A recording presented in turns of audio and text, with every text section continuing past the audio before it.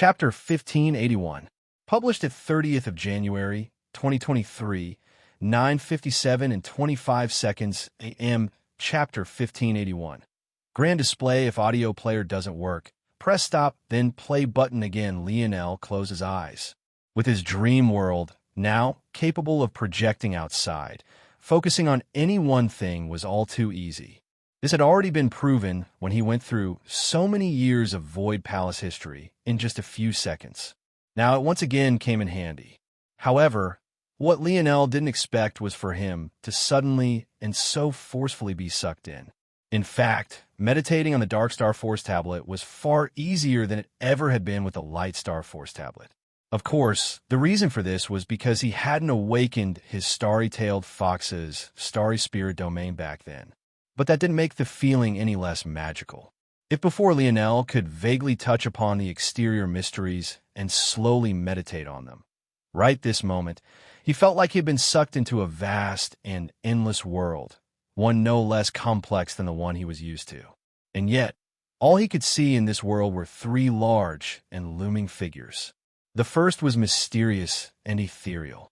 It didn't seem to have a true form, and its body was a vague, uncondensed fog. However, the one portion of it that was the most prominent and powerful was its protruding tail. This tail seemed capable of crushing mountains, of splitting oceans, and shattering the skies. A single sweep encompassed the whole world. The second had wings that seemed capable of enveloping an entire planet. When it rose its head and roared into the skies, stars exploded and worlds were destroyed. Its body radiated a dark silver that sometimes shone as bright as a sun, but what often as black as an endless light. The third was a grand creature of white and black. Its palms carried a strength that could choose to hold up a world or crush it. Its body was sturdy and impregnable, carrying with it a rumbling power and a towering defense.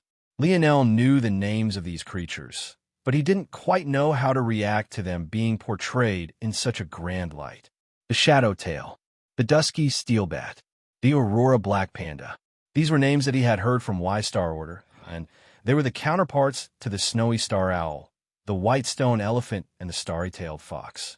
This meant that the first was sixth dimensional, and the two latter ones were seventh dimensional, with the Aurora Black Panda being at the very pinnacle of the seventh dimension. Knowing this, it was obviously impossible for these creatures to have such strength. Splitting the skies? Destroying worlds? Shattering stars?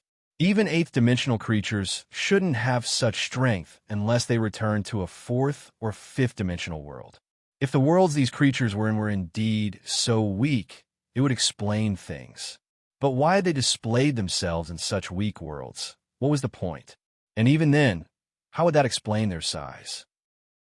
The Dusky Steelbat was quite literally able to envelop a planet with its wings. There shouldn't be a single creature with that size. Lionel's heart shuddered, suddenly remembering something. His dreamscape tried hard to spark, connecting two events that were seemingly entirely unrelated. But no matter how hard he thought, he couldn't for the life of him figure out what should bridge them. All Lionel could think of was the size of beast he had ridden to come here in the first place. And think back to the first day he awakened his Snowy Star Owl lineage factor. Back then, how majestic had the Snowy Star Owl seemed to him. With a single flap of its wings, it crossed an entire galaxy in a blink, arriving before Lionel with those caring, wise eyes just as he awakened the first of his branches. It wasn't until later that he learned that the Snowy Star Owl was actually so weak. But was it truly weak? Wasn't it just as grand as these displays here? He hadn't been conscious of the awakening of his starry-tailed fox lineage factor, but he wouldn't be surprised if it was just as grand as well. There was clearly a secret here that he didn't understand.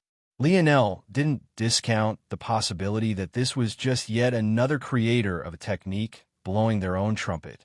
But hadn't he spent years underestimating dimensional cleanse before he realized that maybe its creator had actually been a bit too modest? What if this was yet another case of the same matter? I feel like I can choose. Lionel's expression flickered. With these three enormous beasts staring down at him as he stood in the depths of a void, he should have felt fear, fear that came from the depths of his heart. But he didn't feel that at all. In fact, all he felt was familiarity, understanding, and a calmness that reached to the depths of his soul. Then ITLLBU. Lionel reached out toward the Aurora Black Panda. It was the one he understood the abilities of the most perfectly, and also one he felt was very much complementary to his current starry-tailed fox lineage factor.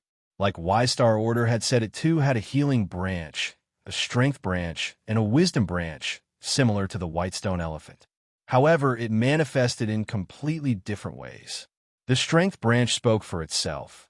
Although instead of manifesting into physical changes, it instead formed a curtain of force around Lionel that displayed strength beyond relying just on Lionel's body. The healing branch acted as a life steal, taking and snatching from others to fuel it even further. And finally, the wisdom branch instead manifested as a domain, the yin-yang domain specifically, which acted as a balancer in the middle of battle. It could take the strength of an opposing force and turn it into your own, working especially well against diametrically opposed forces. However, this was just Lionel's understanding of prior to the synergy Aina spoke of. As for what it would be now, he would have to find out. Chapter 1582, published at 30th of January, 2023, 9:57 and 23 seconds a.m. Chapter 1582. Bloody mist if audio player doesn't work. Press stop then play button again. The Aurora Black Panda released a bellow, smashing its paws against its chest as though it wanted to let the world know that it was, indeed, the strongest. Lionel instantly felt a wild energy entering his body. It was unbridled and unruly, surging toward his deepest foundations and shredding them apart to reform them. The pain took deep roots within Lionel. He hadn't been conscious before, but this must have been something he went through previously. If it wasn't for his experience with his metal synergy lineage factor, such pain would have been enough to make him lose the will to go on entirely.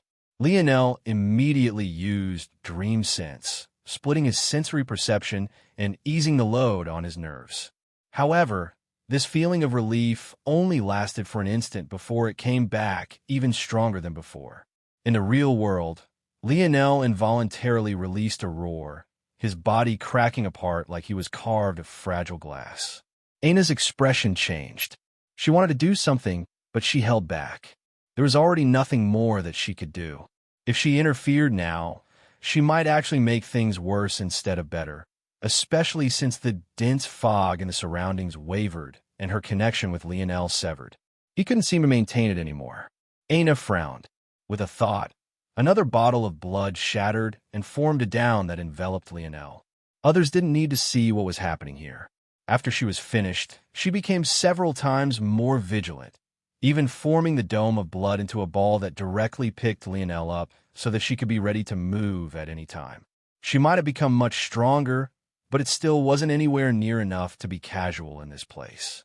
She might be able to battle a middle fiend-class demon to a standstill if it was at her tier, but high fiend-class demons were beyond her, let alone a middle fiend-class demon, which was well beyond her in tier.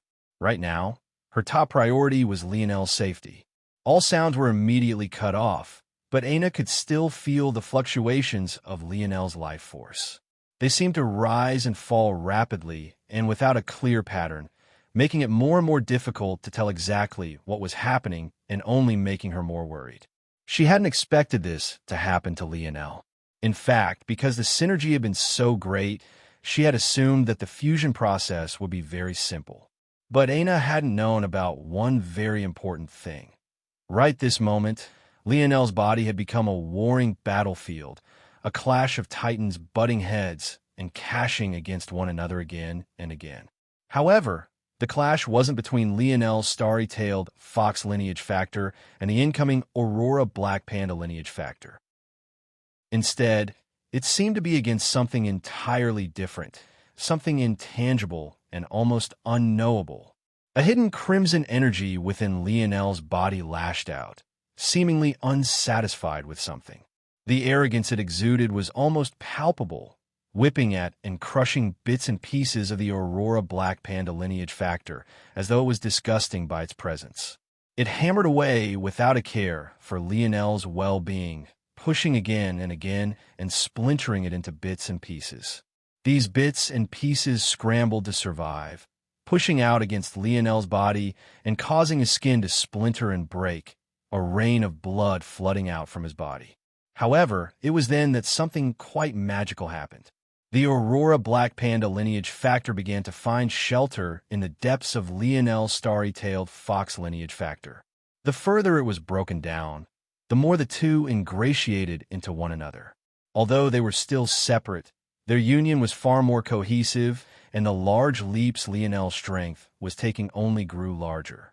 The crimson energy still looked down disdainfully, but when it wanted to lash out more, it found that there was nothing remaining to lash out against. And, for some reason or another, it didn't seem to have the same control over Lionel's starry-tailed fox lineage factor. At that moment, Lionel's aura erupted in a valiant pillar of dark gold, shattering even Aina's blood sphere. The image of a panda enveloped Lionel, but it looked completely different from what it should have been. Its white fur was almost blinding, to the point where it was almost impossible to look it directly. At the same time, its once black fur had become a radiant dark gold that wafted a dark aura. However, this was the most minor of the changes. The panda had gained a third eye, one that was placed right upon its forehead. Very quickly, though, it became clear that this was just the first of 7 total it would gain. Somehow, the panda now had 3 heads, each one with 3 eyes of its own.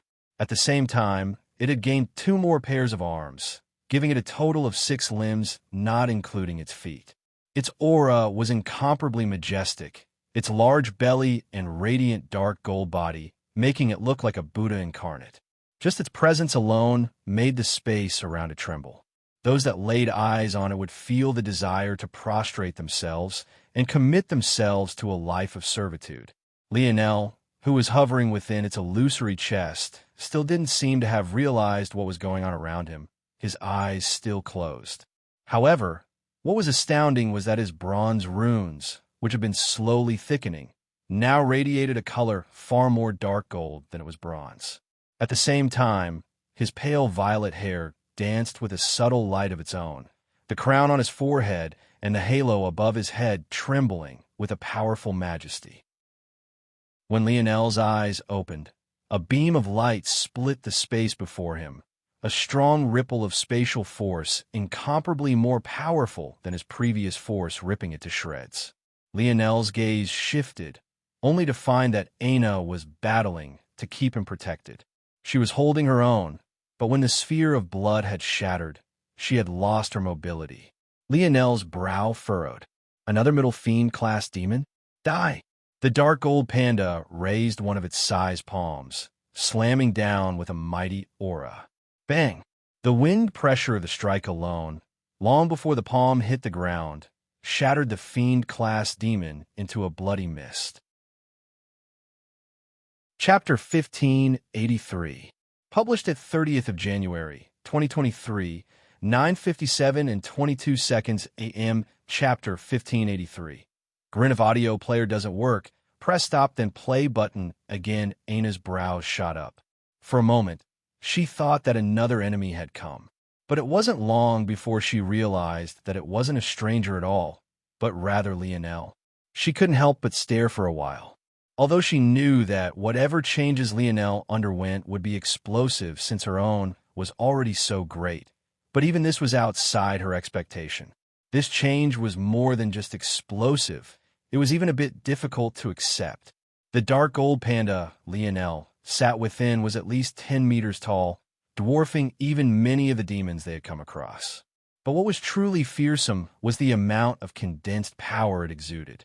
That palm just now wasn't a physical attack. It was a compression of force, extremely dense force.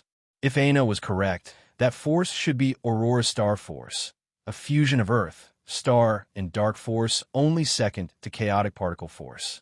Though, this alone wasn't enough to paint the picture because forces that fused the 3 were too rare. One would be hard-pressed to name 5 of them, so the fact that this was second didn't mean much. However, its power alone spoke for itself. Aurora Star Force was unlike most Earth forces because it was especially powerful in control and applications of gravity. In this way, it was a lot more like a spatial force than it was an Earth force.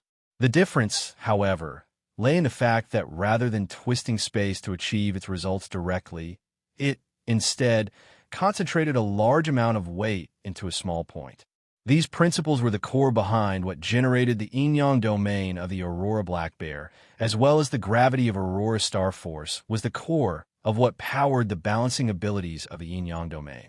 In truth, Aurora Star Force was no more powerful than Ethereal Star Force was. One was a mixture of earth, star, and darkness, while the other was a mixture of space, star, and light.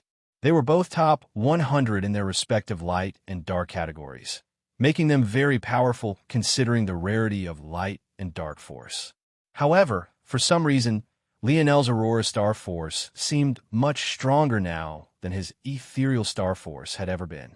That said, Lionel was thinking about any of this right now. In fact, his mind wasn't even very focused on the attack he had just levied either. At this moment, he was simply basking in a magical sort of feeling, and his mind was being commanded by a single thought. With the yin-yang domain as a foundation, was it even possible for anyone in the sixth dimension to defeat his current self? The last time Lionel had gained an ability this useful, it had come in the form of a spear domain. His duality spear had allowed him to use his mind and calculative abilities to close the gap between himself, who had been at Tier 1 of the fifth dimension back then, and an entire group of six-dimensional existences. Unfortunately, because of the formation of his seventh star upon entering the Tier 3, his duality spear was destroyed and wasn't able to be repaired by the spear domain heirloom. The duality spear was simply the perfect match for his ability index. Alone, Lionel's ability index was simply too weak in direct combat. But when it was paired with external abilities that could amplify it and allow it to shine, it was akin to slapping wings on his back and allowing him to soar through the skies. It felt to Lionel that the yin-yang domain was another such opportunity. In fact, it was far more powerful than duality domain ever had been. Lionel had self-created only one technique in his lifetime, but it was so powerful that even to this day it was one of his strongest trump cards, so much so that he rarely brought it out. Of course, this was in part due to the fact that he hadn't gotten a chance to experience the techniques of the Void Palace yet, because he had spent so much time running around. But today, he would create a second. You'll no longer be called yin-yang domain. They'll call you Lotus domain from now on. The ferocious expressions of the three-headed panda construct suddenly became docile and serene. 6 hands rose into the air, each palming orbs of sparkling dark gold energy. But very quickly, this energy began to rotate and change shape, eventually becoming dark gold lotuses with hundreds to thousands of petals each. These lotuses were soft and gentle, formed by Aurora Star Force, and dazzling beneath the dim lights of the demon world. Aside from being beautiful, these 6 lotuses didn't seem to have any other abilities. Still, for some reason, Lionel looked very much satisfied as he forced them to vanish. Calm returned to him, and the 10-meter-tall construct vanished with an exhale of his breath. He smiled toward Aina, very much glad that he had listened to her. If not, then who knew how long it would have taken him to make this leap? This demon world was such a grand treasure trove. Wouldn't it be too unfortunate if he could take advantage of it, because he was too weak? Lionel still wasn't confident in claiming the top prize of this sector, but at this point, that wasn't his main goal.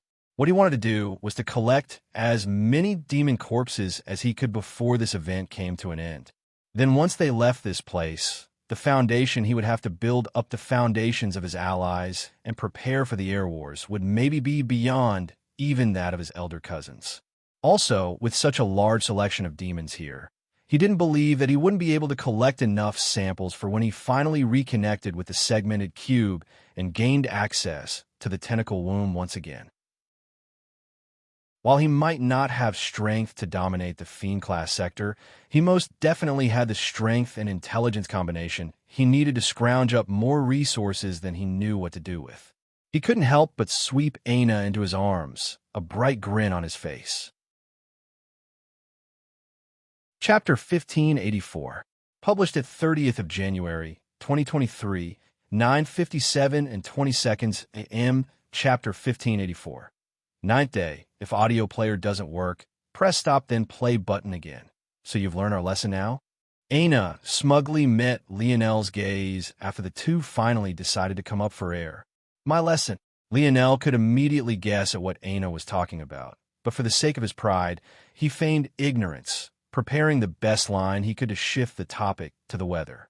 Unfortunately, Aina caught on long before he could say anything. No, no, no. I want to hear it. Say it loud and clear. My name is Lionel Morales, and my girlfriend's ideas are better than my own. Lionel coughed. This was clearly a case of giving an inch and taking a mile. She truly was ruthless, but on the flip side, she had a point. Ultimately, Lionel had blind spots Aina was often able to cover.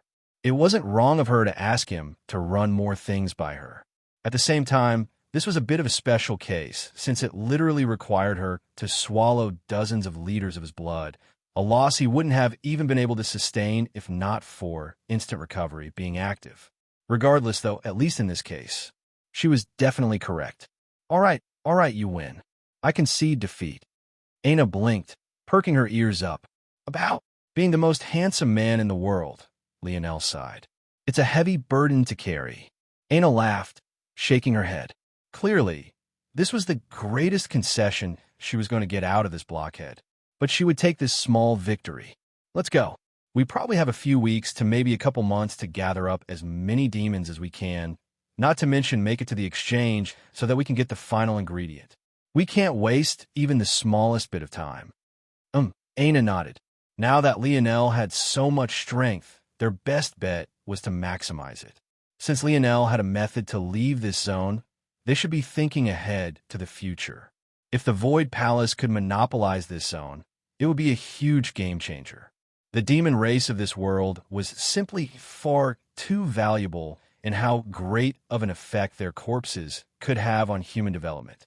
Even with his explosive increase in power, Lionel still gained enormously from Force Pill Aina crafted from the Tier 3 strength-based Middle Fiend class demon. This was because the strength of the Aurora Black Panda didn't come from its body, but rather a specific application of its force. What Lionel had come to realize that the dividing line between the Light Star Force and the Dark Star Force sides of his lineage factor was in the fact that the former focused internally while the latter was far more external. The speed branch of the Snowy Star Owl, for example, lowered Lionel's weight to make him faster. The wisdom branch of the Starry-tailed Fox expanded Lionel's mind and ethereal glabella. The strength branch of the White Stone Elephant ballooned Miguel's muscles and strength. However, with the Dark Star Forces, it was the opposite. The wisdom branch manifested externally as a domain. The healing branch functions like a life-steal ability index. The strength branch actually formed a beast construct that Lionel could take control of to power his attacks. They were like two sides of the same coins. They often had similar end goals, but they reached them using different methods, and this made their synergy all the greater. This was all to say that while Lionel had experienced an explosive growth in his strength, the fundamental changes to his foundation were actually quite small. In fact, because of the sudden growth in his potential, the holes in his foundation actually became much larger. As such, he needed more demon corpses to make up for what he was lacking. Surprisingly, this allowed Lionel to refine Aina's pills even faster. And since the both of them were much stronger and could target more powerful demons, there were more to pick from, which resulted in them finding more and more than were beneficial for them. In just a single week, Lionel and Aina easily reached a point where they were 2 or even 3 times stronger than they had been when they first stepped foot into the Fiend class sector. On top of that, their store of demons only seemed to pile up higher and higher. Just a single one of these demons would be enough to change the fate of an ordinary talent into a genius worthy of entering the Void Palace, and that was just the lower Fiend class ones. Lionel and Aina didn't even bother to absorb any at that level anymore, focusing entirely on the Middle Fiend class. Their strength improved by leaps and bounds, and their battles only became easier. On the 9th day, Lionel came to a pause. I found one. It's already headed in this direction. Higher Fiend-class demons are really something else. Lionel informed Aina immediately. Although he could use the Starry Star domain to confuse the demon like he usually did and avoid it, he felt that he and Aina were ready to face a higher Fiend-class demon head on this time. Tier 2 higher Fiend-class demon. It should be a good battle, but our lives won't be in danger. I'll be good to see where my limits lay now. They'll take the vanguard now. You support me from the back. As Lionel spoke, a three-headed, six-armed, dark gold panda construct enveloped him, rising to its feet with a booming momentum. A higher Fiend-class strength-based demon shot through the thick fog, appearing just meters away. Lionel took a breath. His yin-yang domain was useless against a pure, strength-based demon, and it had become his greatest reliance recently. However, he was still confident. His panda construct roared, its six palms jetting out like streaking bullets to meet the higher Fiend-class demon head-on. Chapter 1585, published at 30th of January, 2023, 9:57 and 18 seconds a.m. Chapter 1585. Invincible if audio player doesn't work. Press stop, then play button again. The demon was enormous, standing just as tall as Lionel's panda construct. Its eyes were nothing more than two orbs of pulsing black flames, and its body was covered from head to toe in thick, shiny, black scales. It had a tail half the height of its already ridiculously tall body, but other than this, it was perfectly humanoid, even down to its human-like face despite it being covered in those radiant black scales.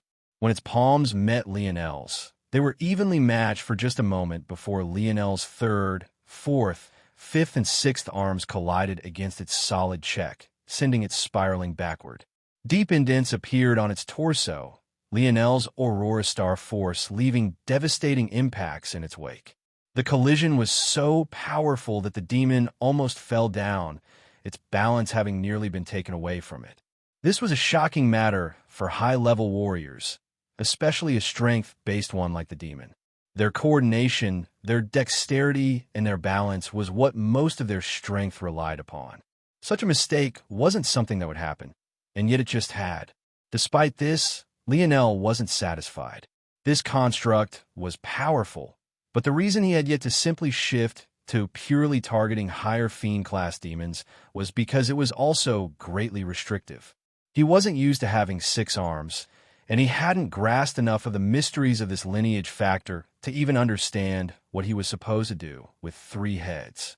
He didn't even need the extra vision when his Starry Spirit domain was already so powerful in this aspect. Maybe the most obvious issue was its size. All of his spears had suddenly become useless, and so did his bow. What made it all worth the exchange was his Lotus domain, but that was most effective against those that relied on an external use of force. As such, it was useless against a demon like this one who relied on nothing other than its pure physical strength. Despite his frowning, Lionel continued to unleash a relentless barrage. To his back, Aina waited patiently for an opening, ready to strike at any moment. This is the problem with getting new and shiny abilities. They're so much more powerful, but because I don't have the accompanying techniques and can only rely on myself, I also regress in a lot of ways. This was what Lionel feared when he upgraded his lineage factors. This would almost always be a problem. He was just lucky to have spontaneously had the accumulated knowledge to form his Lotus domain, but now that it was useless, his power took a dip. No, I'm likely missing something. I didn't just gain the Aurora Black Panda lineage factor, but I felt it fuse with my Starry-tailed Fox lineage factor. In fact, the reason this construct has 3 heads and 3 pairs of arms in the first place is because the Starry-tailed Fox's strength is linked to its 3 tails. Lionel hadn't had a difficult fight in the last 9 days, but as he fought this higher Fiend-class demon, trying to search for a path toward victory, his mind began to deduce and piece certain things together. If they were fused, did that mean that there were changes to his starry domains? He hadn't sensed any, but maybe that was because he hadn't looked hard enough. Lionel used his middle pair of arms to lock the demon's own arms in place, his lower pair of arms to make a strong sweep at the back of its kneecaps, and his upper pair of arms to wrap strongly around its back. He roared, ripping the demon off of its feet and arching his back. Bang! The higher fiend-class demon's neck snapped with an audible and sickening crack, its tough scales unable to save it from such a fate. However, when Lionel released and rolled over, the demon unleashed a roar of its own, standing up even with its head bent at an awkward angle. Lionel's eyes narrowed. The vitality of demons were exceptional and only became more trouble against strength-based demons. In fact, compared to the lower-class demons, they only became more and more fearsome with every step forward. Lionel had been able to kill a lower fiend-class demon with a hole in the chest, but they had to split the skulls of middle fiend-class demons to kill them, and this higher fiend-class demon was just fine even after its spine was broken.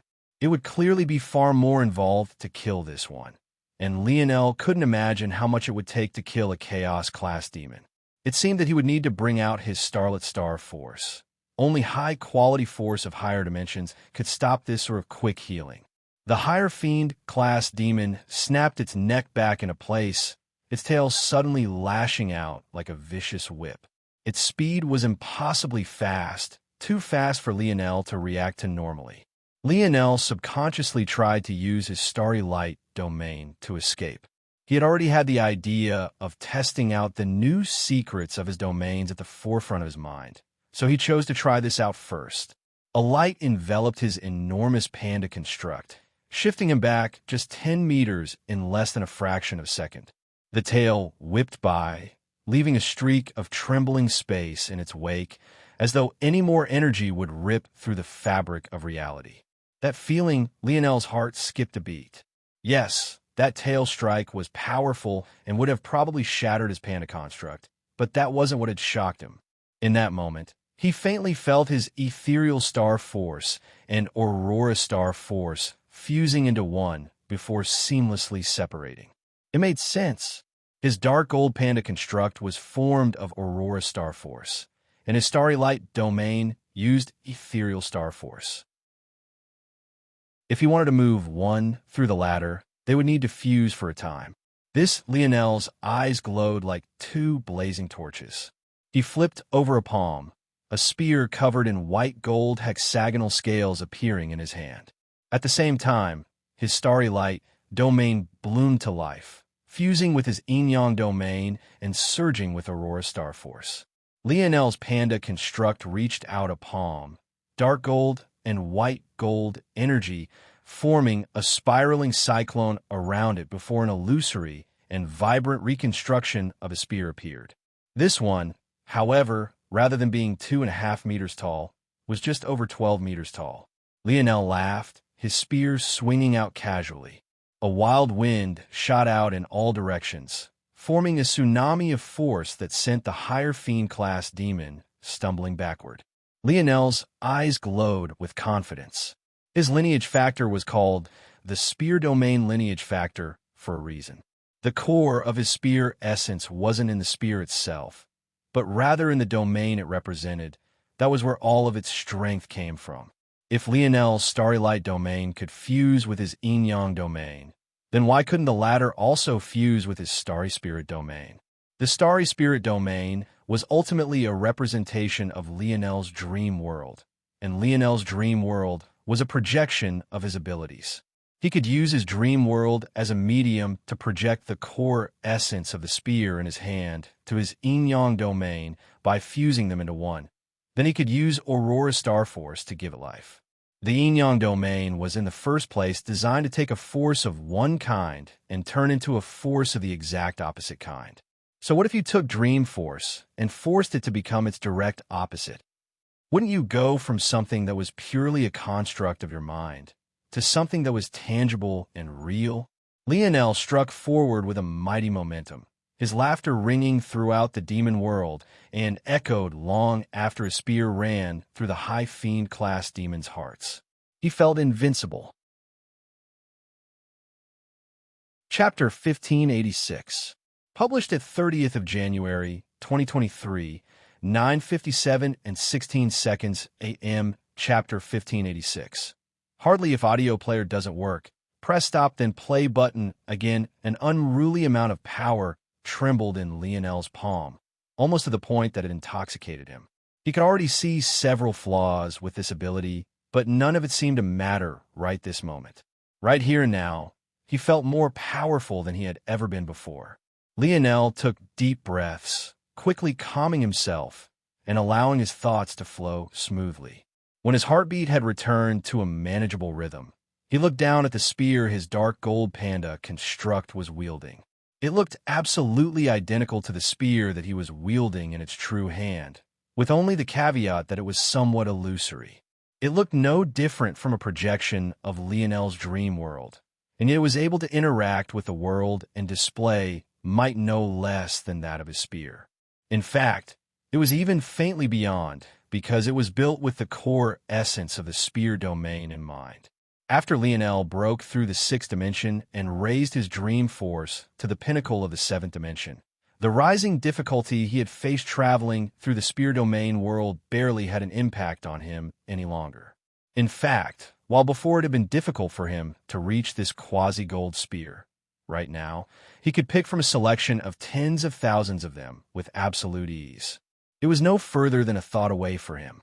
That said, he had yet to truly master this spear because he hadn't had the time to digest the teaching of the spears that surrounded its spear peak. As such, Lionel had yet to get a grasp for its domain and how it would be used. In fact, he didn't even know the name of the spear yet. And yet, despite all of this, using his spear domain lineage factor, linking it with his dream world by proxy of his starry spirit domain, and then using the fusion of his light star and dark star lineage factors to combine his starry spirit domain with his yin-yang domain, he was able to unearth the true essence of the spear in his hand and manifest it. This created a spear construct with a deadly amount of power, tapping into a level of strength Lionel shouldn't have been able to use just yet, because he had yet to truly master this spear.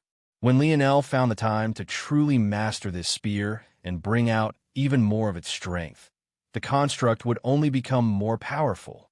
The shocking thing about all of this was that because Lionel couldn't quickly and fully comprehend the spear in his hand, unlike he could most everything else that entered his starry spirit domain. This meant that Lionel didn't have a completed dream sculpt for the spear, and, as such, didn't have a perfect representation for it. The meaning here was the only reason why this spear was illusory and not solid should be, because Lionel couldn't manifest its true form.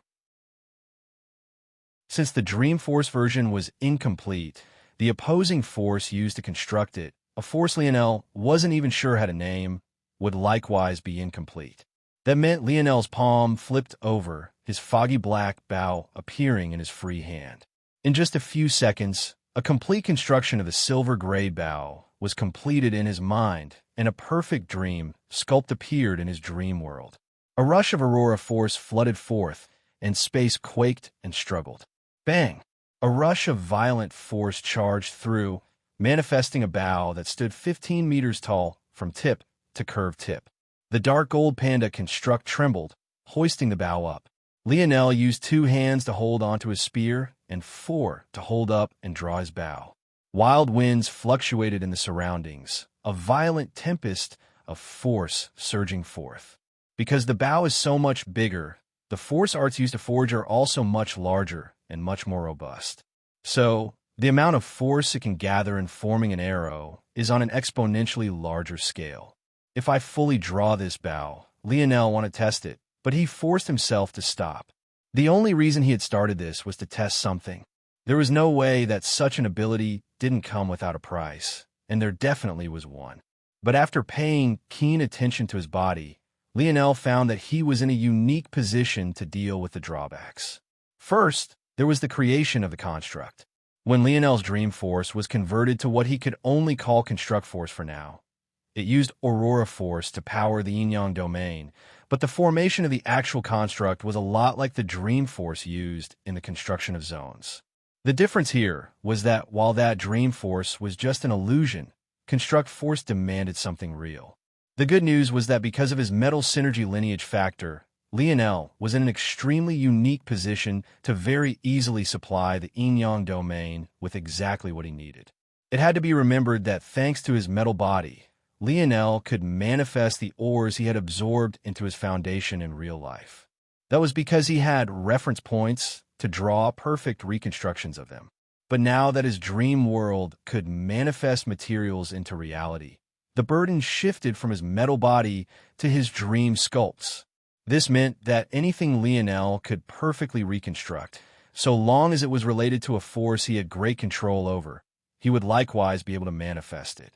And since he had such a high affinity for Variant Earth Force, there were very few treasures, weapons, and armors that he wouldn't be able to perfectly reconstruct. However, there were drawbacks as well. This bow in particular only had a metal body, but its bowstring was actually formed of a beast's tendons, maybe even a demon's tendons.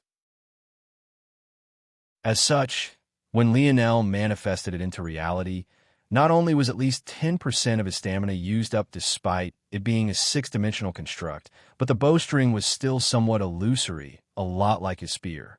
It could be used, but it would contain its true power. Still, the explosive increase in strength was so much thanks to its upgrade in size that this loss hardly mattered. Chapter 1587, published at 30th of January, 2023, 9:57 and 14 seconds a.m. Chapter 1587. Absolutely not if audio player doesn't work. Press stop, then play button again. This trade-off was so minuscule that Lionel didn't waste a single drop of sweat fretting over it. He knew that there would be this kind of drawback the moment he attempted to use this ability. The yin-yang domain was so effective against him when he fought that three-finger cult woman precisely because he used light force and they used dark force. The conversion was especially easy because it transferred precisely over to a force they had great control over. Although they could still use the domain against him if he used a different sort of force, the burden would have been greater. This was ultimately why the Aurora Black Panda was still a top 7th-dimensional beast and not some mythical 9th-dimensional monster. Even with this being the case, as unwilling as Lionel was to improve his lineage factors before, right now, he was even more unwilling. Giving up his Starry Spirit domain was already a huge barrier for him to cross. But now that he could fuse it with his yin-yang domain and use it like this, would he be a fool to try and chase after greater power right now? He already knew the next two lineage factors for both halves. On the Light Star half, there was still the Twinkling Light Bear and the Golden Tiger. On the Dark Star half, there was the Crimson Clawed Ape and the Death Pulse Deer. According to Y Star order, there was also a sixth for each to complete the 12 sides. But he had no idea what they were. What he did know, though, was that he simply had no intention of even considering upgrading to these unless they could prove themselves to be more useful than this combination. If before Lionel didn't think anyone of the human domain's 6th dimension could defeat his current self, right now, he might even be willing to try battling someone in the 7th dimension to truly see where his limits lied. Of course, this was just for the human domain. In this weird zone, he didn't dare to get too cocky. The power levels of those in this zone clearly far outstripped anything Lionel had become used to in the human domain, which was why he still made a conscious effort to hide his abilities. Lionel took a breath and finally fully settled down. The palms of his dark gold panda construct squeezed, and his bow and spear vanished. Oh, Lionel's eyes lit up. He just realized that using his Dream Force stars, he could actually reverse the transformation and reabsorb some of the force he had used. Although he could only seem to regain about 70%, this was another great discovery. Lionel turned toward Aina and grinned. Impressive, right? Aina was speechless for a moment, truly speechless. Did you break into Tier 5? Aina wasn't wrong for being so shocked. It should have been impossible for anyone to enter the savant level. It was a barrier that couldn't be crossed no matter what. However, she had just witnessed Lionel form something with his Dream Force, did she not? There was simply no faking this. Lionel laughed. No, I didn't, but I found a method to effectively do just that. Unfortunately, unlike savants who don't have to waste any stamina whatsoever, I have to use up a lot so I can't just casually do it. That said, Lionel flipped over a palm, and a dancing force art appeared. It took no more than the blink of an eye, impossibly quick, so quick that Aina couldn't even track it being drawn. But that was precisely the point. Lionel hadn't drawn it. He had had this force art in his dream sculpts for a very long time. Although he rarely used it anymore, with the speed of his mind, it would be foolish if he didn't split at least some of his attention toward comprehending more of Camelot's magic system. From time to time, he would grasp something new and he would store it in his dream world. Camelot's magic system was too useful to him. After all, it should be remembered that one of his most powerful trump cards, Star Fusion, was a result of comprehending the knighthood aspects of Camelot's magic system. This force art, however, was related to the path of a mage. You see this? I can make them appear within my starry spirit domain whenever I want. The trouble is that in the past, even if I used them as a template, it would still take time to cast in battle. Unless I was using Dream class and temper myself as a mage, it's often just easier to use my spear or my bow. The trade-off isn't worth it. But now, Lionel snapped his fingers and the force art in his palm vanished. However, the moment it did, dozens of identical illusory force arts appeared all around, each just as perfect as the last without even the slightest variation. And then, Lionel's yin-yang domain appeared, and everything changed. In one instant, the force arts were illusory, but in the next, they were converted to construct force and gained life. They blazed with a fiery fire force, becoming dozens of roaring flood dragons that spiraled about Lionel's body. Right now, Lionel could accomplish something even beyond instant casting. The moment the thought formed in his head, the spell could be formed. Not only that, but the spell could dance between reality and illusion as Lionel pleased, catching enemies off guard, slipping through defenses, and erupting with force at the most unexpected times. When Lionel said that he almost felt invincible, he was exaggerating in the slightest. With the way he battled, and with this number of trump cards on hand, he was hard-pressed to believe that anyone near his strength level had even the smallest chance at defeating him. Maybe they might exist in this zone, and maybe even in the other domains of the dimensional verse. But in the human domain? Absolutely not. Chapter 1588. Published at 30th of January, 2023, 9:57 and 12 seconds a.m., Chapter 1588. So far and distant if audio player doesn't work. Press stop, then play button again in the blink of an eye. Lionel had suddenly left Aina far behind. However, she had a bright smile on her face and didn't seem fazed by it in the slightest. She was quite happy and content if Lionel was stronger than her. Not because she wanted to be protected, but because it would be easier for him to protect himself. That way, she would have less to worry about when it came to him. At the same time, though, it lit a fire within her. Knowing Lionel, if she fell too far behind, he would use it as an excuse to keep her out of the loop. That was something that she couldn't allow. But this was a good opportunity, too. Since you're so big and powerful now, I can officially be the passenger princess I was always meant to be. Let me ride on your shoulders. I want to meditate on the blood sovereign tablet. Lionel laughed. Aina wanted to be a passenger princess? As if he would ever believe something like that. It was more likely that the final thing she said was what she truly wanted to do. Now that she didn't need to worry about Lionel anymore, she could take some time to grow stronger. As of right now, it wasn't a top priority to refine the demon corpses instantly. Aside from pausing to refine the force pills she and Lionel would consume immediately, she wouldn't need to pause her meditation at all. You don't have to ride on my shoulder, you can ride inside with me. I have absolute control over the gravity inside the panda construct. I can probably extend that outside too, but the trade-off in stamina drain usually isn't worth it. Aina's eyes lit up. That was even better. She dispersed her blood armor, only to suddenly remember that she was half naked. Unfortunately, or maybe fortunately for one man's eyes in particular, it was already too late. Lionel blinked, his eyes roaming. My eyes are up here, Aina said with a cough. I know where they are. Lionel mumbled, somewhat out of it. Aina giggled before covering her chest with her arms. How about you make me something to wear with that new ability of yours? All right. Lionel shook his head, his eyes becoming clearer. I don't think I can do that. Another difference between the Tier 5 ability index and what I can do is that my constructs are not permanent. They only last for as long as I sustain my yin-yang domain. But I think I have a workaround. Probably, it's a bit of a work in progress, but I think it should probably be possible if I manage to do a few things. Aina nodded, understanding. There had to be some drawbacks. Copying the abilities of a savant couldn't come without certain costs. It was unfortunate that little Tali wasn't here, because then Lionel could just make new clothes for Aina. Neither of them seemed to have come with an extra pair. In fact, right now, he still had a huge hole in his pant from where she had ripped it. But luckily, it was quite easy to hide since they were so baggy to begin with. Just a few binding lines of thin metal were enough. But Lionel couldn't just allow Aina to walk around like this. He definitely wasn't willing. Ichem. Easy enough.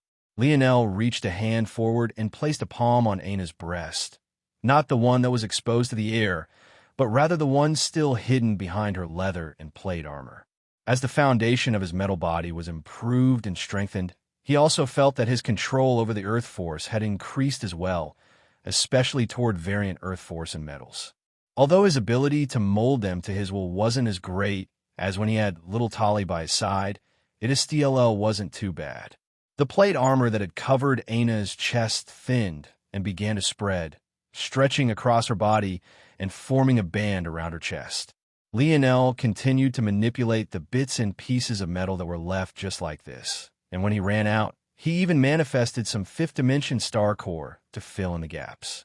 The end result was a half-fabric, half-metal bodysuit that covered and suited her quite well. Aina smiled. Perfect. Lionel nodded, sweeping her up into his arms and forming the panda construct once again. Aina sank into his lap and had already shut her eyes. Lionel was already more comfortable than any seat she had ever sat upon, and her trust in him didn't need to be explained, so she almost instantly sunk into a state of meditation. With a wave of his hand, caused a force pill Aina had concocted to shoot upward and into his panda construct's palm. This should be what remained of the High Fiend class demon's corpse. Aina must have refined it while he was testing out his new abilities one by one. As usual, it was extremely heavy, but it might as well have been as light as a feather in the hands of Lionel's construct. She left it for me. Lionel smiled lightly, looking down at Aina, who had already taken his chest as a pillow and his thighs as armrests.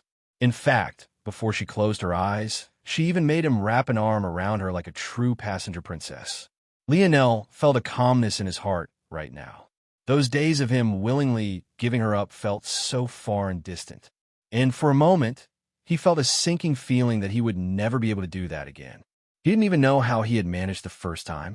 The more powerful he became, the stronger the pull became, the more impossible it was for him to escape it.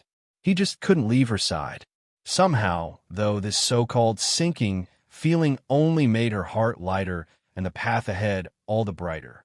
Lionel lightly touched against the barrier of the natural light realm, although for now, it was too vague for him to even sense. This was the natural light realm of the dimensional verse, but rather, the natural light realm of this zone. Lionel wrapped his arm slightly tighter around Aina's waist, as though to reassure her that he was here and that he would never leave again. With the other hand, he swallowed the High Fiend class pill, allowing it to crash into his stomach like a mountain colliding with a tranquil lake. A rush of strength poured into his body, his bronze runes lighting up once against and quickly beginning to grow in size once more. When the process was finished, Lionel's bronze runes had grown so thick that they no longer looked like runes. In fact, because they were so thick, it felt like Lionel's skin had become the runes instead. Just a tiny sliver away, but it feels like such an enormous canyon to leap over. Even a High Fiend class Tier 2 demon wasn't enough. Lionel relaxed as he felt his metal body plummet down once again to Tier 4. It had fallen from the pinnacle of the 5th dimension down 5 entire tiers, and yet it wasn't satisfied yet. Lionel smiled. Let's go on a bit of a rampage, then. The panda construct charged, but not a single sound made it in, as Aina seemed to continue to sleep in absolute tranquility. By this point, though, Lionel's point totals had begun jumping with enough regularity that others had taken notice. Chapter 1589, published at 30th of January, 2023, 9:57 and 9 seconds a.m., Chapter 1589. Gremlin, if audio player doesn't work, press stop, then play button again. Nothing could escape Lionel. Now that his mind had the support of real strength, his speed of killing demons was on a completely different level. While most had to wait patiently or attract demons over to them, Lionel could blanket dozens of kilometers with his internal sight and 10 with his dream world. There was simply nothing that could hide from him. Every time he found a proper target, he was a single starry light domain used away from appearing right before them. And since he chose his targets so perfectly, most didn't last more than just a few exchanges. To the current Lionel, lower Fiend class demons up to Tier 7 were no problem at all. The same was the case for Tier 4 middle Fiend class demons and Tier 1 higher Fiend class demons. Of course, these were pure strength-based demons he was referring to. For demons that relied heavily on the elements, he could push his easy victories much further. In addition, if he was willing to enter a long, protracted battle, he could go a tier or two upward without quite putting his life on the line. The more he battled, the more fluid his battle style became, and the more powerful his control over his domains began. Switching between them, overlapping them, and fusing them became as easy as breathing. His Lotus domain, an evolved self-created method he had formed to use his yin-yang domain, only seemed to become more and more powerful. Even when he faced creatures he couldn't easily convert because he lacked the opposing affinity, he still managed to learn and quickly grasp new methods. Two of Lionel's dark gold panda construct's arms wielded a spear with fierce precision. In his 4 remaining arms, he held up 4 sparkling lotuses, each rotating with a mysterious, sort of delicate energy. They looked gentle, ethereal, and beautiful, as though they had no place on such a bloody battlefield. Cyclones and wild bursts of lightning rushed toward Lionel from all sides. However, every time one shot forward, Lionel's spear would meet it, severing it in two with a savage sharpness. Amidst the storm, Lionel's panda construct was solid and sturdy. Sparks of lightning claws at the ground around him like the strikes of a venomous devil, and yet none of them touched even the hem of his clothing. Lionel's gaze flashed with a cold light. In that moment, the lotuses he held up began to shift and change, becoming more complex. Lionel's panda construct took a step forward, striking out hard with one of his lotus-wielding palms. At that moment, a cyclone of lightning and a fragile lotus met. And yet, what actually happened was completely out of the expectations of anyone who might have been observing. As though sucked in by a black hole, the lightning swirled into the body of the lotus. Just when the demon Lionel couldn't even see with his own eyes wanted to follow up with a second attack, Lionel's second lotus-wielding palm shot forward, sucking up the attack just as easily as the first. The twin pair of lotuses vibrated with a wild energy, fluctuating from their dark bronze ambrosia-like color to something far more cloudy and thunderous. At the same time, the two remaining and used lotuses were brought together as the panda construct's 5th and 6th hands clasped together lightly. The moment they did, the lotuses fused and bloomed. With a quick, yet gentle momentum, a large lotus appeared around Lionel, rotating slowly as it sapped up every instance of lightning force in the region. The demon suddenly found itself completely unable even to gather force from the surroundings. One of the forces that Lionel had trouble breaking down with his Lotus domain was precisely lightning force. He had no innate affinity for it, or its opposite, so every time he faced such a demon, he had to calculate it all from scratch. This was practically the only thing that could slow his Lotus domain down. He could use his yin-yang domain to forcefully refine the lightning force anyway, as that was what it was designed to do. However, if Lionel applied his comprehensions of the Lotus he had gained from that research paper, he found that he could use a fraction of the stamina necessary to receive results that were far better and many times more potent. The Yin-Yang domain was supposed to be a last resort trump card that sapped up a ton of energy. But Lionel had managed to turn it into a casual technique that was of no burden to himself whatsoever. In fact, it was such a non-burden that once it was deployed perfectly, Lionel could toy with an enemy elemental demon as though it was nothing more than a child. The moment his calculations were finished, all of the demon's useful force was sapped away, revealing its true form. It had a cloud covering its lower body, and its upper half was covered in stone and metal. It looked like a little gray skin gremlin, but its power output was so great that it was easily classified as a Tier 5 Middle Fiend class demon. The gremlin demon screeched, sweeping forward its bony and much too long fingers across the air to form more curtains of lightning. But as quickly as the new lightning streaks formed, Lionel's lotuses rotated and sucked it all away. Lionel's brows rose. To Lionel's surprise, the direct opposite of lightning force was an odd vibrational force. Just its presence alone made the air quake, and if he used it to attack, Lionel struck forward with one of the two palm lotuses he hadn't deployed into a larger form. The gremlin demon screeched once more, swinging out to counter, but it only found its lightning sapped away. When the vibrational force struck its chest, it was as though its entire body had begun to quake. Lionel's pupils constricted, pulling back the vibrational energy quickly just before the demon burst into a rain of blood. But by that point, its internal organs had already been turned to mush. Its eyes glazed over and it collapsed to the ground slowly. Chapter 1590.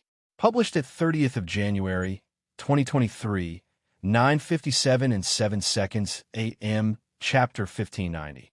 Change of tactics if audio player doesn't work. Press stop, then play button, and again, Lionel exhaled a breath and stored the demon corpse away. By this point, he easily had a few hundred, and his point total only increased by leaps and bounds. In the Fiend class sector, a single lower class demon gave 100,000 demon points, middle class was upward of several million, and high class was in the tens of millions easily, with some of the stronger and rarer ones being upward of hundreds of millions. By this point, unless he found a rare and especially useful demon, Lionel mostly killed and stored middle and higher Fiend class demons. So his point total increased by leaps and bounds. Although it was still marginal compared to his original point totals, he had still increased his total points by at least 20 or so %, a jump that was definitely noticeable.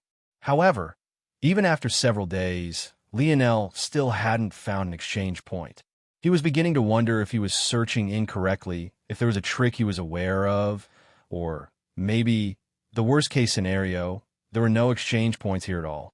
It was possible that the treasures of the Fiend class sector were valuable enough that one would have to exchange with the great families personally. That would make things much more difficult to handle. I think it's time to change approaches. I've already gathered more than enough demon corpses to bring out the full potential, and then some of the individuals who will be the core members of my army. Although it would always be better to have more, I need to change gears now, or else I might end up running out of time.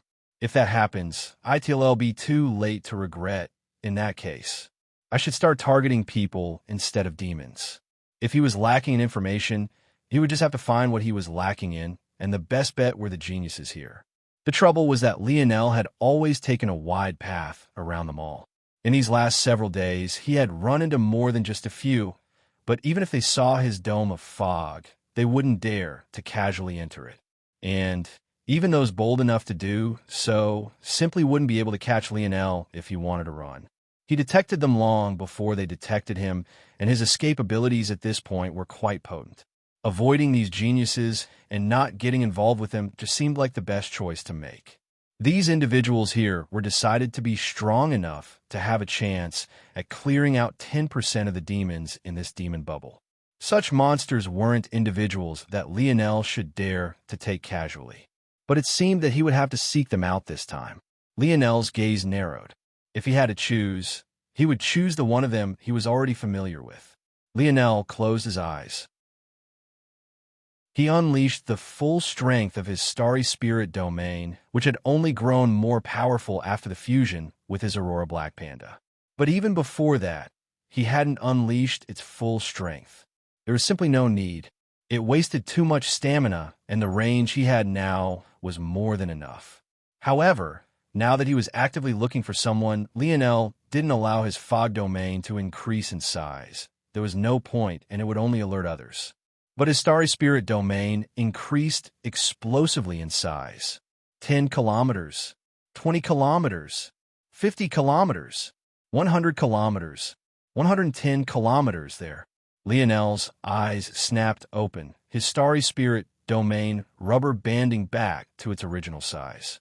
He shot forward, his construct leaving streaks of dark gold in his wake. The Aurora Black Panda wasn't meant to have such speed, as it didn't have a speed branch. But after fusing with the starry-tailed fox, its speed was even faster than the Lionel's original starry-tailed fox lineage had been alone. It was agile and speedy, its 9 total eyes shining with a fierce light as it tore a path through the wind. With his Aurora Star Force, Lionel could even decrease his and the weight of the construct to virtually nothing, making his speed even faster. He was nothing more than a blur, crossing kilometers at a time in just a few seconds. With a flash, 4 of his palms slammed together, causing the vibrational force that had infused into his rotating lotuses to disperse to his back, spurring on his speed even faster. At the same time, the configuration of the lotuses began to shift and change, warping to a new maze of layered leaves that the spatial affinity youth from before would very quickly recognize. All this time, Lionel had shrunk his fog barrier to just the immediate few-meter distance around him.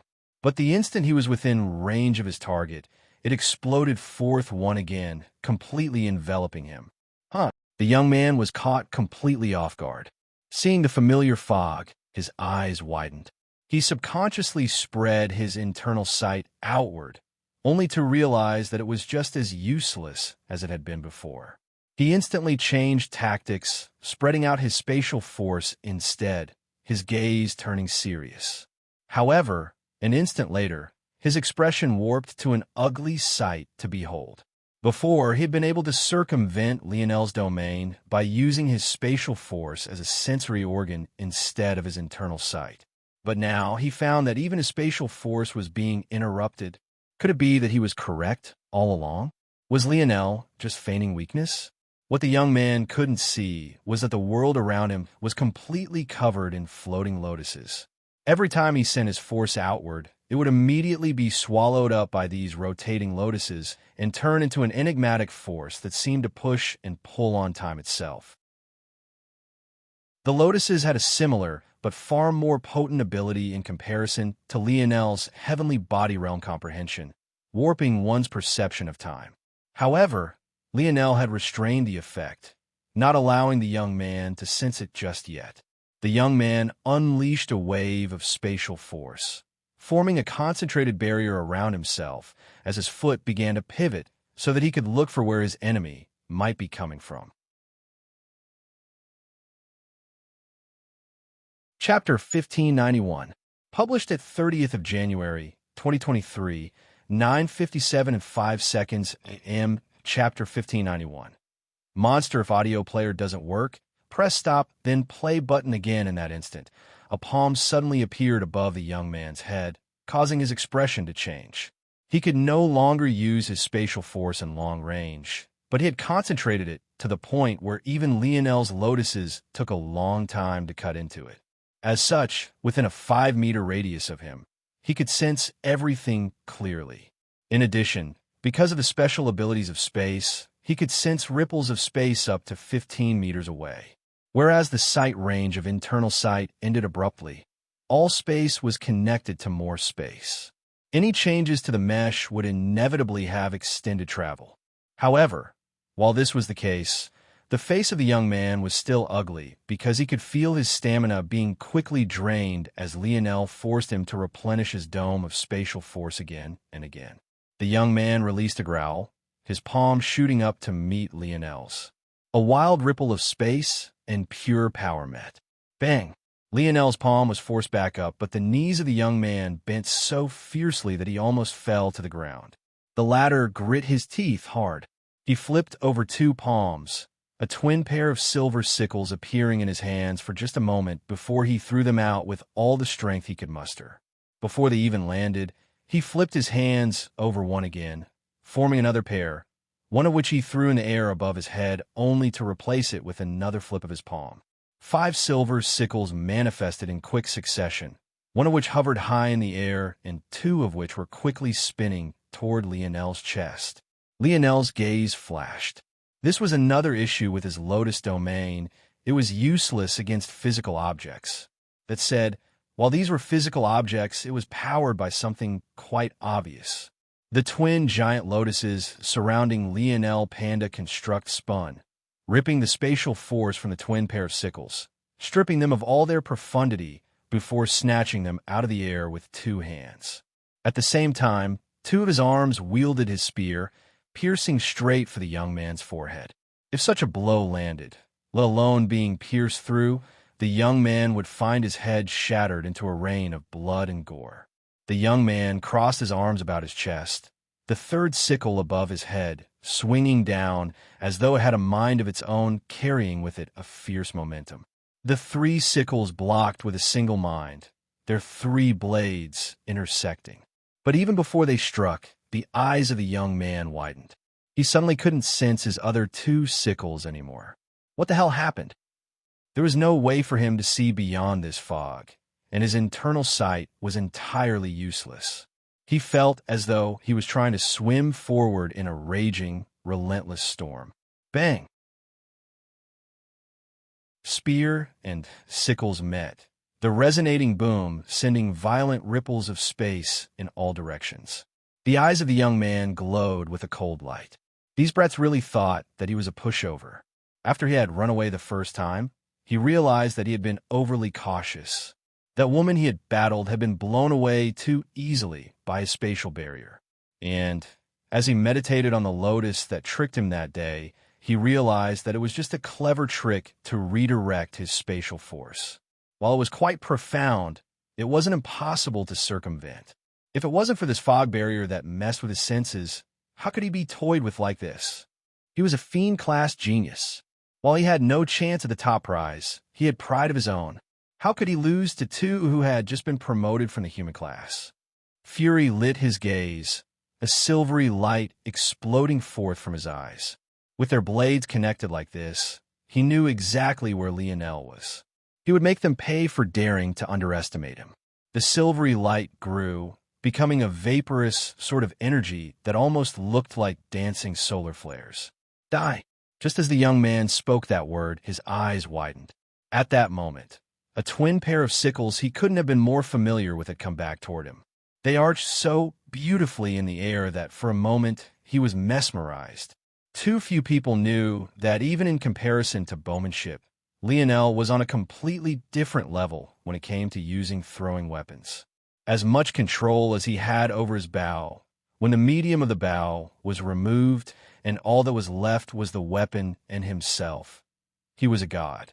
The young man simply couldn't react at all. The odd-time force distorted his reality entirely, cutting through his spatial barrier as though it was never there at all. And maybe that was because to that pair of sickles, the spatial barrier hadn't been erected yet. The pair of sickles ripped into either side of the young man's collarbone, rotating through his lungs and out his shoulder blades. The young man coughed up a mouthful of blood, his control over his force waning as he shot backward. Bang! He collided with a tree just as the blades exited his shoulder blades, and just like that, his blades hooked into the tree's black bark, leaving him hanging as his blood slowly dripped down. The young man coughed and wheezed, his blood slowly leaking down from his body. However, his mind remained clear enough for a deep fear to shake his heart. Time Force. That was definitely Time Force. What kind of monster had he offended? The fog around the panda construct and the spatial affinity youth dispersed, revealing a looming 10-meter-tall form to the latter. Lionel sat with Aina in his arms, a light smile on his face. He seemed to be in a good mood, as though he hadn't just fought a vicious battle. Just one mistake back there, and he could have very well been the one nailed to a tree. Luckily, he had already analyzed this young man's ability previously, and the latter was very unlucky that Lionel's spatial affinity was quite good as well, allowing him to more easily restrain the youth, all while using less stamina to sustain his yin-yang domain. Just answer my questions honestly, and he'll have no reason to kill you. Chapter 1592, published at 30th of January, 2023, 9:59 and 37 seconds a.m. Chapter 1592. If audio player doesn't work, press stop, then play button again. Chapter 1592. Effort. The young man grit his teeth, but now that he was pinned down and Lionel's lotuses were spinning around him, there was little he could do. The trees of the demon world were far too sturdy, and his weapons were far too elite to be so easily dealt with. Now that he was pinned up like this, there was simply nothing he could do but be obedient. First question, why are you alone? This wasn't what was at the forefront of Lionel's mind, but he wanted to soften this young man up a bit and also get a baseline for him. With the young man in his dream world, every single detail of his being was imprinted into Lionel's mind. If he wanted to lie after Lionel had grasped a feeling for when he was telling the truth, it would be almost impossible. The young man looked toward Lionel with disdain. He realized that Lionel must have thought that teaming up happened here, just like everywhere else. This is the Fiend class sector, not some kiddie pool, the young man replied with a sneer. Lionel sighed and shook his head. Bang! A palm of the panda construct slammed into the tree, shocking the young man and causing it to sway about wildly. The young man grit his teeth, the pain of his body swaying on blades more than just a few words could describe. Unfortunately, he had the sturdy body and bones of a six-dimensional existence, and he could only experience his body being slowly cut into with every sway. I need answers, not cheeky replies. Get to the point and stick to it. While you're at it, put away that condescending look and smirk. In case you didn't notice, your life and death is in my hands. The young man's jaw steeled. If looks could kill, maybe a laser would have already pierced right through Lionel's forehead already. But he remained unmoved, his gaze growing frighteningly cold as an aura of majesty exuded from him. There are no groupings in the Fiend class sector. The young man spoke through gritted teeth. The demon world bubble is too large. It's easier to split up, and that's part of the challenge anyway. Lionel's eyes narrowed. Easier to split up? Too large? This made sense. This place was indeed far too large. Since this is a real world, how exactly do you plan on counting the 10% mark? Were all of these demons already tagged? The young man's brows furrowed. This Lionel Olidark really didn't understand a single thing at all, did he? But this made sense. The young man had never even heard of an Olidark family, so it had to be a small place that gained some good luck and produced a genius like this. Maybe he could take advantage of this? 10%? What do you mean? Lionel shook his head. Bang! Another palm slammed into the tree. This one was even harder than the last, causing the young man to seesaw on the two sickles as though he was trying to cut himself into 3 pieces. He roared out in pain, his body trembling. But while Lionel had made a move to stop the sway before, he allowed this swaying to naturally end this time. Don't waste my time, Lionel said coldly. Now, I'll ask you again, how exactly do you plan on counting the 10% mark? Lionel could already see the markers for recognition in the young man's eyes the moment he mentioned 10%. But now he was pretending like he didn't know. It was a stupid lie, but it was also a good one for Lionel to call him out on. The earlier he caught the young man in a lie, and the earlier he made him realize that he couldn't be lied to, the less likely he would be to lie in the future. If Lionel's question continuously became more complex, even with his abilities, if the young man became smart and started to tell half-truths, it would become difficult to differentiate them. With things being like this, it would be less likely to be a problem. Like this, Lionel began to squeeze out all the information he needed. 10 minutes later, he nodded and turned to leave, leaving the young man pinned to the tree. As far as Lionel was concerned, he could figure out a way down himself. Things are more complicated than I thought, but also simpler depending on how you look at things. Things worked a lot differently in the Fiend class sector, and it turned out that he and Aina were left in the dark all the while. However, it was a good thing that they had been, because without their current strength, knowing would have been absolutely useless. The reason Lionel hadn't found an exchange all this time was because in this sector, even earning a chance to exchange required a hard battle. He had to find certain demons with gems hidden within their bodies.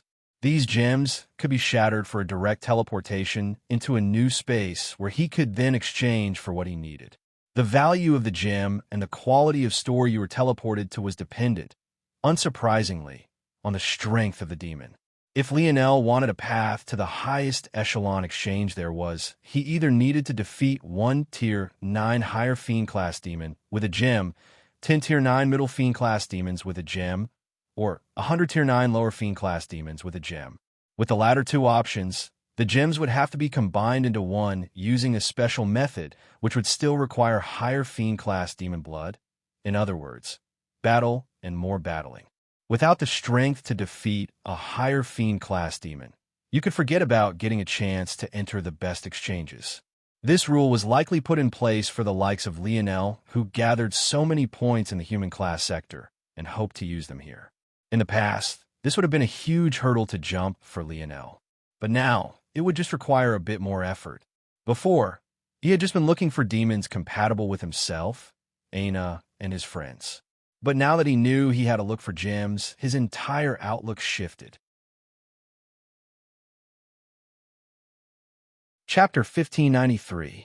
Published at 30th of January, 2023, 9:59 and 37 seconds a.m. Chapter 1593. If audio player doesn't work, press stop, then play button, and again. Chapter 1593. The best trap. Lionel began to quickly make good on what he had missed out on. The gems were most likely to be found in demons with spatial affinities. This made them very difficult to catch and lock down, and since they were quite rare, just finding them was a great hassle. Lionel had no reason to hunt down such demons previously because he didn't know anyone with such a higher spatial affinity that would also be in need of such demon carcasses aside from maybe that genius of Earth, Careless. He had been potentially thinking of nailing down some with spatial affinities later on if he had the time remaining, but it hadn't been an absolute top priority until this moment. Now, he would go all out against them. As for their escaping abilities, he wasn't worried.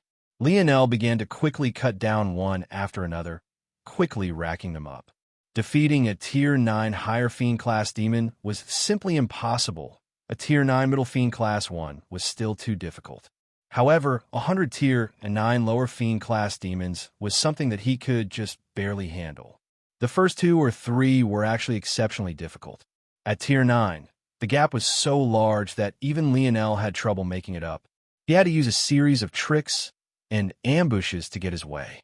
However, as he grew accustomed to the kind of spatial affinities these demons had, he began to see patterns, and it made deploying his Lotus domains even faster. As Lionel added more and more spatial forces to his repertoire of lotuses, it became easier to dissect and calculate new lotus formations for spatial forces that he didn't recognize. At the same time, he became even more adept at using the time forces that they generated on the other end. There came a point where Lionel grew confident that so long as his enemy used spatial forces, he could one-shot them. Of course, the caveat was that they had to use force at a level that this Lotus domains could counter. Unfortunately, for now, the control higher Fiend class demons had over their forces, especially at the highest tiers, already crossed into realms where it was near impossible for Lionel to wrest control in. However, Lionel had no intention of targeting such demons. He would find exactly what he needed here. Lionel's illusory spear cut out once again, splitting the head of a black-horned demon in two. It had been 3 days since he tortured the young man, or rather Fallon of the defensive war pavilion, and he finally claimed his last gem. Lionel now had exactly what he needed save for one item, the blood of a higher Fiend class spatial affinity demon. The good news was that this one didn't need to be Tier 9, it could be any tier. So Lionel was hoping to find one that was either Tier 1 or Tier 2 to handle.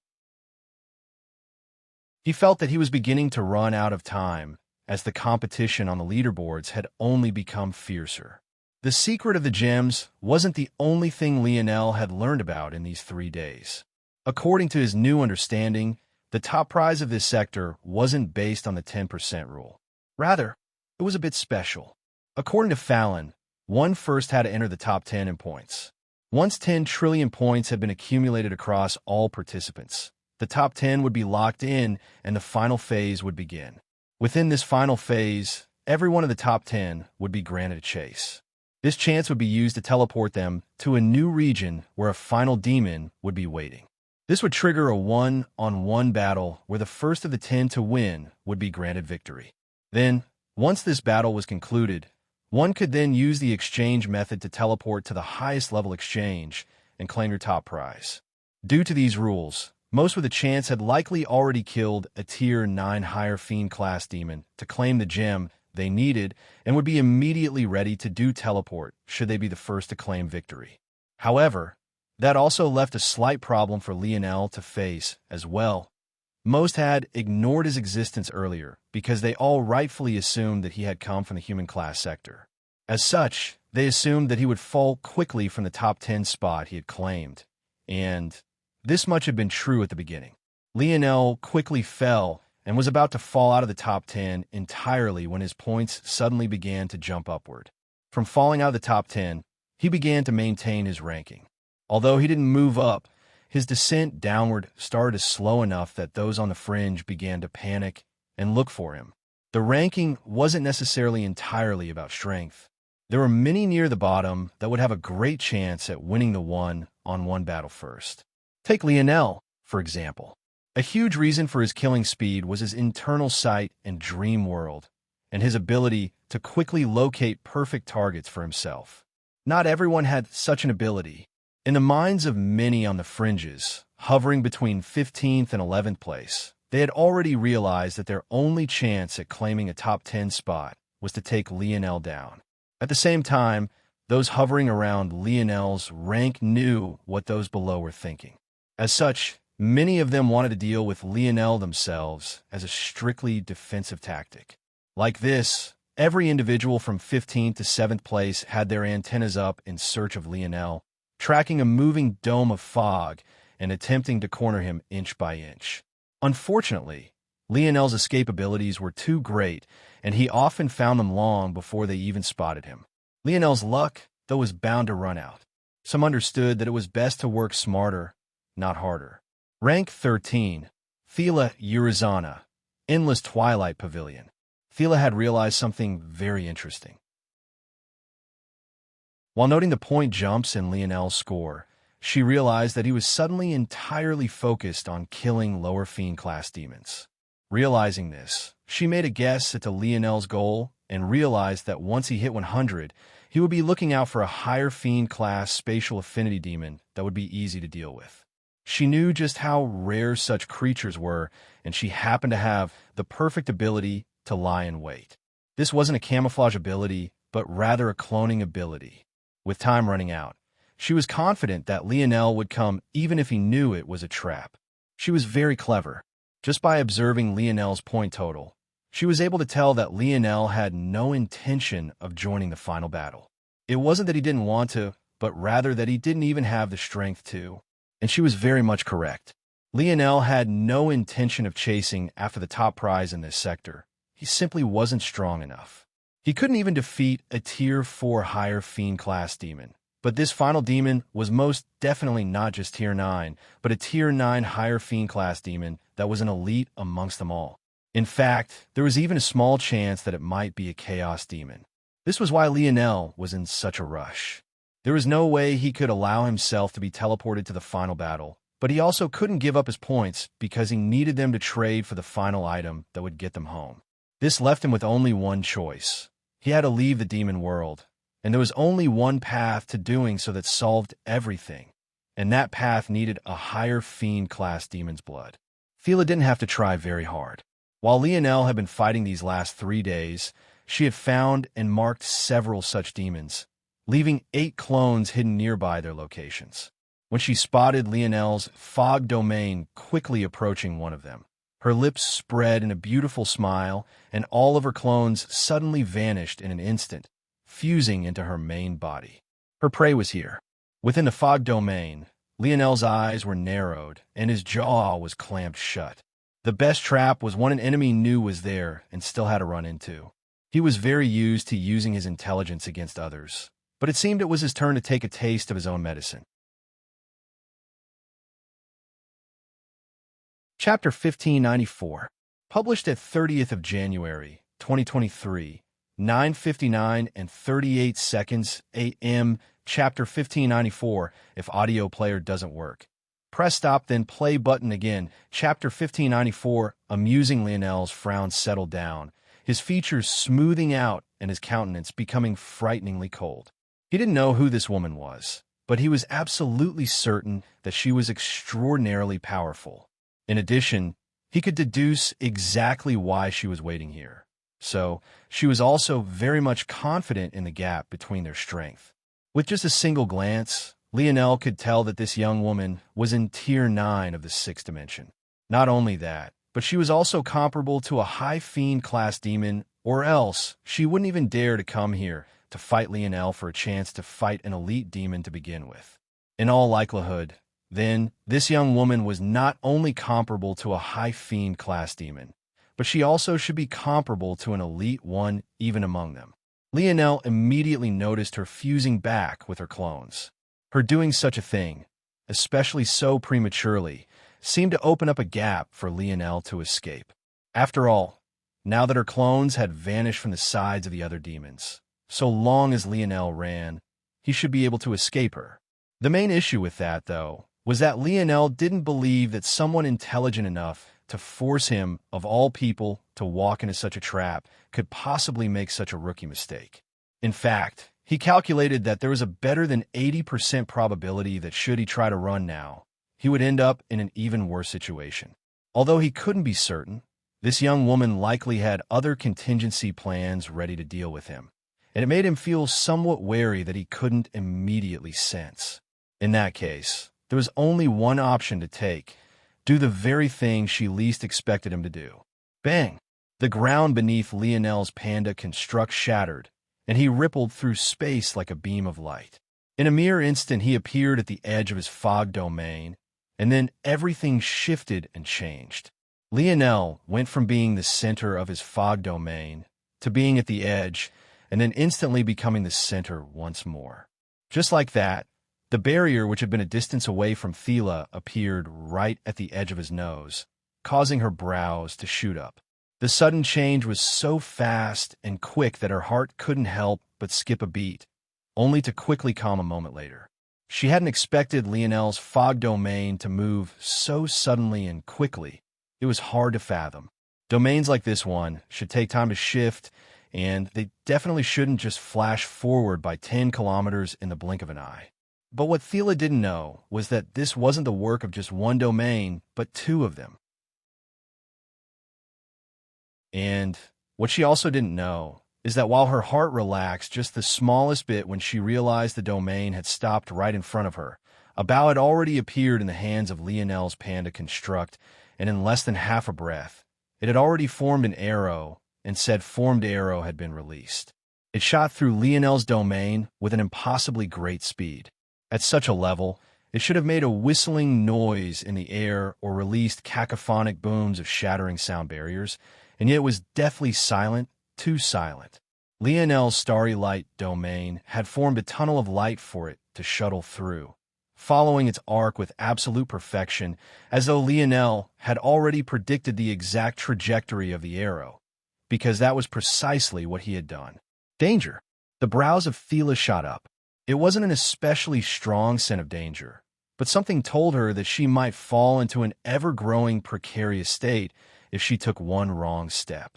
The higher one's dimension, the more in tune with this instinctive feeling one became, and this was especially true for those that had formed star runes and god runes.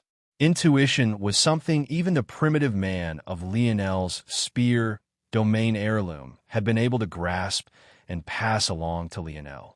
But this was an especially special case, and just want to show how amazing the spear masters of the ring were even at the lowest levels. But at these tiers and realms, intuition became an instinctual part of everyone's fighting style, and it would often dictate exactly how they planned to react. Feeling such a thing, Thela immediately reacted, her palms flaring outward and ripples of space flowing like a current around her. Bang! At that exact moment, Leonel's fog domain flashed forward once more, suddenly cutting off Thela's vision the instant she was feeling comfortable once again. Although Thela thought that this might happen, the timing was an issue. The instant Leonel's arrow was about to peek outside of the fog domain that was barely a centimeter from Thela's nose, her vision and internal sight vanished. Bang! Bang! Bang! Thela immediately chose to retreat, but Leonel's arrow slaughtered the layers of her spatial force, rushing for her nose. The feeling of danger became absolutely overwhelming, and yet it was precisely at that moment that Leonel flashed once more, appearing to Thela's back with a piercing spear. An arrow from the front and a spear from the back. Thela was completely pincered and had nowhere to go. However, it was precisely at that moment that her serious expression became a cold smile. A mere tier 1/6 star wanted to fight her? How amusing. Her hands shifted through the air and several new runes formed. In an instant, the situation changed. Leonel's arrow, which had been coming toward her skull, multiplied into 3 and suddenly vanished, appearing to her back and intercepting the tip of Leonel's spear. Leonel's attack met Leonel's attack, the sudden stunning reality forcing him to take a single strong step back. The ripples of space around Thela became 10 times stronger than they were previously, to the point where she levitated into the air, gracefully dancing out of the way of the reverberating impact of Leonel's collision as a bottom of red liquid manifested in her palm.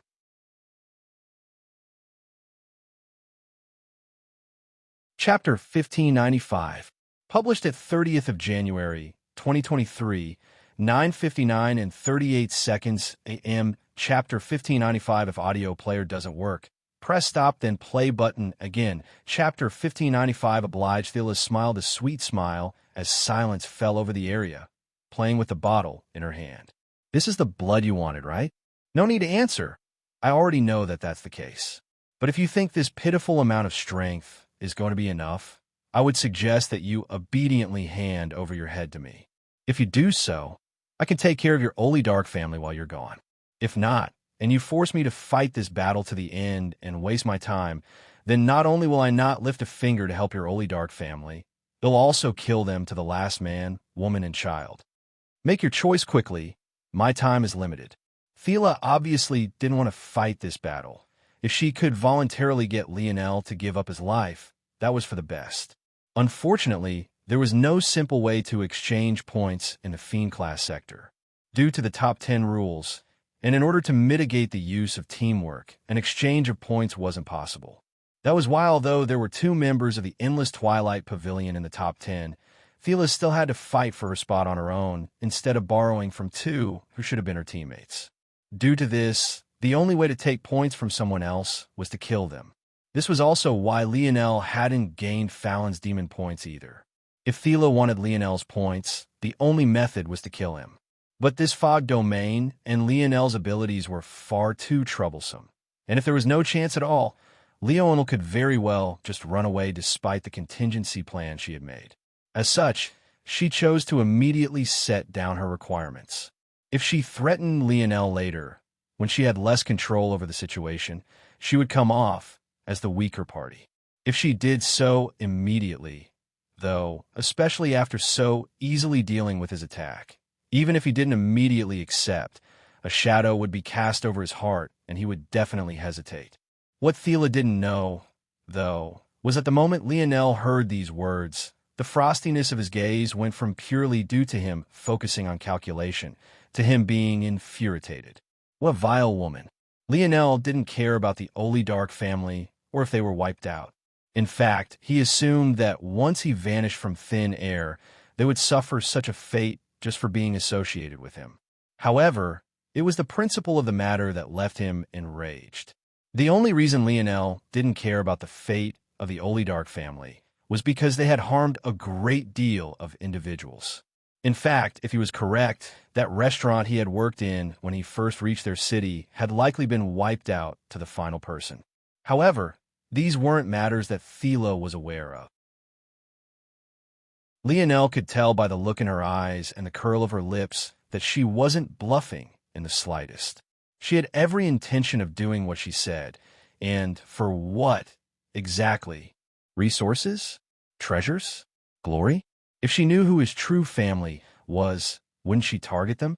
If she could find where his mother was, where his brothers and cousin were, where the people he cared about were hidden, would she even hesitate? Lionel's gaze sparkled with a crimson light, dense golden runes dancing within his irises. He had already figured out what force she was using, but it wasn't an easy one to handle at all despite the fact he had become very used to making spatial forces his own. In fact, from what Lionel could see, her cloning abilities and spatial affinity were actually linked as one, likely to form an odd ability index or lineage factor. The force it was based on was called emulation spatial force. It was an exceptionally rare spatial force ranked in the top 5 of spatial forces, and it was an even rarer fusion of dream force and spatial force. Among dream forces, it was actually quite weak, but among spatial forces, it had the greatest dexterity, flexibility, and manipulability. Essentially, using a combination of spatial force and dream force, Thela was able to recreate all sorts of illusions that could interact with the world. The spatial force aspect applied real, tangible changes to the world, while the dream force aspect formed illusions that hid the involvement of spatial force. This only confirmed Lionel's speculations. Thela didn't need to fuse with her clones. They weren't technically real clones to begin with. But because they could move through space, she could put down a clone an impossibly far distance away, because even in comparison to light, spatial force moved faster. It was no wonder that Thela was intelligent enough to force even Lionel into a trap. Those with dream force affinity all tended to be extremely intelligent in comparison to their peers. And due to the fact Thela wasn't layering dream force atop of spatial force, and her emulation spatial force was a perfect fusion of the two, despite Lionel's exceptionally high dream force affinity, he couldn't instantly form a counter to it. In addition, since Thela's illusions were actually real and capable of interacting with the world, being able to see through them was useless. After all, they weren't fake, they could truly hurt him. The most fearsome part of this emulation spatial force was the last ability Thela had displayed just now. In a mere instant, she had gone from damsel to copying his arrow with her emulation spatial force and pasting it twice more, forcing Lionel to face not just one of his own attacks, but 3 of them. Despite having come to understand this, Lionel's expression only became colder and colder. He didn't care how powerful Thela was. It was fine that she had been clever enough to get him here. This was a competition after all. He couldn't be mad that she was trying her best for herself. But now, she had taken a step too far. 2 of Lionel's arms held up a bow, and of the remaining 4, 2 held his spear, and the other 2 hovered in the air, palms open, as though waiting for something to land in them. At the same time, a large twin pair of lotuses appeared hovering to his back, tilting forward from its base and forming an enormous disk behind Lionel. And then 3 vibrant blue stars appeared, pulsing with a blinding light. He didn't want to do this because it was too dangerous. But this caution was unwarranted. He was a man with 2 destruction rune-laden innate nodes in his body. A man who had spent years suppressing anarchic force within his body. If there was anyone who could control the opposite of vital star force, it was him. Since Thela liked to play with life and death so much, he would oblige. The vibrant blue energy began to crawl forward, entering the rotating formation of lotuses and beginning to seep into the ground with a deathly dark blue aura. Chapter 1596. Published at 3rd of February, 2023, 8:24 and 12 seconds a.m. Chapter 1596. If audio player doesn't work, Press stop, then play button, and again. Chapter 1596 Silver Waves. The two remaining free hands of Lionel's panda clapped together, releasing a sonic boom as fearsome as a clap of thunder. The rushing black fog gathered together as Lionel's bowstring was drawn back. The signal of danger roared in Thiela's mind, several times more powerful than it had been before. It was so violent that her brows shot up, her eyes widened, and goosebumps racing across her skin. Thiela didn't hesitate, releasing a roar that manifested a star to her back. It sparkled with silvery lights and just the faintest hint of blue. It would only take a single glance for others to see that this was a manifestation of her emulation spatial force. The space around her rippled so violently that it formed visible waves of silver and black in the air. In one moment, she had gone from sneering mastermind to what looked like a goddess standing amidst tall silver waves. Her star shimmered behind her like a radiant moon, her hands pressed together, a strong fighting intent blazing from her. The moment Lionel released his arrow, she sensed it. But what shook her heart was that the ripples in space were less ripples and more a violent destruction of the integrity of space itself. Thiela's mind spun at incredible speeds, quickly forcing her shock down. Logically, the only existences capable of destroying space like this were the monsters of at least the seventh star. They could forcefully impose their will on the world, even increasing their speed by bending the laws of physics to their wills. At the eighth star level, such an existence would be able to cause true destruction, their strength reaching beyond the bounds of reason. Once this realm was touched upon in earnest, rules like the impossibility of destroying energy were thrown out of the window. However, there were methods of accomplishing this long before reaching these levels if certain parameters were met or if certain forces were under your control. As someone adept at illusions, there was hardly a single force that Thiela didn't at least have some familiarity with. So, the moment she sensed such destruction, she thought of three forces immediately: Scarlet Star Force, Death Force, and Fallen Star Force. Of these three, there wasn't a single one that she hoped to run into. They were all incredibly fearsome, and every single one of them had the strength to pose a real risk to her. By the time Thiela finished these thoughts, the air had already entered her rippling waves. The closer it got, the more she was certain. This was most definitely Fallen Star Force. Thiela's expression became more dignified. While all three would be able to threaten her, Fallen Star Force was especially heavy. It was like an anchor sinking into darkness that wanted to take everything with it. While Scarlet Star Force crumbled something from the inside out, Fallen Star Force seemed to use a violent gravitational energy to shred everything in its path to pieces. Both were lethal for different reasons, but if there was one that was especially dangerous when formed into a speeding arrow like this one, it was without a doubt this dense black force hiding within a silvery light. All of Thiela's spatial force bent around the path of the arrow, weighing it down and shredding it into piece, appearing before her in a flash. Thiela's expression was ice cold by this point. Her spatial barrier might have been ripped apart, but it had bought her enough time to think and calmly analyze the situation. It was obvious that she wouldn't be able to get Lionel to simply hand over his head. In that case, she would need to take it herself. One of her hands formed several changing seals, and her other hand flipped over to reveal a translucent whip that looked like it was carved of glass, and yet it seemed to have even more flexibility than a normal whip.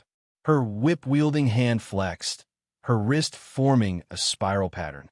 At the same time, within her body, her nodes and nodal pathways shifted.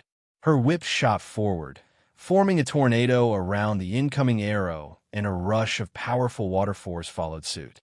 So, she has that ability? Lionel had seen this ability index once before from an envoy of the Void Senate. With those hand seals, she was able to instantly shift the position of her nodes, and just as instantly cast a technique without circulating her force. This means that her emulation spatial force is more likely to be related to a lineage factor. In that case, I have to be more careful, because a lineage factor is rarely just an affinity and an affinity alone, there are other factors attached to it. Thela used the easiest tactic, overwhelming the fallen star force until it had run out of energy. She refused to fight it head-on, and she also refused to allow Lionel to just sit back and shoot arrows toward her freely. Her spatial ripples reformed and became even more powerful as a second star appeared to her back. If before she could cover 10 or so meters within Lionel's starry star domain, it had now ballooned to 30 meters. She enveloped Lionel's construct in those ripples, and her pupils constricted when she saw the presence of 3 stars. A Tier 1 could already manifest 3 stars. Thela's expression only became colder. The longer she allowed this fight to drag out, the more variables would appear. She was already running out of time. This was simply unacceptable. Her whip shot forward like a venomous viper. At that moment, it became difficult to differentiate its strikes and her emulation spatial force. The translucent properties of the whip fused into the silvery waves, as though it was right at home. Bang! Bang! Bang! Lionel took several heavy steps backward as his bow was drawn once more. The whistle of an arrow caused Thela's ears to twitch. Chapter 1597. Published at 3rd of February, 2023, 8:24 and 12 seconds a.m. Chapter 1597. If audio player doesn't work, press stop, then play button, and again. Chapter 1597. Shattered Thela split into 6 clones, her body shifting and avoiding the arrow. Bang! Bang! Bang! Lionel's spear shot forward again and again, each attached with a word or phrase. His mind quickly analyzed the strikes of Thela, saw through the smallest of flaws, and used his comprehension to choose the best combination to deflect it away. But the strength gap was far too great, especially now that he was facing 6 clones all at once. Thela seemed to want to end this all as quickly as possible. Lionel released another arrow, but his pupils constricted when Thela's real body instantly shifted with one of her clones, avoiding his attack and only suffering the blow with a fake. The combination of illusion and space was too useful. When their battle first began, Thela had called over her other clones from dozens of kilometers away, and they instantly returned to her. Now, she was using this same ability as an evasion technique. Lionel had simply never seen such high-level applications of force. At the same time as Lionel was in awe, Thela was steeped in derision and disdain. To have such a powerful force and only be capable of using it to attack. He really does come from a backwater family I've never heard of. Such a high-level force, and he doesn't even know how to use it properly. Pathetic. Thela's whip became faster as a 4th star manifested to her back. She pressed harder and harder, feeling that time was running out.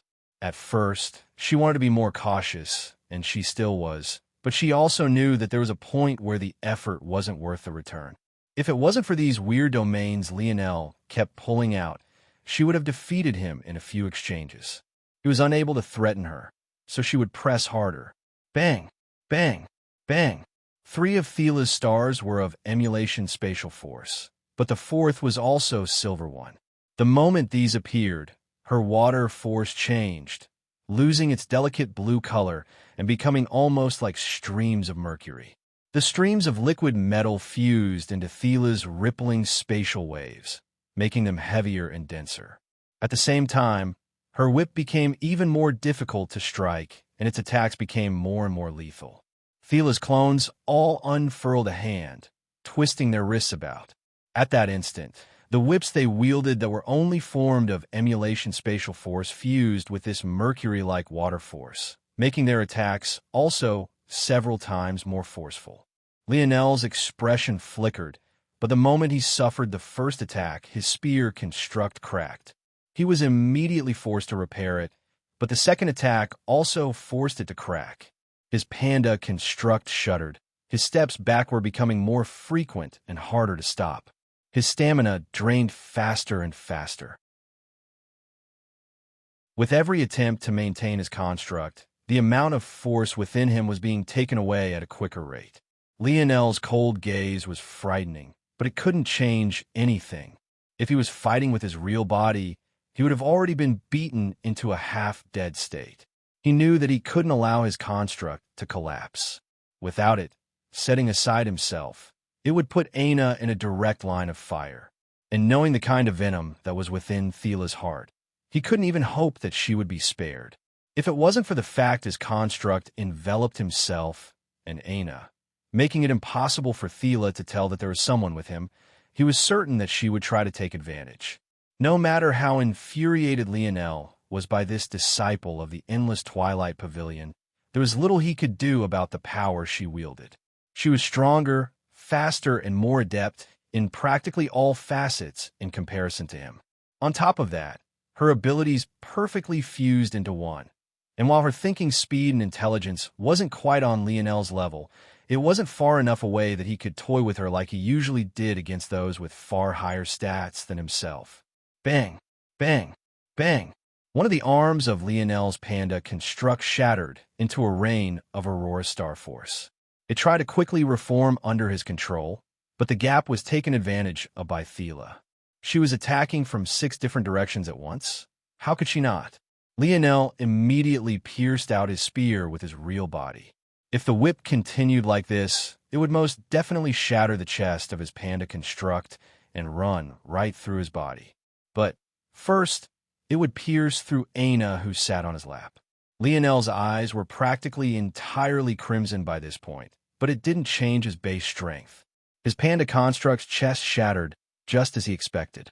He couldn't even use his starry light domain because Thila's dense water force and spatial force had completely surrounded him, and his starry star domain's spatial affinities were trash in comparison to Thila's spatial affinity. His spear could only meet her whip directly, his bronze runes lighting up to their maximum potential. And yet, his arm shattered. This seemed like an odd thing to say about a human's arm and not a construct, but that was just the best way to describe it. Lionel's arm's surface cracked like glass, his entire arm erupting in a shower of blood. It was impossible to even tell what kind of mangled state it was in beneath the rain of crimson. Lionel coughed up a mouthful of blood, taking Aina in an arm as both he and his construct were sent flying. He sent out another arrow just to buy himself some time, but Thila completely ignored it, shifting with one of her clones once again and directly sacrificing it as she unleashed a barrage directly upon Lionel. Lionel roared, using instant recovery, immediately and piercing forward with all his might. 5 whips collided with him at once. If before his arm shattered, it immediately became a bloody mist this time, the haziness and fog of crimson that hung in the air obstructing even Lionel's vision. Thila brandished her whips once again, a tide of spatial force and dense water force rushing forward with an endless momentum.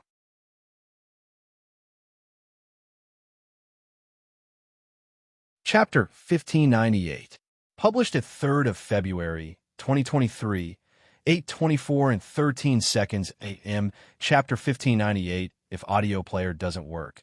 Press stop, then play button again. Chapter 1598, helpless in the blink of an eye. A complex force art in the form of a shield appeared before Lionel. His force surged, and it just as quickly took form. To his back, 2 dark blue stars appeared, their presence causing the space in the surroundings to tremble. The force of these Void Star Force stars fueled the force art Lionel had manifested from within his dream world, giving it a strength that was several tens of times more powerful than if he used a normal water force. Boom! The shockwave sent Lionel flying back even faster than he had originally, but his eyes burned like 2 bright lights. The moment his Void Star Force stars had appeared, the heaviness of Thila's mercury-like water force didn't seem so heavy anymore, and even the spatial force spread out into the surroundings began to twist and deform out of her control. Lionel didn't know much about Void Star Force at all. He only knew that it represented the pinnacle of water force, just like Scarlet Star Force represented the pinnacle of fire force. However, the moment it appeared, he felt more in tune with it now than he ever had before. Lionel wasn't sure why this was, but if he had to guess, it was likely because of this new feeling his unearthed dark force affinity was giving him. Void Star Force was considered to be top 3 in dark forces, so there was potential there for this to be of help to Lionel. Lionel's position quickly shifted in the air. His right arm was gone, and his inner organs were very much injured. He had been forced to use his instant recovery, already just so that he could have enough strength to block, and he wouldn't have another such opportunity anytime soon. However, Lionel threw out a demon corpse, and a palm of his panda construct shattered it apart. A raging blood and fuel flew toward him and into his body, gaining two paths to choose from. Lionel, without hesitation, chose one and swallowed a whole. Instant recovery. Lionel's body flashed, and his arm grew back out.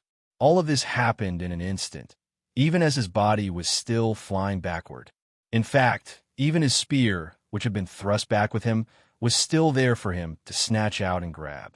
Lionel's bronze runes erupted to life once again as a large number of illusory force arts formed in the skies. Biding his time wasn't working, plotting and scheming wasn't working. He couldn't even find a single opening. Anna was right about his approach in battle, that is. He only incrementally showed his strength in battle because it was of benefit to him. Catching enemies off guard and slaughtering them before they could display their full strength had been the method to his victories for a very long time now.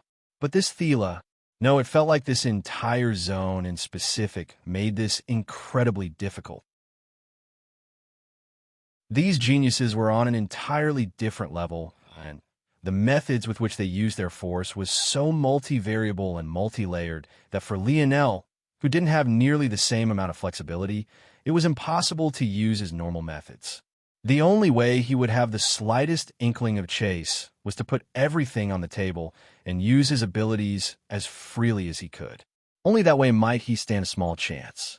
To Lionel's back, 7 stars erupted with life. 3 were a radiant sky blue, 2 were a murky dark blue, and the final 2 were a shining beacon of crimson gold light. Among them, the 2 red gold ones stood out the most, the presence of their star runes alone applying even more pressure on Thela's rippling silver waves. From being able to control a 100-meter radius with ease after a third emulation spatial 4 stars appearance, it was forced back down to 10 meters in the blink of an eye. Lionel immediately gained some room to breathe, but he didn't relax for long. 3 arrows of red gold formed on his bow at once, shooting like streaking meteors toward Thela. Thela's eyes widened to the point it seemed like they would pop out of their sockets. She was absolutely certain. She couldn't have been more certain. Just then, in the final moment before her silver waves were forcefully restricted, she had definitely seen it. 7 stars. A 6-star expert should only have 6 at most. How did Lionel have 7?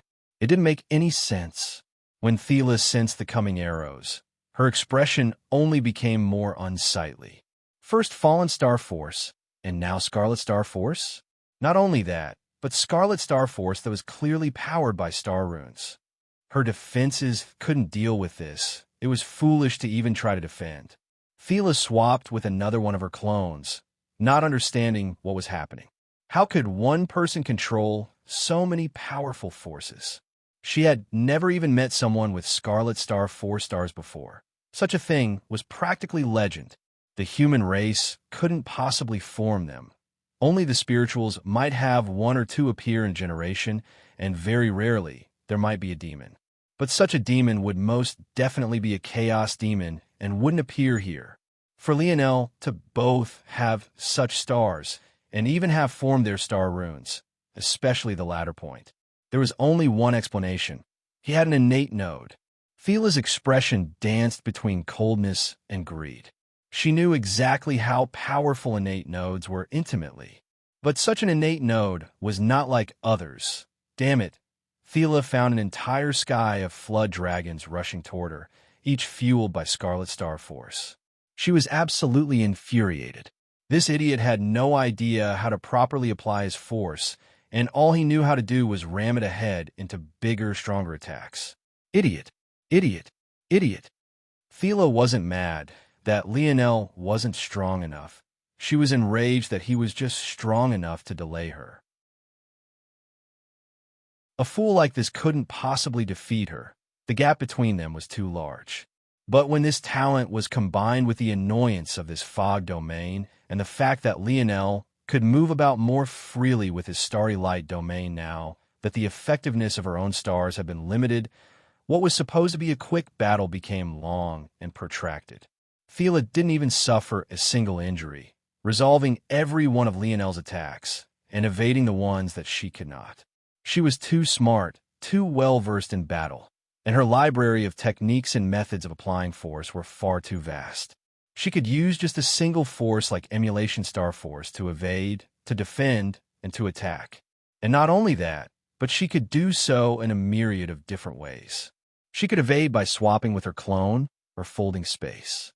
She could defend with those silvery waves or forming meat shields out of her clones, and even had a special domain capable of mitigating force.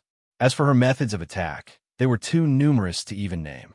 However, in the face of her skill, Lionel just threw an avalanche of everything he had.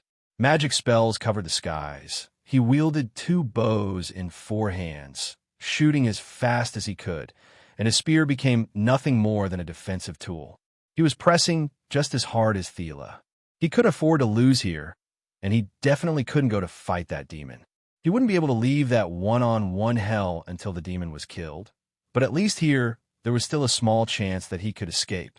But the harder he pressed, the more strength Thela seemed to show, and his force only seemed to dwindle faster. A helpless flicker of light appeared within Lionel's eyes. He looked down at Aina, who was in deep meditation, and realized that he couldn't just leave her here like this. He turned and began to run. Thela gritted her teeth. "Don't think you can run from me." In a single blink, Lionel made it to the edge of his light domain, and he used his earth force to bury her underground.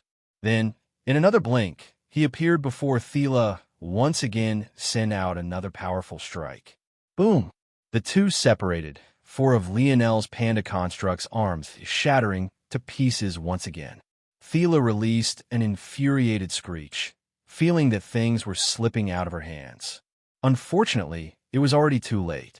The 100 trillion demon point mark clicked into place, and an energy that Lionel couldn't resist enveloped him. Thela could only watch as Lionel vanished, her glare absolutely murderous. The fog domain around her finally vanished, and she began looking around with veins popping in her eyes. Even if Lionel died, she wouldn't let his soul rest in peace. Where did he hide, that little bitch? She ground her teeth. She had already calculated that Lionel's flash teleportation range was only 10 kilometers, so there was a radius around here where Aina was. After she shattered Lionel's panda construct, her spatial force had caught on to the fact that there was a second person, but she seemed to be in a deep state of meditation that was difficult to come out of. Since she couldn't kill Lionel, she would go after his little lover. Fury rushed through her veins. She had actually failed to kill a Tier 1 instantly. She was absolutely livid and needed something to vent her answer on. Not only would she kill his little lover, but she would make sure it was a terrible death. A 10-kilometer radius? That was nothing. Lionel appeared in a world of darkness, his face pale and his breathing haggard. He clutched his spear in his hand, looking ahead in absolute silence. A heavy weight surrounded his body, threatening to force him to his knees.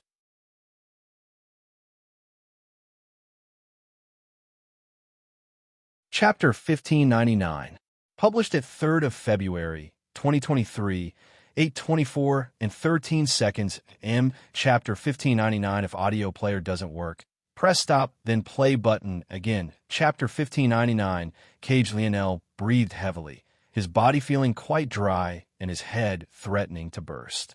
He wasn't very worried about Aina.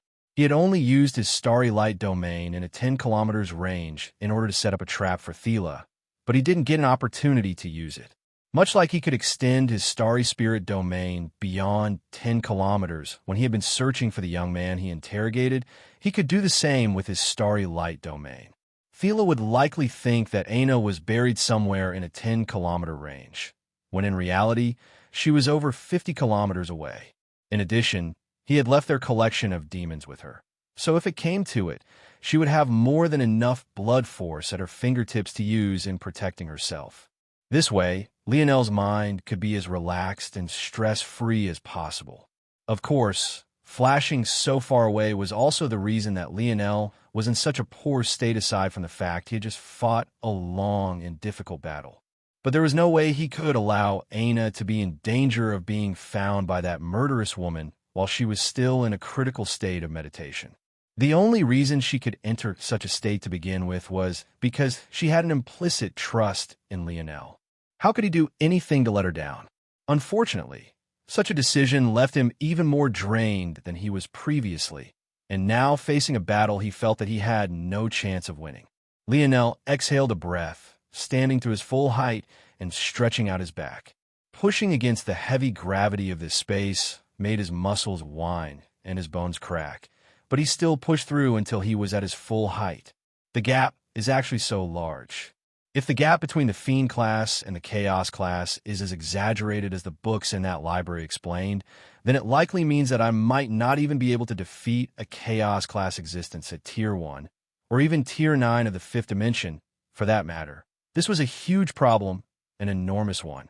But Lionel wasn't sure how to easily fix it. To have the first-ranked Fire Force innate node should have placed him quite high on the talent totem pole, and that he was. The issue was that he couldn't use his forces as flexibly as Thela could. This was something that went beyond just techniques. Lionel was certain that while he was fighting Thela, she had only used a technique a single time, and that was when he first shot a Fallen Star Force arrow. After that, she hadn't even used her ability index again. From beginning to end, aside from that one exception, she relied on nothing outside of her comprehension of force application. Lionel closed his eyes. He could feel it coming. Whatever demon they had prepared was probably looming over him right this moment. It was making it difficult even to breathe. But with every second he gained, his stars continued to rotate within his ethereal glabella, and his force tried to recover as fast as it could. Lionel felt goosebumps racing across his skin and chilly air licking at his collarbone and neck. The temperatures seemed to be slowly falling step by step. At first it was subtle, but it soon reached a level that couldn't be ignored. The chill threatened to form crystals upon his body, slowly building layers onto his bronze skin. However, Lionel's eyes remained closed, his body growing more and more relaxed, his nerves unwinding and his muscles becoming looser. Although he understood Aina's feelings, he was always the most comfortable like this. He was willing to sacrifice, to always stand before her no matter what danger lay ahead. If it wasn't because of the circumstances, he wouldn't have left her alone at all. Lionel took another breath and slowly exhaled, the frigid air making his teeth ache. However, the calmness of his expression only grew deeper. A dense, auspicious air began to exude from him, his focus reaching another height. This world was nothing more than a 100 by 100 meter plot of plain land hanging in the depths of a foggy darkness. There was nothing here but him and an enemy. There was no space to run, nowhere to escape to. Unless he could win this battle, he would be finished. However, if he died, Aina would be left by herself to face the ire of the endless Twilight Pavilion. If he died, she would never be able to get revenge for her own mother. If he died, no one would be able to return to the human domain from this zone. Not his brothers, not Aina, not his mother. Victory was the only option. He hadn't separated from Aina because he had given up. In fact, it was quite the opposite. He had a time limit against Thela, but there was no such time limit against this creature. He would scratch and claw if he had to. Eventually, he would rip its final breath from its body with his own hands if he had to. Lionel's eyes opened, a serene coldness within them.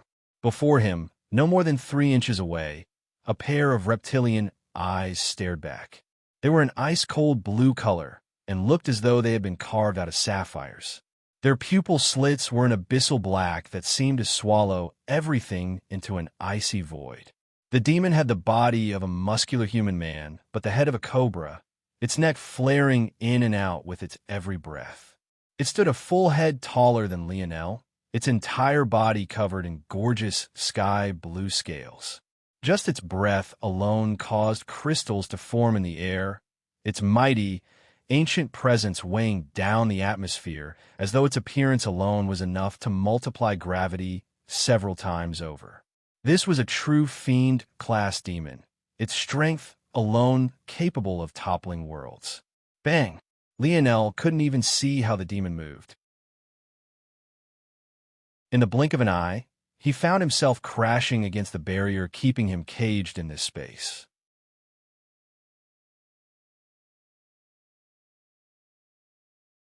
Chapter 1600, published at 3rd of February, 2023, 8:24 and 13 seconds a.m. Chapter 1600. If audio player doesn't work, press stop, then play button again. Chapter 1600. How? Lionel coughed up a mouthful of blood, the action causing his cracked ribs to crackle like firecrackers, loosely rattling in his body. It was only now that Lionel understood he had been attacked by the blue Cobra Man's tail. It turned out its body wasn't entirely human after all. Lionel slid down the barrier, his coughing growing hoarser. Within such an enclosure, the advantages of being an archer weren't even that great.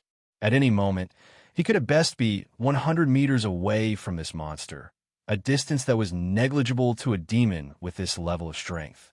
It was clear at a glance that this demon was a dual-strength and water-based one, giving it outstanding physical prowess and a supporting force that was able to form ice even upon Lionel's own powerful body. Lionel's feet hit the ground, and he tried to push himself up. He wiped his lips, his gaze looking up to find that the Cobra demon hadn't taken a single step forward. It kept staring at Lionel, a peculiar light dancing in its eyes. The personality of this demon was quite odd, or rather, it was the fact that this demon seemed to have a personality at all. The fact it took so long to attack Lionel in the first place was odd, but now it looked as though it was playing with its food. However, after seeing how weak Lionel was, the look in its eyes seemed to say that it had already grown bored. Its tail swished lightly. It was a casual action that hardly brought any sort of attention, and yet it formed an enormous 5-meter-long scythe that appeared before Lionel in an instant. So fast, Lionel couldn't understand how water force could be so fast. It wasn't known for such a thing, and this didn't seem to be a special sort of water force that had such properties either. If anything, the only property this water force had was an ice cold. Lionel's spear appeared in his hands, and it struck out. Let the air burn. A blazing trail of fire followed his sweeping spear. Despite the short phrase, it represented something he embodied all too well. When it came to fire control of fire, there was no one that was his match. Bang! Lionel's spear nearly fell out of his hands, his body being blasted against the barrier once more. His shattered ribs rattled and his jaw clenched, the pain making his eyes go red. Lionel thought he stopped the attack, but remained persistent, wrapping around his body like a death grip. Lionel quickly summoned his divine armor, hoping to mitigate the cold, but the seeping ice lodged into its jointed, slowing his movements to the point he felt he might truly be frozen solid at any moment. Without a choice, Lionel dispersed his divine armor. Somehow this water force was even more poisonous than it was fast. The moment it sensed the water force of his divine armor, it latched on and began to eat at it. If Lionel had been a second slower, he would have lost all ability to move. In that moment, it had even felt like his divine armor wasn't even his own any longer. Lionel's expression flickered. He just couldn't understand. In just a few seconds, this demon had used his force like a domain, and then it had displayed speed it shouldn't have, followed by leeching abilities that it should have. Although it took a small moment, Lionel had already recognized the water force. It was barely ranked top 30 amongst water forces, and it was known as Misty Frost Force. It was known for two things: its ability to quickly take the form of a vapor and its dense cold. However, it shouldn't have such a range of abilities. This was already the second time in just as many battles that he had run into such a thing. And now that he thought about it, others of this zone had displayed such wide-ranging applications for seemingly narrowly applicable forces as well. It was just that they had been too weak for Lionel to care or even take notice. Before Lionel could think any further, the Cobra Demon took just a single step forward and somehow crossed the distance in the blink of an eye. Lionel's eyes widened, his arms shooting upward and using his spear's body to block the coming tail. He barely made it in time, but his block integrity was far too weak, causing his own spear to smash against the side of his body and send him flying outward once again. Bang! Lionel's brows shot up. This didn't make any sense. Even his internal sight couldn't seem to keep up, but his mind was the strongest thing he had. Now that he thought about it, even Thila's thinking speed seemed faster than his own. He had ignored it previously because he felt that this was what she gained as someone who could control Dreamforce. But now this demon seemed to also be able to outpace his thoughts. What's going on? Bang! Lionel collided with another barrier, his body immediately flopping to the ground. This time when he coughed, shards of bone and pieces of flesh followed suit. His blood was so dense and dark that it almost looked black. The kind of pain his body was experiencing was enough to make him want to pass out, anything to avoid the pain. However, he couldn't. If he did, it would really be over. Lionel grit his teeth. His mind couldn't focus, and any calculations he made seemed to become wildly inaccurate. He had already experienced this with Thila, but now it felt even more potent. There was no doubt that this demon was several times more powerful than her. Lionel's eyes widened, his pupils constricting into pinholes. A spark ripped through his dreamscape, and he immediately understood.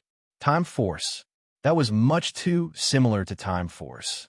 But this demon doesn't control Time Force at all. How is this possible?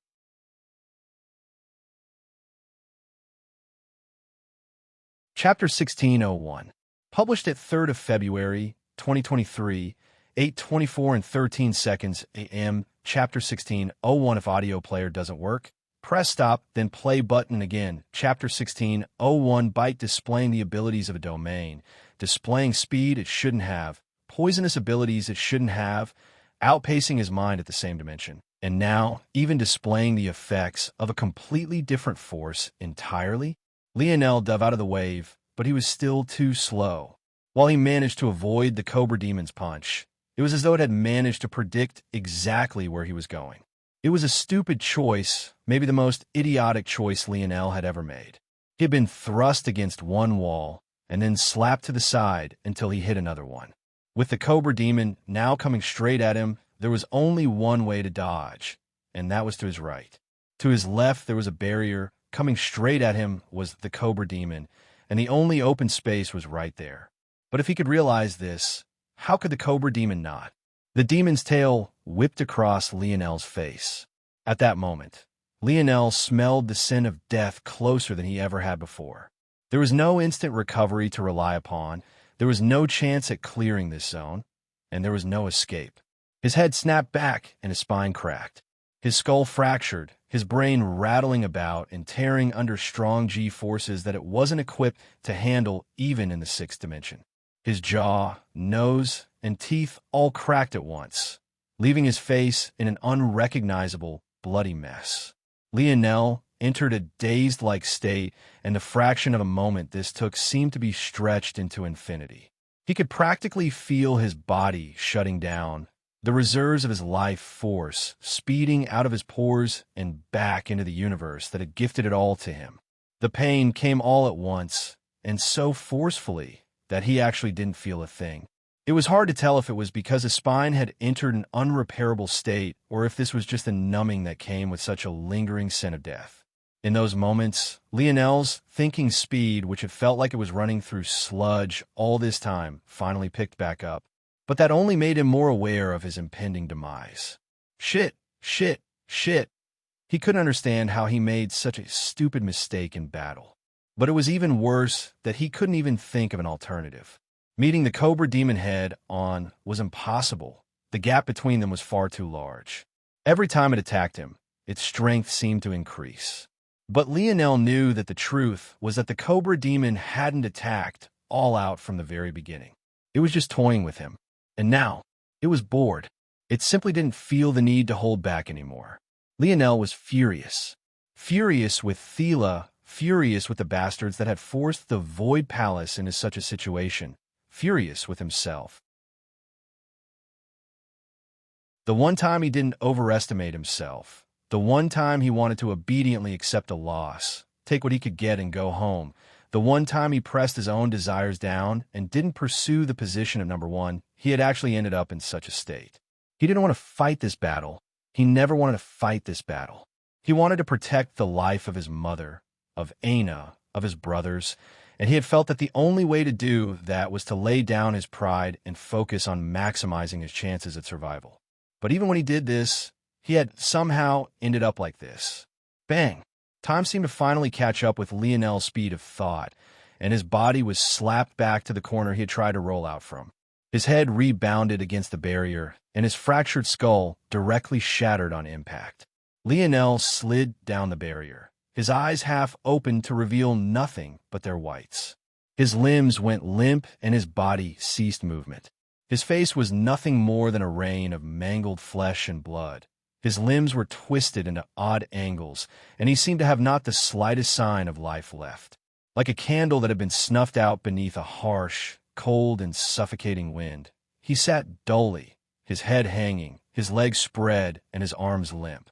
The frosty cold of the cobra demon latched onto his skin and blood.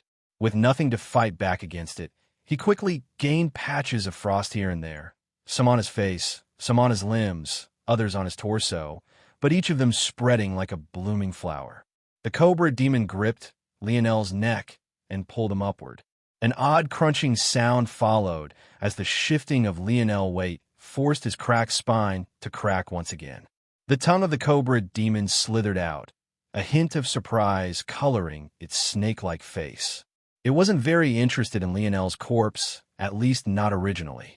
But when the scent of Lionel's blood permeated the air, it made it feel quite intoxicated. Saliva dripped down from the cobra demon's teeth. What a boon. It hadn't expected such a weakling to have such tasty blood. Maybe if he might gain a small change at evolving to become a chaos demon. The cobra demon's mouth opened wide, its excitement palpable. Its saliva overflowed, but when it hit the ground, it froze into a puddle of ice. And then the demon chomped down. A sickening crunch resounded. The cobra demon took a bite right out of Lionel's skull, swallowing half of it in a single gulp. It chewed slowly, its body trembling with delight as it savored every bite and swallowed. Once it did, completely beside itself, it roared with excitement, feeling as though every cell in its body had completely come alive. Its eyes turned red with excitement. When it lowered its head to take another bite, its saliva falling even faster, its gaze flashed. There, where Lionel's frontal cortex should be, a glimmer of a gem lay. Lionel's ethereal glabella.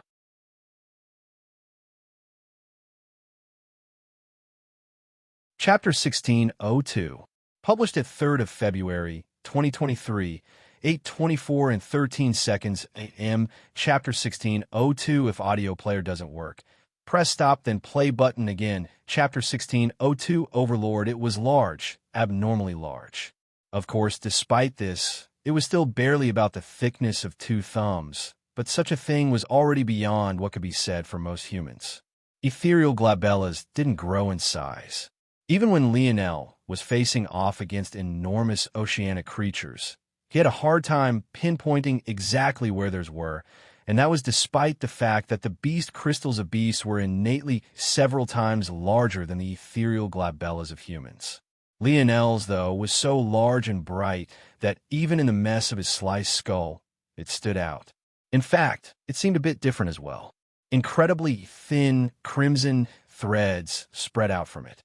They were hardly perceptible at all. If not for the cobra demon's sharp eyes, it wouldn't have spotted them at all. But they were just a slight shade redder than even Lionel's own blood. The thin crimson threads didn't spread very far, and couldn't even be considered a single centimeter long each.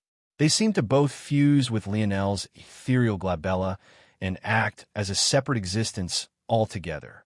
But from time to time, they would shift and form into shapes and curves that were simply impossible to understand.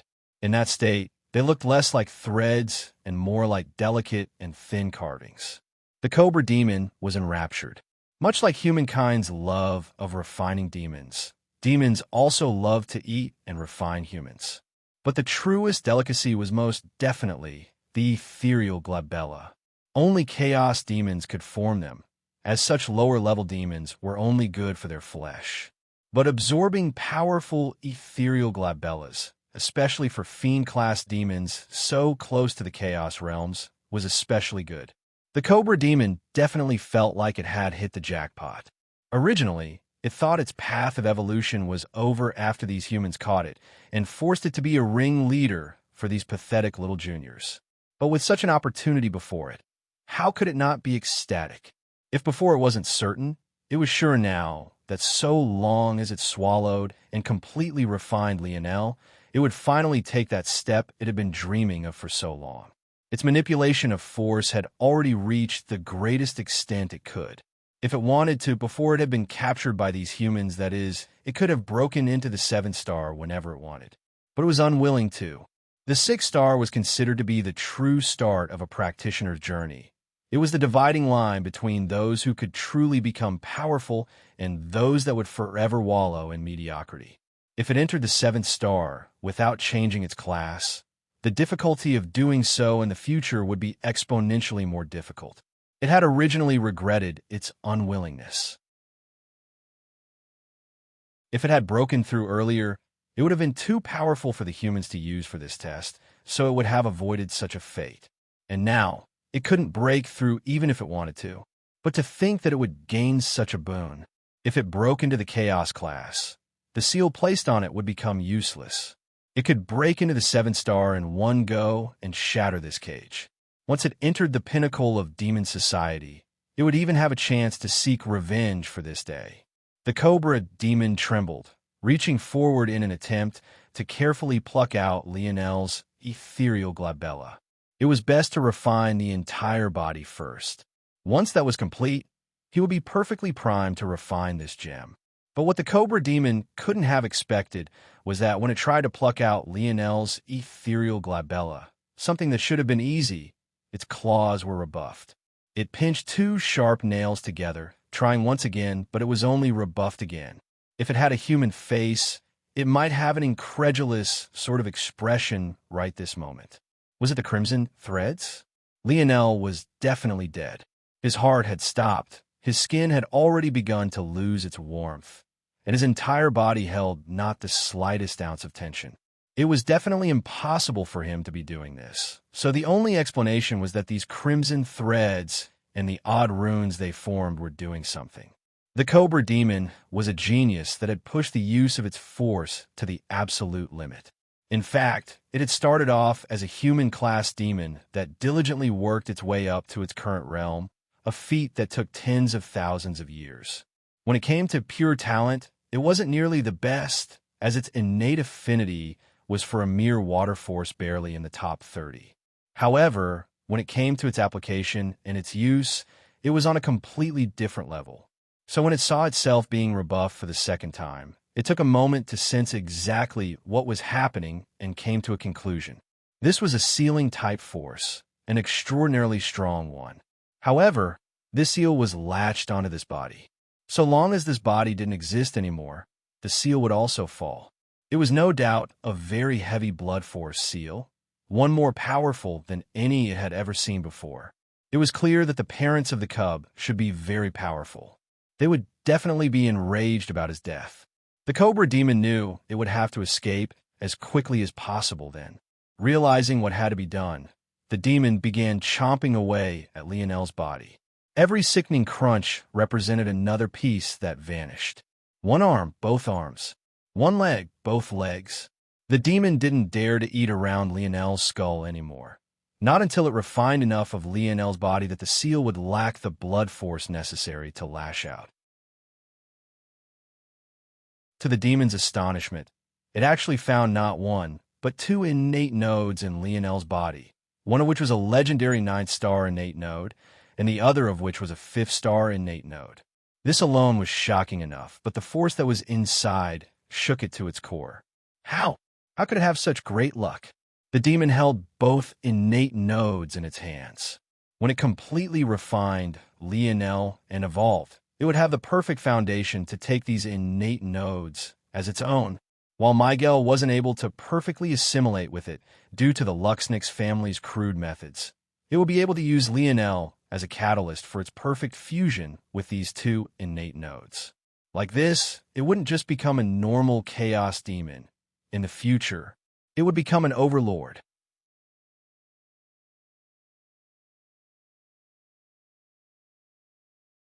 Chapter 1603, published at 3rd of February, 2023, 8:24 and 13 seconds a.m. Chapter 1603, if audio player doesn't work, press stop, then play button again. Chapter 1603, to Ash the Cobra Demon's neck flared open and closed, its excitement clear in its crystalline blue eyes. Although Fire Force was maybe the force that it was the least compatible with, this should ironically help with its breakthrough. The penultimate realm one could reach in their force, a step that the Cobra had yet to reach itself, was to birth one's opposite upon reaching an extreme, while the ultimate realm was to revert back once more. These were concepts that Lionel had no idea about, and they were things that the demon had only learned itself after countless thousands of years. The demon felt that it was still several steps away from this penultimate level, but if it could suddenly grasp the exact opposite of its own force to such a high level and even be able to meditate on these complete star runes, it would finally make a breakthrough. With such a breakthrough, even if it didn't become a Chaos-class demon, and even if it stayed in the 6th star, it would still become several folds more powerful, maybe even dozens of folds. The demon clutched the two innate nodes, looking toward what remained of Lionel's corpse with a hint of fondness that seemed completely out of place. One would have thought that it was looking at its own child rather than a meal that was half completed. When it made it settle its emotions and regained its calm, it continued to eat. Up Lionel's torso, savoring the tenderness of his lungs and sweetness of his heart. The demon had never had a human that tasted so good. Most of its life, it could only cannibalize its own kind. But demon flesh was very hard to eat, which was why humans refined it. Too much was lost in the process. But human bodies, even ones as tough as Lionel's, were so soft and tender by comparison, and that was especially since a corpse couldn't possibly activate bronze runes. They were an exceptional delicacy and one that demonkind couldn't get enough of. When the demon had finished eating through Lionel's neck, jaw, and much of his face, leaving nothing much more than what remained of his brain, it couldn't help but sigh. It wanted to eat more, to savor more. Unfortunately, there was only one Lionel here. No, that wasn't true. Once it refined this and became a chaos demon, it would be powerful enough to target those truly monstrous humans and strengthen itself. And since it would have been an evolved chaos demon, it wouldn't be stuck behind the seal either, so there would be little to nothing the humans could do about it. It would be too powerful. In truth, the only chaos demons running around this world now were the very few that had escaped the fate of being sealed, and the ones like this fiend-class demon that evolved on their own after the event of all those years ago. Of course, the humans had no idea about this. While they were fighting full-blown wars against the demon bubbles, the great families, the supposed defenders of humanity, were hardly fighting any battles at all. It was all a great joke. They consolidated their power based on what they had supposedly done and were currently doing for humans, when the reality was that they did nothing at all but live lives of luxury. Of course, this wasn't entirely the case. There were still some chaos demons they had to keep in check, and they dealt with most demons like it ahead of time before they could evolve. It definitely wasn't a coincidence that if all demons had been captured like this, it was a method of getting rid of future problems. But for the most part, the great families rested on their laurels. And now that they finally faced a problem they felt they might not easily be able to deal with, rather than doing their job as the protectors of humanity, the job they were paid so handsomely for, whether via tributes, respect, or power, they instead chose to hold such an event instead.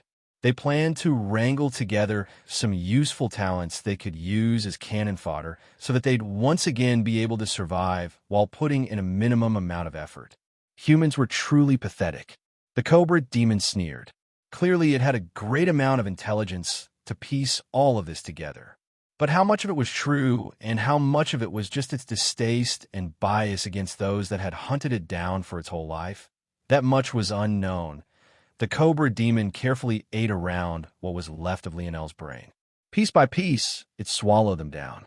Just as it had expected, the movements of the small crimson threads became slow, and they even became dimmer. By the time there was nothing at all left of Lionel but his ethereal glabella, the crimson threads had no movement left whatsoever, falling into a dormant state and even losing their crimson color, becoming a lifeless black. The demon caressed the small ethereal glabella. As it sat in meditation, its stomach churned and its body quickly refined Lionel piece by piece. A relentless wave of power flooded through it again and again in tall tsunamis. Its cells and its blue scales shone with a vibrant color. And then, for the first time in over 10,000 years, its scales actually began to shed. Every shed cycle the cobra demon went through, the strength of its body would actually more than double. It couldn't believe that such a weak human had given it such an evolution before it even entered the chaos demon realms. The more perfect its fiend-class body, the stronger its chaos-class body would be. This couldn't have come at a better time. The cobra's tongue flickered in and out, its sapphire eyes glowing like two blazing torches. And then it swallowed Lionel's ethereal glabella, entering an absolutely focused state. Its body couldn't be more primed and ready right at this moment. Boom! The aura of the demon began to skyrocket, its power advancing by leaps and bounds as it rushed toward the chaos demon realms. Its body bulged and shrank in a continuous cycle, its muscle fibers doubling and its organs shining with a resplendent light. What the demon didn't know, though, was that its actions of pushing Lionel through the gates of death and finally and truly awaken the latter's soul, a state that only the spirituals could experience, a race of people that built their own bodies. Within the demon's stomach, Lionel's ethereal glabella flashed. Lifesteal. Instant recovery. The demon, who had been sitting on the edge of ecstasy, suddenly froze. A strong pulling force latched onto its circulatory system, ripping at its blood and swallowing it by the tens of liters. The demon's recovery abilities made up this blood in an instant, but the suction only increased. At first it thought that this was part of its evolution, but it was then that it realized that it could no longer feel its connection with Lionel's ethereal glabella. In fact, the two innate nodes that it had set aside to fuse with later suddenly shot into the air, rushing toward it and stabbing two holes in its stomach. The demon roared with fury, realizing that there was definitely a problem. It had always been quick on its feet and extremely intelligent. If not for this, it would have never made it so far and been so persistent. Without hesitation, it pierced a claw into its belly, ripping its stomach sac out and throwing it a long distance from itself. The demon's scales became somewhat pale and its aura plummeted, but even still, it only fell from the quasi-7 star to tier 3 of the 6 star. However, it wasn't paying attention to this at all, its blue eyes having become red with fury as it watched a blob of flesh quickly reform amidst a pillar of gold light. Even its stomach sac was absorbed and used to reform the naked body of a familiar young man. Lionel fell about a foot from the air, his face pale and his limbs still trembling. He had felt every second of himself being eaten alive. It was a feeling that made his body vibrate from head to toe. He gripped his fists, his lips far more blue than red, and his hair far more white than violet. Even his dimension had dropped from his 6th back down to the 5th. He raised his head, meeting the gaze of the cobra demon. At that moment, the cobra demon, who was furious in its own right, trembled. The fury in Lionel's eyes drowned out its own. Fueled by humiliation, Lionel's rage seemed to want to burn the world to ash.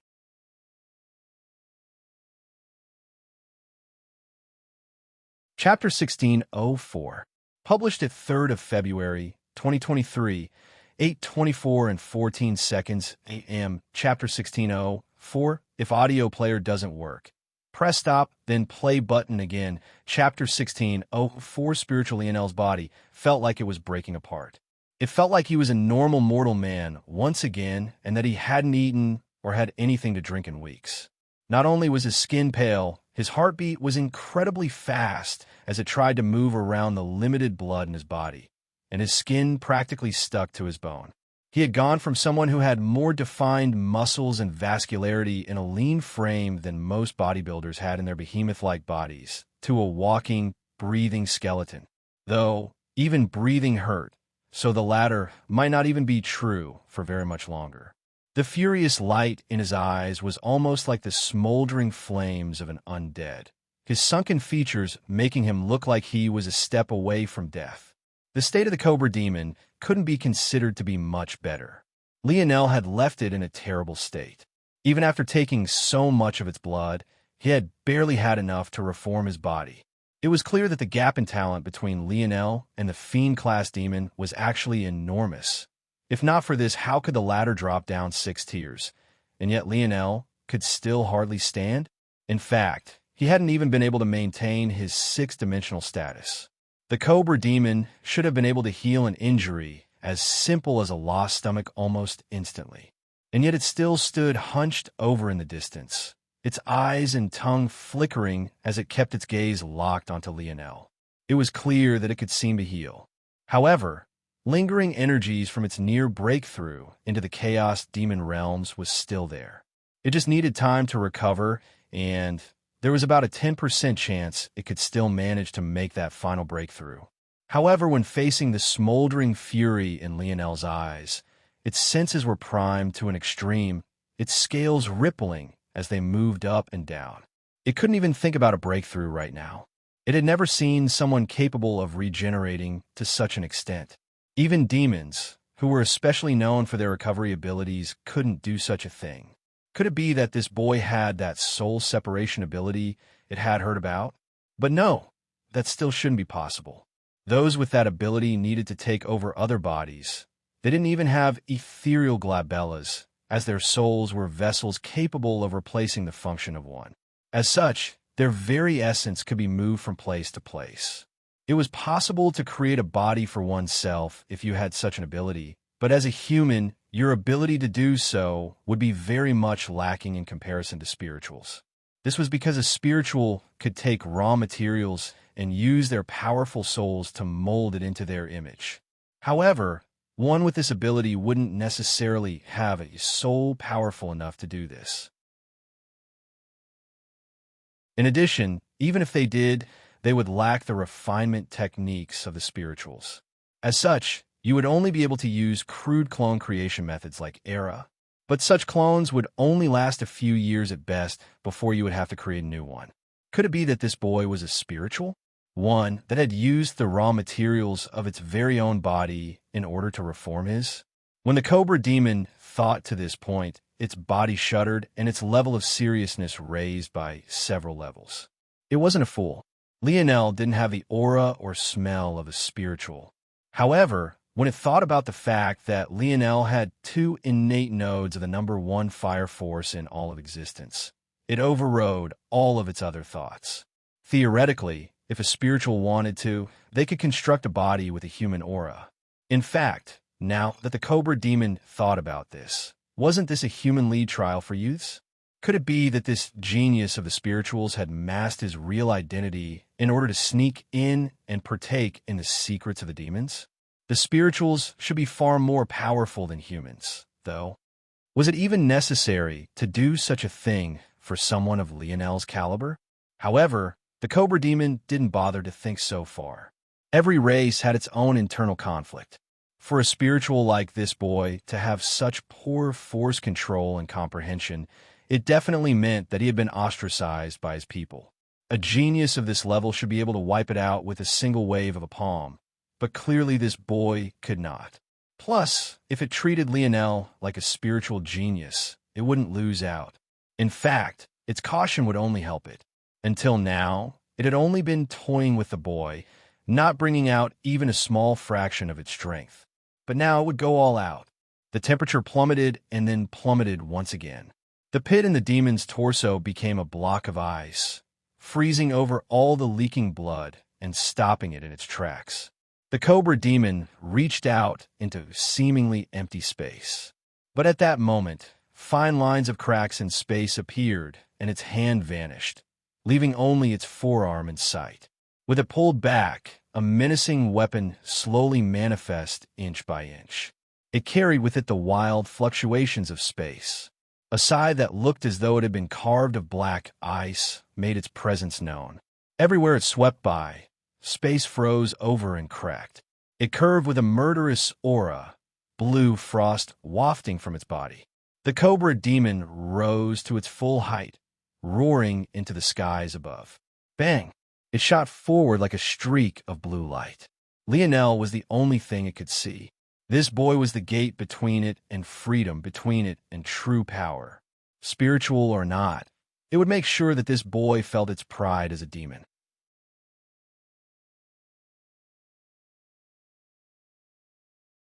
Chapter 1605. Published at 3rd of February, 2023, 8:24 and 14 seconds AM. Chapter 1605. If audio player doesn't work, press stop then play button again. Chapter 1605. Demon, Blood. The Cobra Demon appeared before Lionel in the blink of an eye. The smoldering fire within the latter's eyes as sharp as blades. Lionel took a step to the side, dodging out of the way of the blade. He felt like he could finally see again. The slush's mind had been waiting through his nowhere in sight. No, it was still there. It was just far less capable of affecting him any longer. He could finally think like himself, finally calculate like himself, finally make the world dance in the palm of his hand like himself. A spear appeared in his hand as the scythe sliced down a mere inch from his nose. He didn't have the strength to manifest his panda construct. His body was too weak to summon his bronze runes. He couldn't summon his stars. The pressure he had put on his mind previously to save Aina was far too much, and it only became worse after his soul separated from his body and lost its support. The only things that hadn't abandoned him was his ability index, his innate nodes, and this spear in his hand.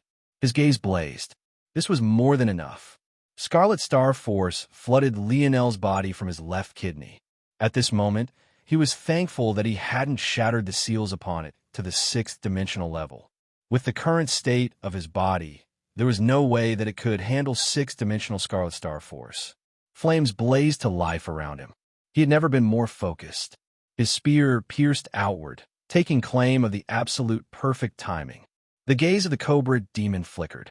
It was surprised by Lionel's sudden increase in reflexes. What happened? However, it didn't care. It had already approached with the utmost caution.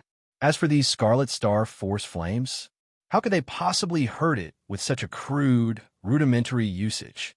The scythe of the Cobra Demon flipped in its palms, changing the direction of its blade and slicing toward Lionel's back despite the fact that the demon stood before him. The hook of the blade was fully prepared to cut Lionel at the waist, but the latter didn't even seem to notice in the slightest. Destruction runes flashed in Lionel's smoldering pupils, the blade of his own blade shifting and perfectly colliding with the polearm of the scythe. It looked like a completely useless action, but the small force was enough to carry a bit of extra momentum over to the scythe blade. The demon's original strike had been a downward swing, so now it was actually pulling its scythe upward to deal Lionel a blow. Lionel's sudden and unpredictable actions caused the demon to overshoot, the hook of its scythe just barely grazing the tips of his hair. The demon faltered in its step backward, not having received the resistance it had expected from slicing through Lionel's waist. Due to its caution, it had actually expected Lionel to be able to block this attack, somehow, some way, but what it hadn't expected was for destruction runes to flash in Lionel's eyes for a mere parrying maneuver. Lionel was already moving forward. His spear spun in his hand, a wheel of flames forming as he used a technique he hadn't in a very long time. Infernal Cyclone. All he could do now was use these simple techniques he had gained from Valiant Heart Mountain, but in his eyes, they would be more than enough.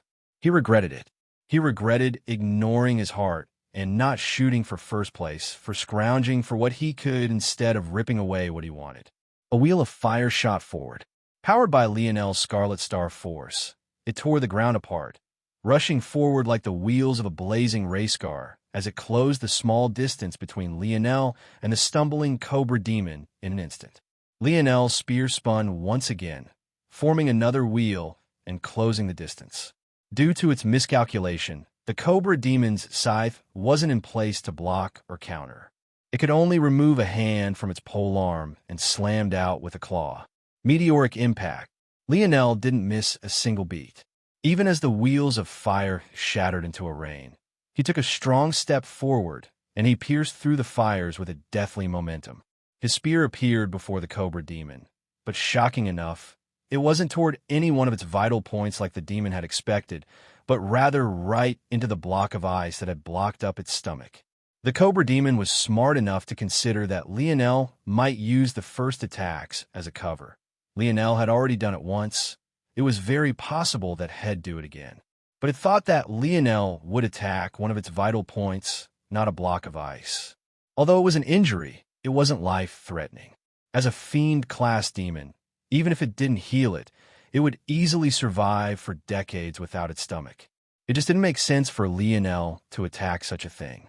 The tip of Lionel's spear barely pierced the ice. However, this was where the effects of meteoric impact activated. Bang!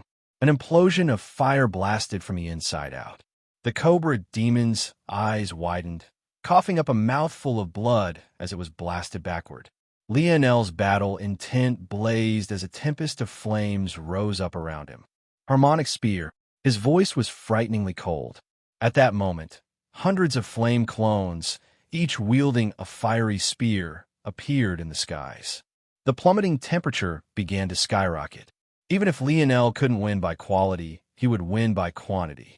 He still couldn't understand how this Cobra Demon was so powerful, even using spatial abilities when it clearly didn't have such an affinity, but none of that mattered. All he wanted right now was for his blade to taste blood. Demon blood. His clones all pierced out at once.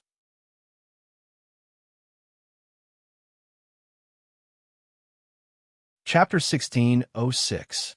Published at 3rd of February, 2023, 8:24 and 14 seconds AM. Chapter 1606. If audio player doesn't work, press stop then play button again. Chapter 1606. Chaos Demon. The Cobra Demon's body rebounded against the barrier, even as Lionel's clones all pierced forward at once.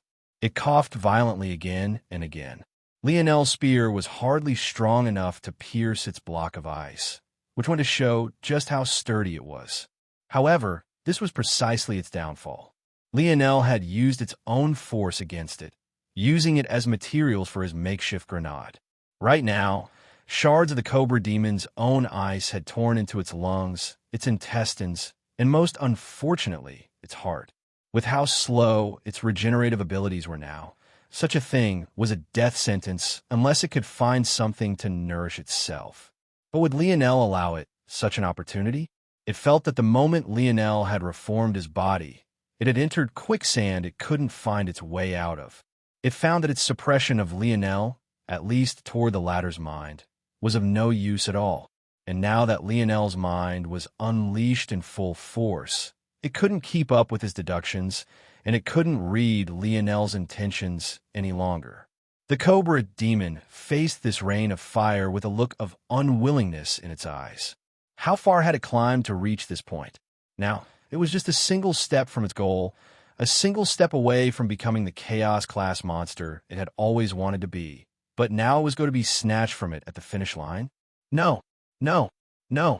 The neck of the Cobra Demon flared, its mouth opening wide. It pushed itself up, a wild mist of frost billowing around it. Die, die, die. Lionel's clones shattered one after another. The dissipation of one leading to a large impact on the Cobra Demon's wild flurry of force. However, Lionel's expression only remained as cold as ever. When it came to stamina, none could match up to an innate node holder, never mind the state the demon was in. This demon was only hastening its death.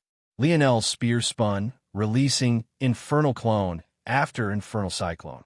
Bright red-gold wheels shot through the dull ground, grinding the Cobra Demon down step by step. His spear pierced outward. If he could also use Vanishing Blade, he could have already ended this battle. But it was impossible for him to manipulate space in his current state, especially not with the crude methods of a technique of Valiant Heart Mountain. Bang, bang, bang, roar. The Cobra Demon ignored everything, not even protecting itself, as it started a mad charge toward Lionel. Although it had seemed that it could casually deal with Scarlet Star Force, that was all. The Cobra Demon controlled a mere top 30 water force at the 6th dimension, while Lionel controlled the number 1 fire force at the 5th dimension. The former was able to use its expert control and understanding of its force to make the latter seem useless, but as it ran out of stamina, it became harder and harder. So it ignored everything, conserving what was left of its stamina to charge through Lionel's wall of fire. By the time it came out of the other side, it was nothing but a blazing humanoid, its scales, body, and flesh quickly charring under in the inferno. It swiped at Lionel with its scythe. However, Lionel only flicked out with his spear. Crack! In its madness, the Cobra Demon had forgotten what its scythe was formed out of. Now that it had abandoned all forms of protection, how could the scythe continue to maintain its structural integrity? The shards of ice sparkled as they fell through the air. Time seemed slow, the rain of ice twinkling beneath the raging red-gold flames as Lionel's spear continued its forward sweep, piercing right through the demon's heart. With its scales quickly being destroyed, how could its defenses still be the same? The Cobra Demon fell to its knees before Lionel, blazing in a pillar of fire. Its head raised, laughing into the skies. All that effort, tens of thousands of years, countless battles, all to fall here. However, at the very least, this vile human wouldn't gain its body. It would rather burn to ash right here in a final blaze of glory. Just as it was about to fall, though, Lionel reached through the flames and grabbed its neck, squeezing down hard. He looked down at the Cobra Demon, meeting its gaze through the raging fires.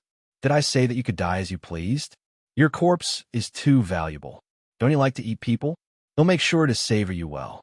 The flames that the Cobra Demon found to be impossible to deal with any longer suddenly vanished into wisps of smoke as though they had never been there, leaving behind a half-dead, charred demon. As the final embers of its life flickered out, the Cobra Demon couldn't pull its gaze away from Lionel's. Just which of them was the demon, exactly? Standing there, as sickly as could be, with barely the strength to even stand, Lionel still somehow felt like a monster it shouldn't have dared to stand against. At that moment, outside the battlegrounds of Top 10 versus Demon, the sound of shrieking resounded through the demon world. By this point, 9 of the top 10 had already exited, leaving Lionel as the only one left. 2 of these top 3 had joined up with Thela, as they were members of the Endless Twilight Pavilion. However, right this moment, all 3 were in a bloody mess. Their clothes were shredded to pieces, their tender bodies an unrecognizable, bloodied mess, and all of their lofty arrogance had shrunk to nearly nothing. Demon, Thela shrieked. You're not a blood sovereign. You're a demon. Demon. Demon.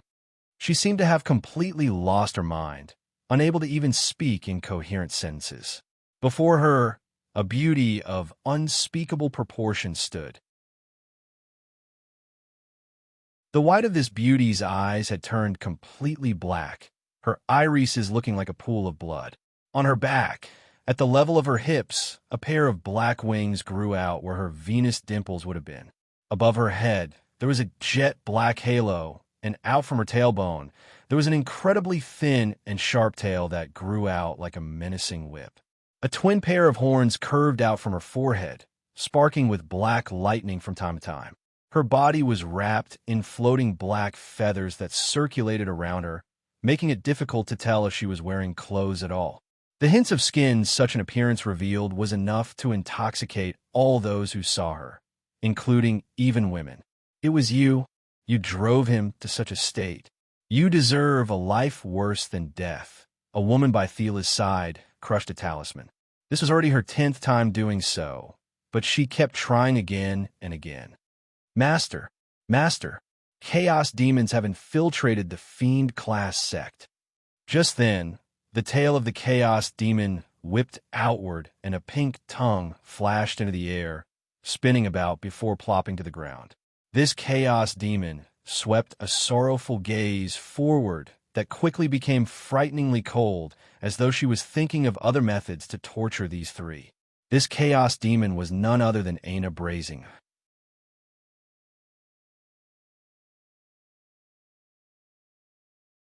Chapter 1607, published at 6th of February, 2023, 7:46 and 15 seconds a.m. Chapter 1607. If audio player doesn't work, press stop, then play button again. Chapter 1607, LSLTU. Lionel fell out of the air, landing on the ground with a stumble. His lungs felt like they were filled with sand at this point. If it wasn't because he had a decent amount of strength in his healthy form, he wouldn't have nearly enough energy left in this state to drag around a fiend-class demon. Lionel's gaze turned in a certain direction. Over there, a huge pillar of baleful lights swirling in crimson and black, swirling like a cyclone. The aura was more powerful than anything he had experienced before in this demon world, so much so that even in this state, he could feel it. It had to be understood that right now, Lionel's couldn't even use his internal sight properly, at least not to his normal exaggerated ranges. When he fought the Cobra Demon, he had focused all the Dream Force stamina he had left in his ability index so that he would be able to calculate a path to victory, and that he did. But right now, since he didn't need to fuel his ability index to its very peak, he was able to use his internal sight to a small extent. But even then, it was just barely in a 100-meter radius.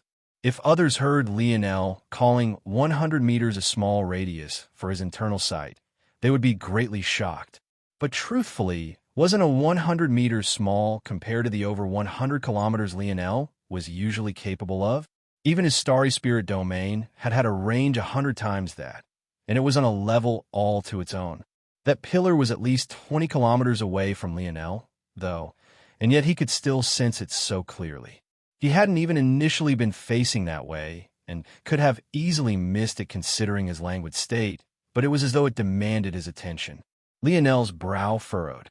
This aura wasn't one he recognized, but the coercion laced through it was something he had only ever felt from Aina.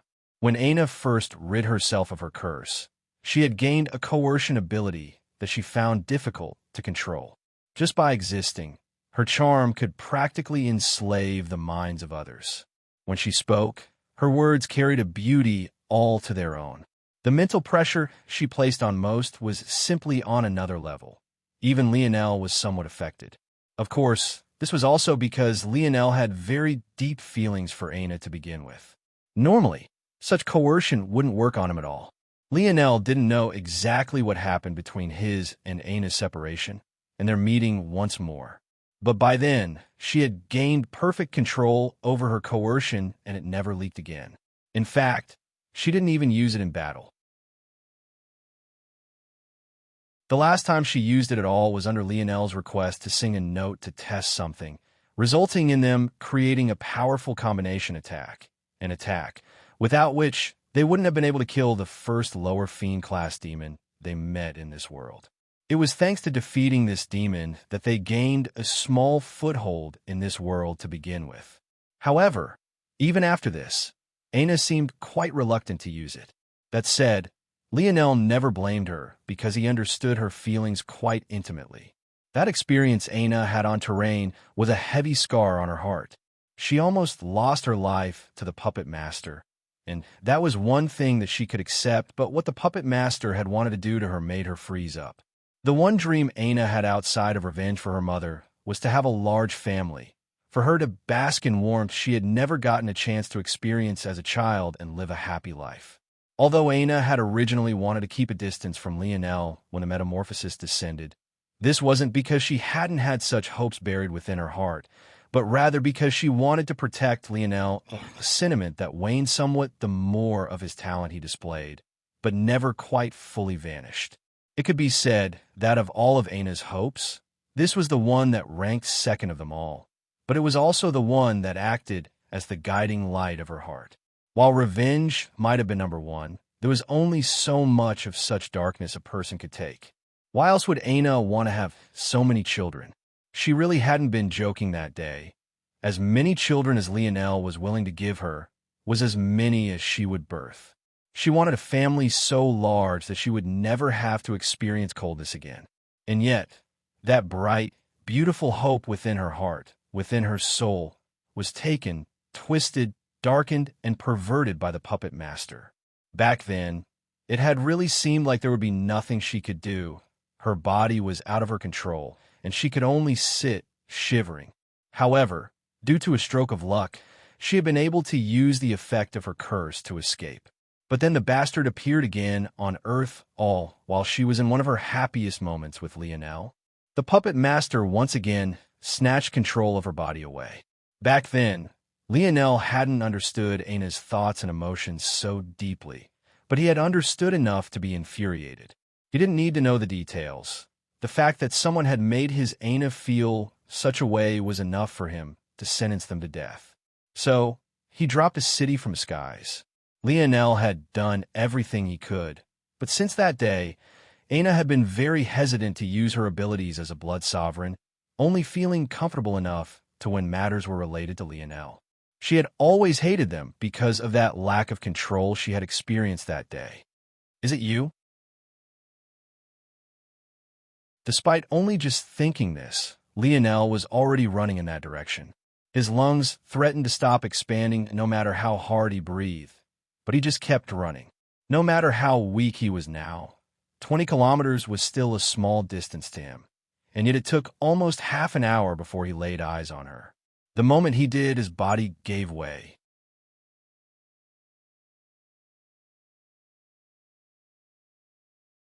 Chapter 1608.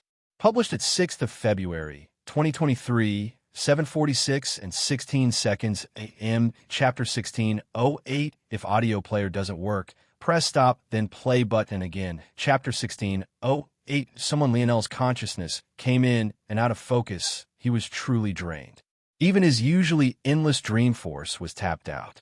The process of fully separating his soul from his body was definitely incredibly taxing, and it felt even much like something that shouldn't have happened at all.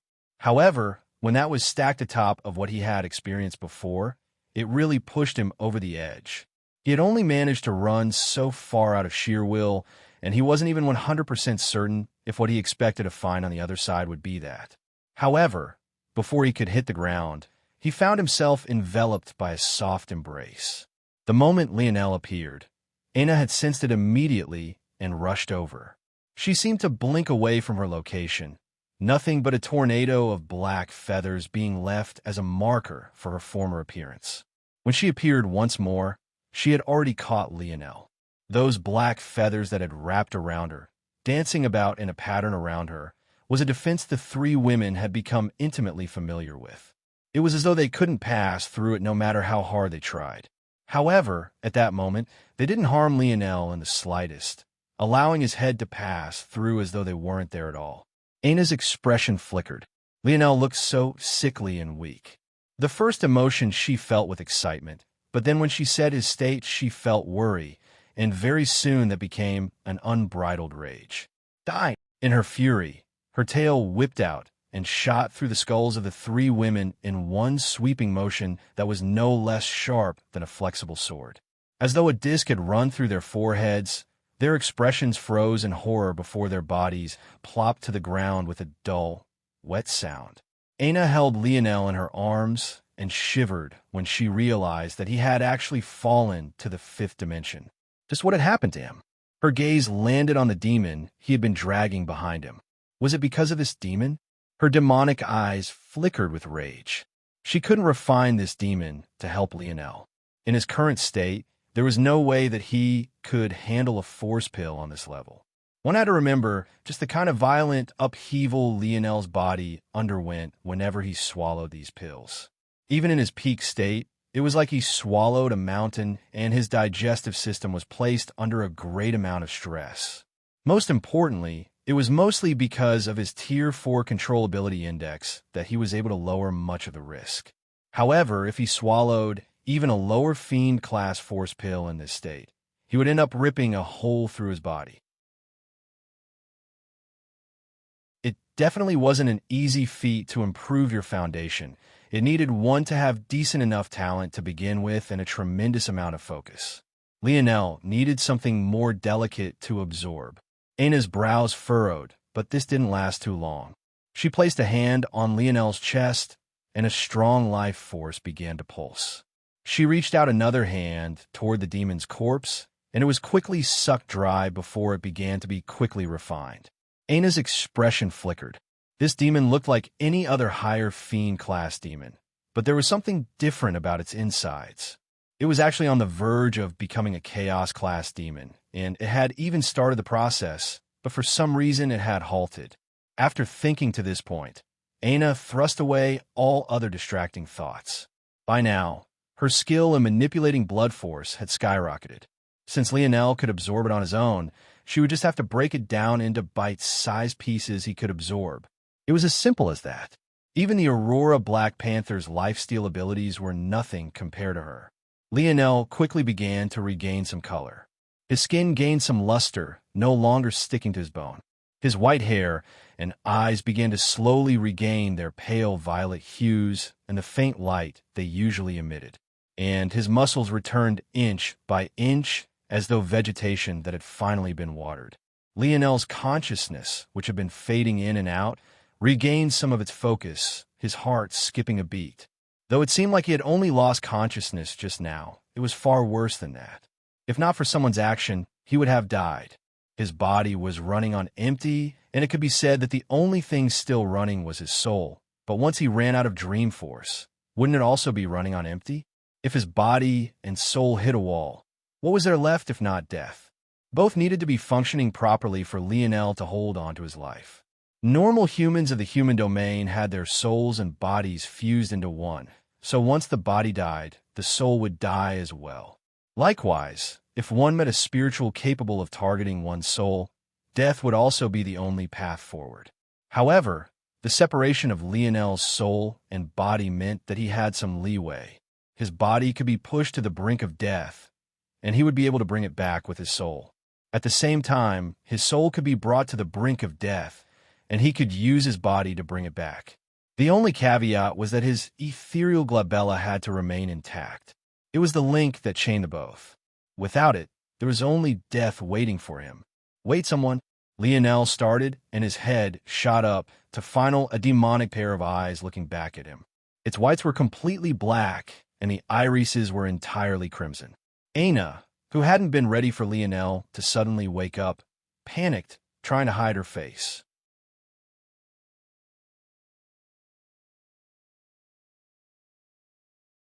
Chapter 1609, published at 6th of February, 2023, 7:46 and 16 seconds a.m. Chapter 1609, if audio player doesn't work. Press stop, then play button again. Chapter 1609 became. Lionel blinked. He looked Anna up and down, his gaze not giving much of his thoughts away. Horns? Black halo? Wings at waist level? A tail? Black feather tornado in place of clothes? Big, really big, soft breasts. Wait, those had already been there before. Lionel's gaze sparkled. First a vampire girlfriend, now a succubus girlfriend? Raj would be jealous enough to jump off the nearest cliff. Lionel laughed so hard that his voice boomed across the skies, much of his power seemingly having returned to his body. He almost immediately began to play with Anna's wings and tail, just to make sure they were real and that he wasn't dreaming. How had he hit such a jackpot? As for Anna's embarrassment, he couldn't even be bothered with it. Funny enough, the first time Lionel learned that Anna could absorb the blood of others, she had reacted like this as well, scared of how he would take it. Clearly, she hadn't learned her lesson. Lionel had two loves in life: cool uniforms and monster girls. He could already envision Raj's furious howl at the unfairness of it all. Anna squirmed, moving her hands from her face. Her wings and tail were exceptionally powerful in battle, but when Lionel touched them like that, it made her feel odd sorts of stimulation she had never experienced before. Quickly, she retracted it all, running away from Lionel's touch. At that moment, The black feathers rotating around her and hiding much of her decency shrank and latched onto her skin, becoming a gorgeous black full body armor that glided down the grace of her curves. If one looked closely, it almost looked as though she had forged this full-body, flexible armor out of the scales of a mighty black dragon. Seeing Aina's tail, wings, and horn all disappear at once, Lionel practically pouted. "There should be laws against this kind of thing," he mumbled. Aina was truly speechless when she heard this, but she couldn't help but break out into a smile. As expected, the one who always made her feel the most comfortable in her skin was Lionel. Whether her face was scared, whether she could drink blood, whether she quite literally became a demon, he didn't even seem to care, nor did he ask how any of it had happened. He just continued to have that same childish grin on his face. If not for the crossroads they had reached those years ago, just how deep would their relationship be right now? She simply couldn't see herself with any other man. "Stop playing around. I haven't finished healing you yet."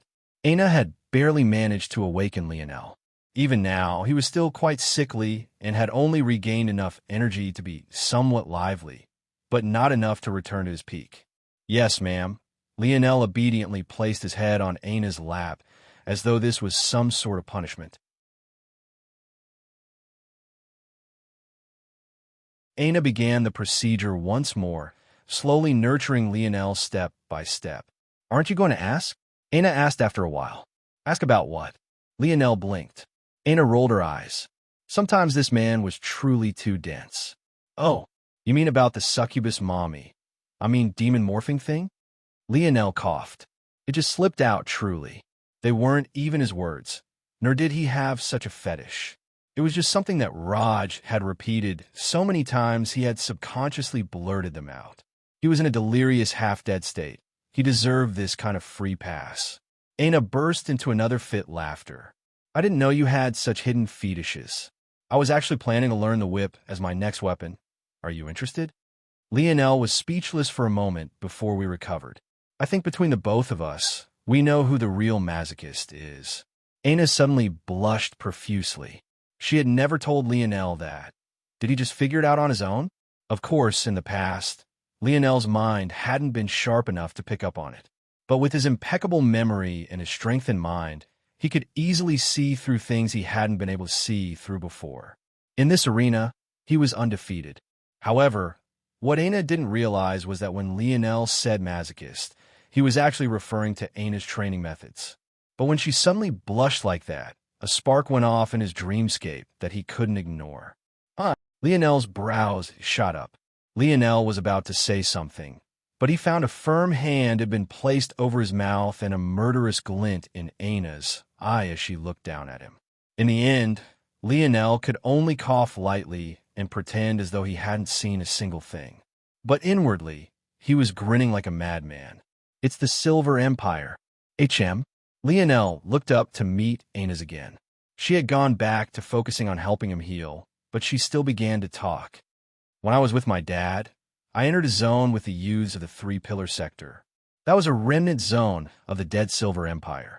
It was incredibly dangerous and very distorted, and we almost died.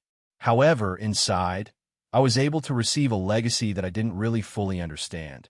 When I was meditating on the Blood Sovereign Gold Tablet, though, I finally made a breakthrough, and I understood something. The things that had confused me about the original legacy finally made sense, and it all clicked. When I took the legacy out to confirm, I realized that I was underground and you weren't there anymore. But when I broke out from the earth to try and find you, the legacy began to frenziedly absorb the anarchic force in this demon world, and it resonated with something within me. I hadn't expected it to happen, because according to the legacy, it was exceptionally tyrannical and should have been difficult to grasp, even with my comprehension. But something triggered that made it all happen automatically. Before I could understand what happened, my body had completely changed, and the first genius I ran into here ran away screaming. That ID become a chaos demon. Lionel fell into silence. The Silver Empire.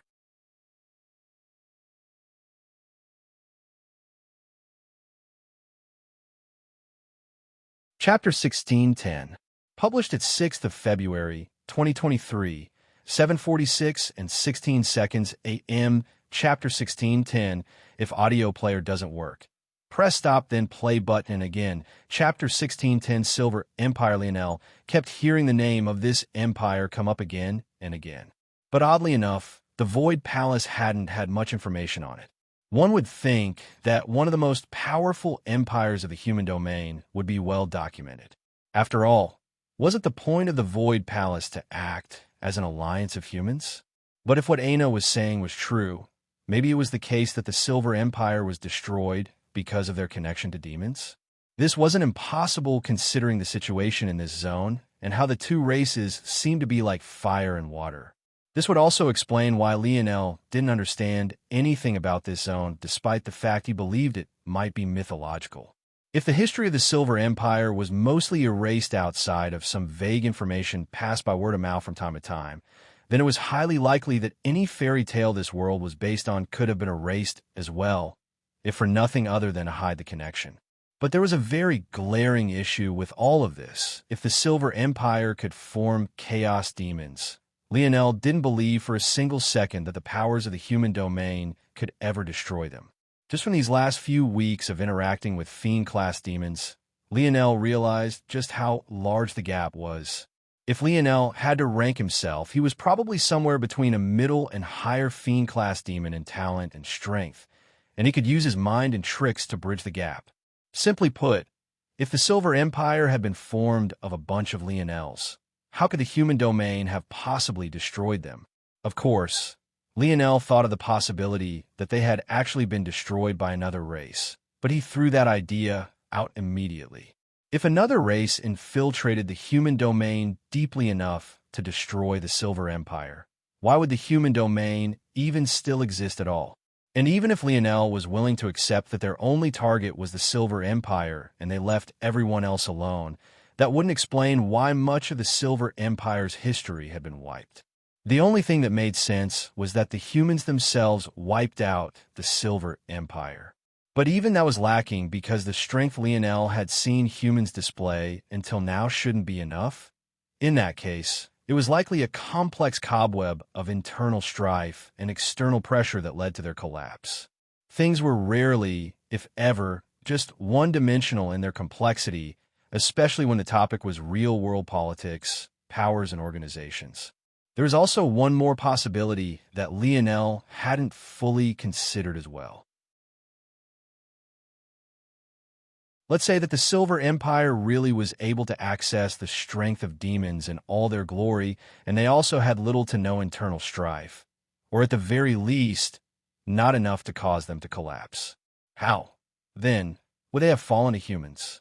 It's very much possible that the core difference here isn't in being a demon, but rather force manipulation. Lionel's gaze flashed a possibility coming to him. Why was it that he struggled so much against the Cobra demon? Of course, that demon was very physically strong, but what really set it apart was its magnificent use of force. It took a fairly ordinary force and turned it into an insurmountable mountain Lionel couldn't even climb. Thankfully, dying had been the catalyst for Lionel's soul to separate from his body, resulting in his mind gaining a boost that made him immune to the demon suppression of it. But that was ultimately the largest issue by far. From what Lionel had seen, though, the human domain didn't have such force manipulation abilities at all. Could it be, then, that the demons of the Silver Empire hadn't been as towering and undefeatable as the demons in this zone? If that was the case, things would make a little bit more sense, and the humans might have been able to destroy the Silver Empire given enough willingness to sacrifice. There was a very easy method of telling, though. Lionel didn't really have to guess. "How powerful are you now?" Lionel asked. Considering Aina had killed those three, including Thela, who Lionel couldn't do anything against, her strength should be very great. "Don't overestimate me too much," Aina laughed lightly. "I might have killed those three, but the truth is that there was a huge battle royale that broke out before you returned." "Oh, yes. A lot of the top 10 came out in quick succession. The gap between them was very small. So, obviously, Those that lost out wanted to fight for the chance they lost out on. There was a huge battle in the center of the world, and they all ended up heavily injured. Half of those injuries on them weren't even caused by me to begin with. They caught sight of me afterward when the fighting was finished. They thought the gap was large enough that they didn't have to worry about their injuries, but luckily they were wrong. Right now, I probably just caught up to you again. I didn't have enough time to meditate on the gold tablet anymore, but there should be a lot of room to improve. I've noticed that this world has a very unique method of using force that I still can't quite understand. Do you? Lionel fell into silence hearing this question. First, Aina's words confirmed that she, and likely the Silver Empire, were unable to pull out the greatest strength of their demon bodies. That leaves a path for the humans to kill them. But secondly, it seemed that she had noticed what he had as well. I've been thinking about that too, and I think I probably have an answer, but it's really complicated. I'm not quite sure how to take the first step, but if I were to explain it as simply as possible, why are weapon forces the only ones that can evolve? It's likely that all forces have an evolution path.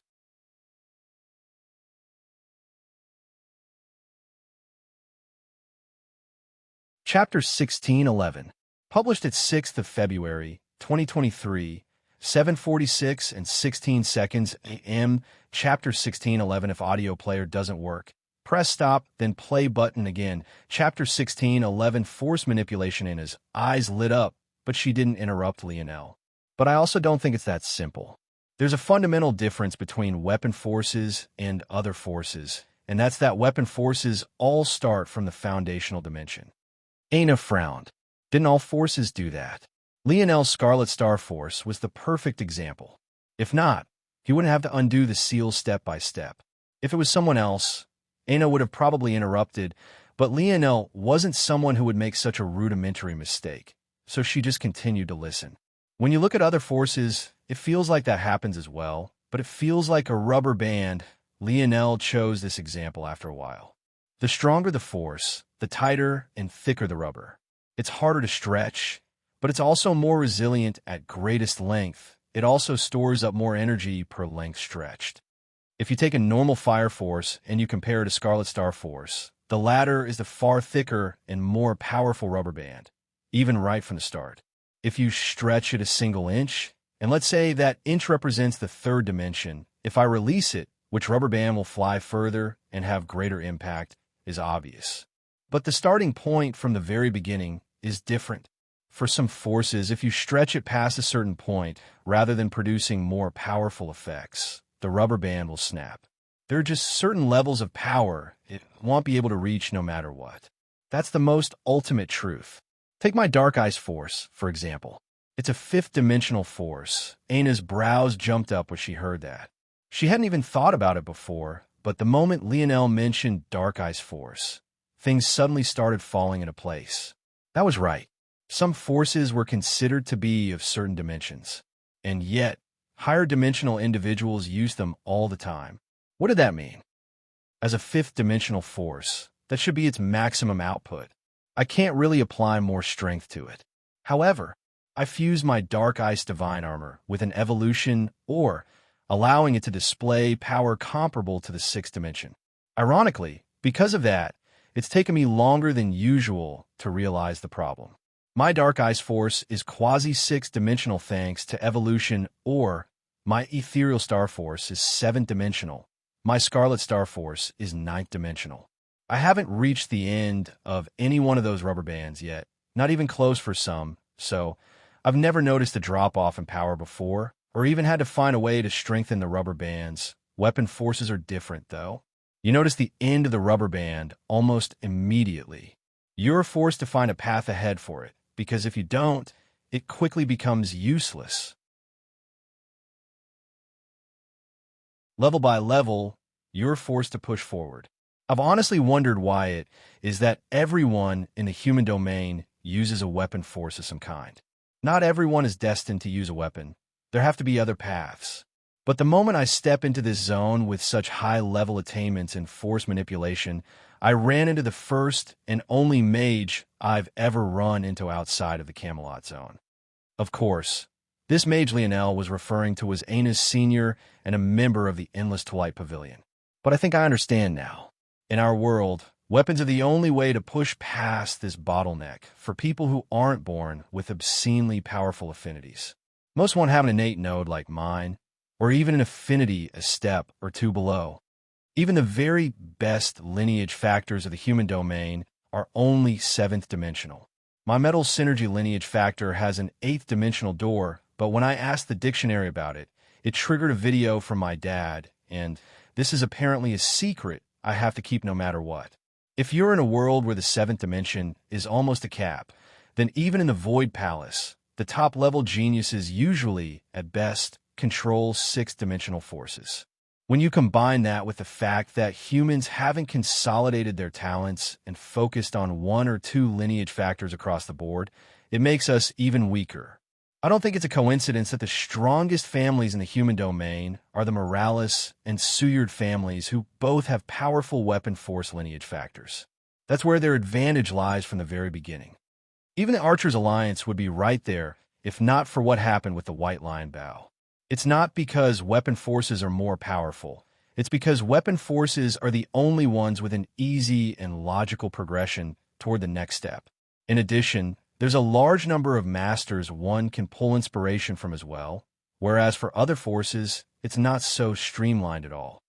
This should also be another reason why humans are so weak compared to the other races. And if I'm correct, this is indeed a mythological zone. But rather than displaying the use of a normal magic system, this one is a layer deeper than normal, displaying, instead, a universal method of manipulating and using forces of all kinds.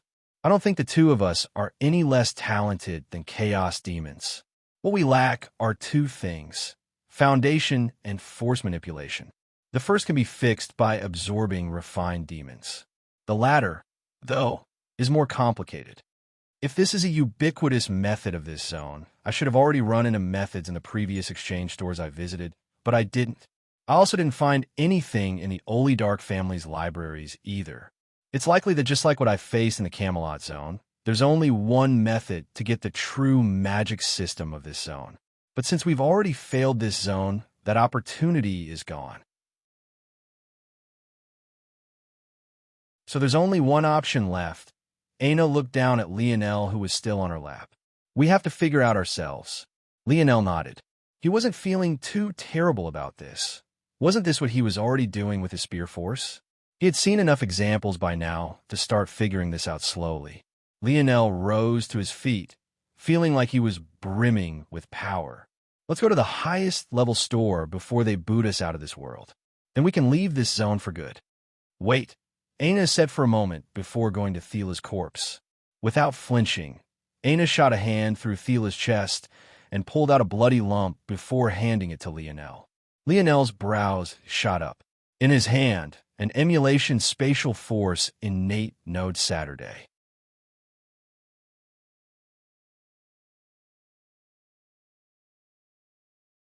Chapter 1612. Published at 6th of February, 2023, 7:46 and 16 seconds a.m. Chapter 1612. If audio player doesn't work, press stop, then play button again. Chapter 1612. Absolute necessity. Lionel's heart skipped a beat when he saw what it was, but he also smiled bitterly inwardly. He hadn't even caught the faintest inkling that Thila had an innate node. This meant that against him, she couldn't even be bothered to use it. It seemed that even though it seemed as though she had been going all out, her pride since caused her to hold back somewhat, it was this very same Thila that was only ranked 13th and even ended up losing when she ganged up on the others with her 2 seniors. It was quite difficult to accept, even if this was a zone based on a fairy tale like Lionel speculated. In the end, Lionel sighed. Fusing with innate nodes is too much of a crapshoot. Even after decades, Miguel couldn't even use a fraction of mine properly. I doubt this innate node will be very helpful to me, Lionel said lightly. Still, it suits you far better than it does me. Anyone who tries to fuse with a dream force innate node like that one, without the affinity, would be asking to suffer. Lionel nodded lightly. That much was true. The only reason Miguel had even been able to make some use of his innate node was because he had high light and Star Force affinity to begin with, and he had the help of the bronze tablet to further help him and improve said light affinity. In addition, Miguel's ability index allowed him to devour and improve his affinities. So with innate light and star force affinity, he just needed to focus on improving his fire force affinity. By then, it wasn't impossible for him to make good use of Lionel's innate node. In fact, now that Lionel thought about it, Miguel's use of his Scarlet Star Force was actually still far beyond his own. According to what he knew, Miguel had spent a very long time at the peak of the fifth dimension. Since he had no other methods to improve, he focused everything on improving his lineage factor and studying his innate node. The result of that was quite magical. Even in the fifth dimension, he was able to kill the patriarch of the Viola who had been nearing the peak of the sixth dimension with a single strike. This was something even the current Lionel wasn't entirely certain he could accomplish. Back then, Miguel hadn't even circulated Scarlet Star Force. He simply sent out a sword strike. In fact, it wasn't even in his strongest state. Back then, he had used his flexible sword, but his strongest weapon was a heavy sword. In addition, he hadn't revealed his white stone elephant lineage factor either. And yet, he was able to display so much strength. It was clear that Miguel's years of meditation on Lionel's innate node had yielded some excellent benefits. If not for Lionel taking his innate node and severing his path forward, it was hard to tell just how powerful Miguel would be now. Lionel sighed. He actually felt quite bad about that looking back. Back then, he was still furious about a number of things, so although he did see Miguel's perspective, he still didn't care to cater to it too much. It could be said that his mind was still in quite some disarray. No, I still am too immature. Lionel looked up into the skies, clutching the innate node. Lionel, are you okay? Aina seemed to notice that something was off.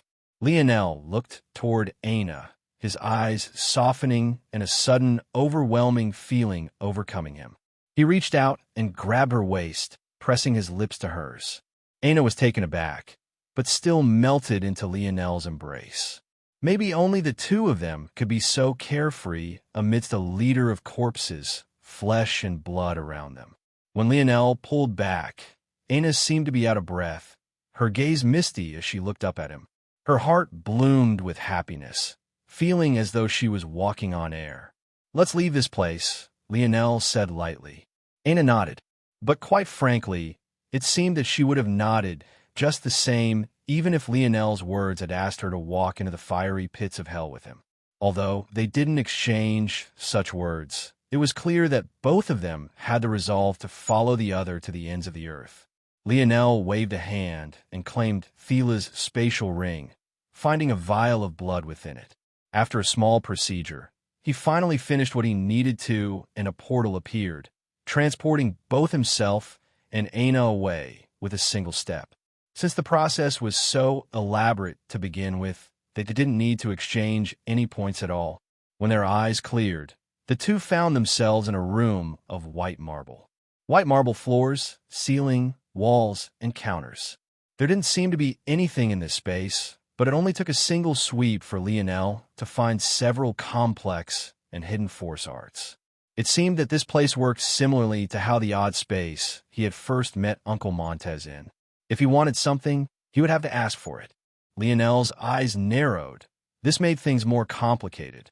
It would be easy to miss out on things like this. That would be unfortunate. He had already birthed a certain phobia of missing out on things ever since he stepped into the dimensional verse. However, with this thought in mind, Lionel's gaze only sharpened.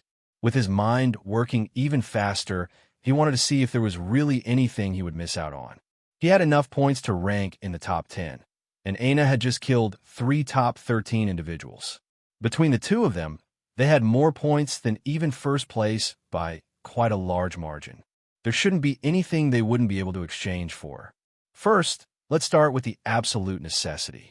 After that, we'll go through all the things we need one by one, and if we run out of demon points, we'll order them priority and only by the top of the list first. Lionel nodded to himself and spoke. "Show me all of your 7th star spatial force ores with extremely stable chemical structures and sturdiness.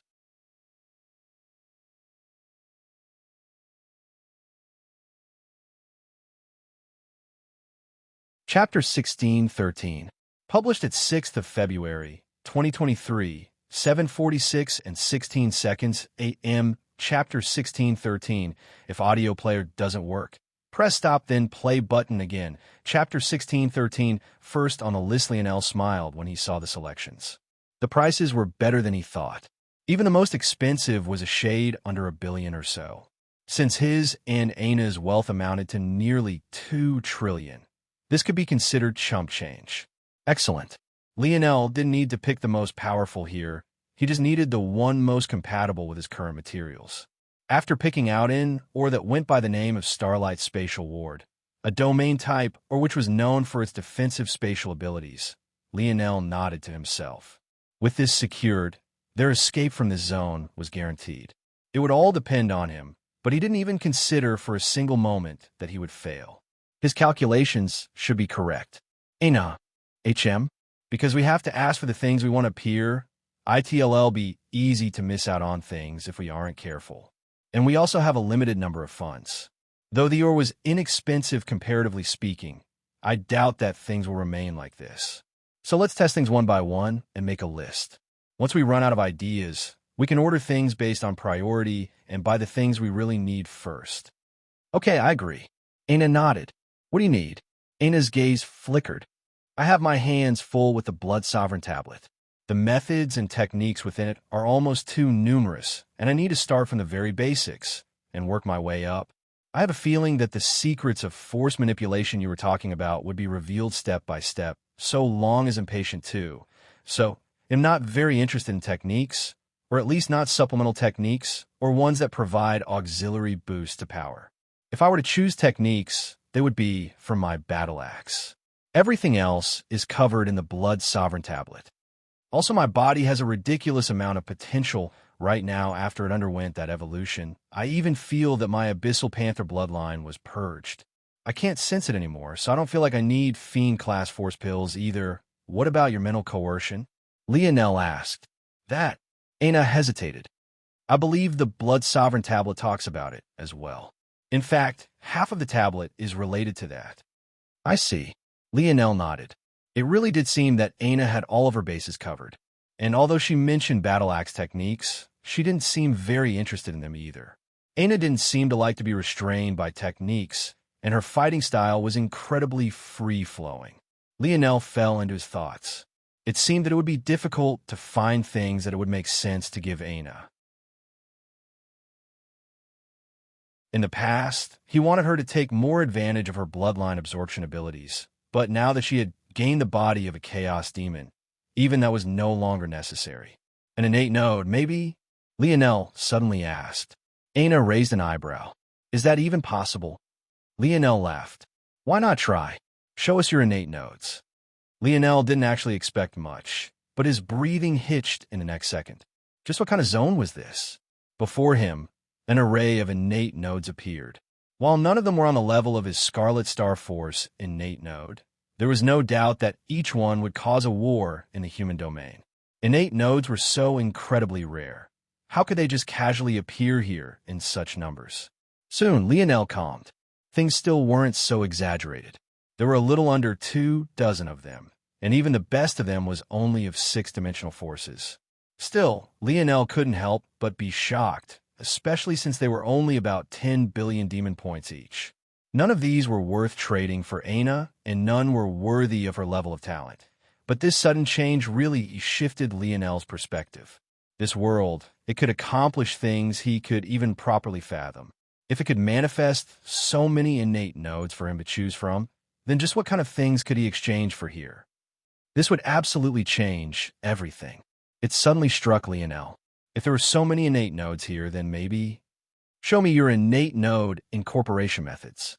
Lionel waited, staring daggers at the counters of marble, and just as expected, the lights began to flash one by one. They really do exist, Lionel whispered, turning his gaze to Anna. The two looked toward one another and smiled. It seemed that there were truly higher-level methods of fusing with innate nodes that existed. This meant that Thila's innate node wouldn't have to go to waste. In addition, if Lionel ran into any enemies with innate nodes in the future, he would be able to pass them along to his brothers and friends. The prices of these methods made Lionel's heart ache somewhat, though. While he didn't have to pick the most expensive of the others, when it came to techniques, the more expensive, the higher quality it was. In this case, the most expensive one here was just over 100 billion. That was already a 20th of Lionel and Aina's wealth if they traded for it. Lionel shook his head and added it to a mental list. In all likelihood, he would definitely have to buy such a thing. Thila's innate node was truly too compatible with him. But if he casually fused with it like Miguel had with his own, then it would end up becoming a hindrance instead of a help. It had to be remembered that while Miguel had been a step away from the sixth dimension for so long, the innate node within him was still fourth dimensional. This showed the problem with a poor fusion method. All right, this can definitely be added to this list. What else?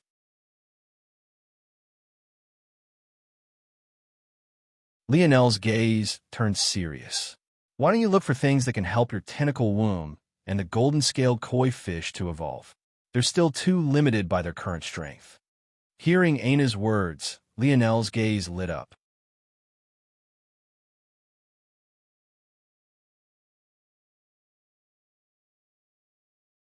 Chapter 1614.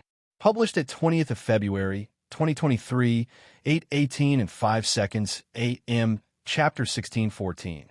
Gap if audio player doesn't work, press stop, then play button again indeed. The abilities of the tentacle womb and the golden scaled koi fish were astounding, but the limitations were too great. In order to garner real benefits from them, it would take decades, maybe even centuries of effort. If Lionel had the behemoth of the Morales family behind him, it would be easy to invest that kind of time. But if he wanted such a thing, he would first need to earn it, which would ironically require the help of the tentacle womb and golden-scaled koi fish to begin with. While Lionel was quite confident in his own power, the talent of the Morales family heirs wasn't to be looked down upon. Lionel felt that he should probably be able to contend with sector-ranked disciples now, but not all sector-ranked disciples were created equal, especially not sector-ranked disciples that were from the Morales family of all families. There was a reason the Morales family was considered to be maybe the strongest family of the human domain. To share both their lineage factors in one body was a testament to the fact you wielded great talent, and yet that was just the prerequisite to fight for the right to be an heir. In truth, had Lionel not improved his own strength so much, the gap might have been too large to even think of crossing. Now that he had, though, he finally stood a great chance. Even so, this was just the perspective of individual power. When it came to factions and backing, Lionel was even further behind than that. The majority of Lionel's brothers hadn't even been able to enter the Void Palace. His maternal family was a mere six-dimensional family, and the faction that he was still trying to build up with the Oryx and the Umbra family was still in an extremely fledgling state. The Oryx hadn't even really chosen to follow him yet, and he could only be considered to have the backing of one of their princes. And the Umbra family was far weaker than even the Luxniks, at least on the surface. It had to be remembered that the Umbra family was one that had broken away from the Three-Finger Cult, and they had the first stage of the dark half of Lionel's lineage factor, the Shadowtail lineage factor. The power they had should mostly be hidden since they had managed to run from the Three-Finger Cult, but this also meant that making use of them was a double-edged sword. To make matters worse, Lionel knew too little about how his cousins were faring. What was the depth of their strength? What trump cards did they hold? He didn't even really understand them. All he knew was that his first cousin, First Nova, had done him a favor by influencing the Void Senate. This meant that he had connections far loftier than Lionel could imagine. Then there was Fourth Nova, who had tied Aina to that contract. It seemed that Lionel had easily foiled him, but despite the fact Fourth Nova had had a year to make another move and did nothing, it made Lionel wonder if his true goal was really to poach away Aina at all. Lionel was right to worry about such things. There was still Second Nova, who had a ridiculously wide reconnaissance network that had managed to find out that Third Nova was scheming against the unfettered Blade Party to deal with the stalwart Polearm Party. And yet Lionel hadn't even detected Second Nova even once, nor did any of them know what Third Nova had been planning that day when he forced Lionel's batch into the Raypack's nest. Each one seemed more mysterious than the last, and even if Lionel felt confident in at least defeating some of them in one-on-one combat, what good was that in an air war that tested one in all aspects? Not to mention the fact that even he wouldn't say that he could defeat them all. Then there was still 5th and 6th Nova on top of that. The Void Palace had very few records on the Morales family's air wars, at least not in any real detail. However, the things they had described made it clear that the name war was not chosen lightly. When the Morales air wars began, it would sweep up the whole human domain. Just take the Valiant Heart Mountain organization as an example. An organization so far away and so many galaxies separated from the Morales family had actually participated as well. When things were looked at like this, Lionel was so far behind that it was hard to put in just a few words. So when he heard what Anus said, he nodded immediately. "Show me what you have to improve beasts." Lionel already had the silver tablet, so he had a shortcut to evolving the two of them. But he didn't allow this to cloud his judgment. He wanted to first understand what methods this world had so that he didn't bias the suggestions too much. But in choosing to do things this way, Lionel quickly realized that he had actually made his ask far too broad. There were too many things, and most of them didn't even have what he needed. Taking his time, Lionel asked question after question, narrowing down the list before him and making adjustments based on what appeared. Eventually, he came to a few solutions. The first was that refined demons were a viable option here. Much like refined demon force pills helped him in Aina, they would also be able to help here as well. The second option was the beast crystals of like beasts. This was an excellent option as well, especially when paired with the silver tablet. Usually, absorbing beast crystals only came with a percentage chance of receiving the effects you wanted, but the silver tablet made it guaranteed. This was how Lionel was able to give Gil his Crimson Lightning. The third option was fascinating as well, and it was the most complex. However, if it worked, its benefits would be the greatest, and that was to allow the tentacle womb and golden-scaled koi fish to form star runes.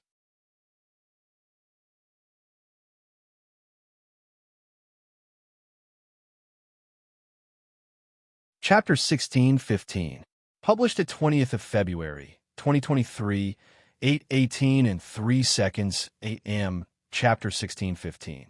Formation: if audio player doesn't work, press stop then play button again. The force manipulation abilities of this world had been at the forefront of Lionel's mind for a long while already, and he knew that if he wanted to reach the level of power he sought after, he would definitely have to grasp such abilities. Somehow, the further depth of comprehension one gained in this world, they seemed to be capable of displaying abilities further outside the realms their forces were usually constrained to. Lionel had a certain hypothesis, and he felt that it might be correct. Maybe the reason why it was possible to cross dimensional barriers to do battle at all was because his world hadn't grasped these abilities as they should. From the very beginning, Lionel had understood that dimensions weren't simple power levels. They were a qualitative change of being. A fourth-dimensional existence should be able to crush a third-dimensional existence, no matter how talented the latter was. That was what science said. However, the likes of Lionel and Aina always seemed capable of breaking these rules. Lionel didn't really understand why this was until something clicked. Why was it that even when his mind was in the seventh dimension, everyone saw him as a sixth-dimensional existence?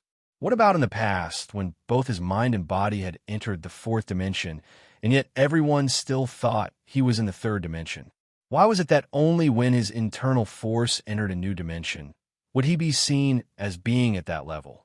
When you asked this question, then you thought about Lionel's hypothesis, and then you connected that with the force manipulation abilities of this zone, things began to slowly sink into place. One by one, force was the most important factor in one's strength, and the degree to which you could use it was what truly dictated what state of dimension you had reached. Regardless of how strong Lionel's mind or his body, all of the force he used was still firmly in the sixth dimension. Author's note: I think I forgot to write that Lionel recovered to the sixth dimension after absorbing the Cobra Demon, so just assume that happened. Forgive me, but when Lionel fought Thela and his mind worked slower than it should, or when he fought the Cobra Demon and his Scarlet Star Force felt even weaker than normal third-dimensional fires, why was that? Well, if you've thought about it, was that what true suppression between the dimensions should feel like? Wasn't that the despairing gap that should have always been there, and yet never had been? If it wasn't for the fact that Lionel was in the same dimension as Thela and the Cobra Demon, that despairing gap would have been even wider.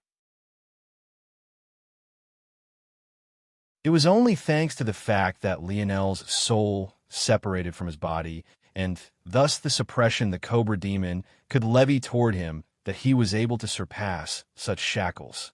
If he hadn't, he would have died. Well, he had died, actually. Upon realizing this, how could Lionel's thoughts not be constantly ruled by force manipulation and how to make use of it? And with Lionel's speed of thought, how could he not come up with countless potential hypotheses related to it? One of these hypotheses that he liked the most was that the secret to this force manipulation was tied to what this world valued the most: star runes. Lionel felt that his use and comprehension of star runes until this point was quite artificial, and it hadn't provided him as much of a boost to his prowess as he thought it should.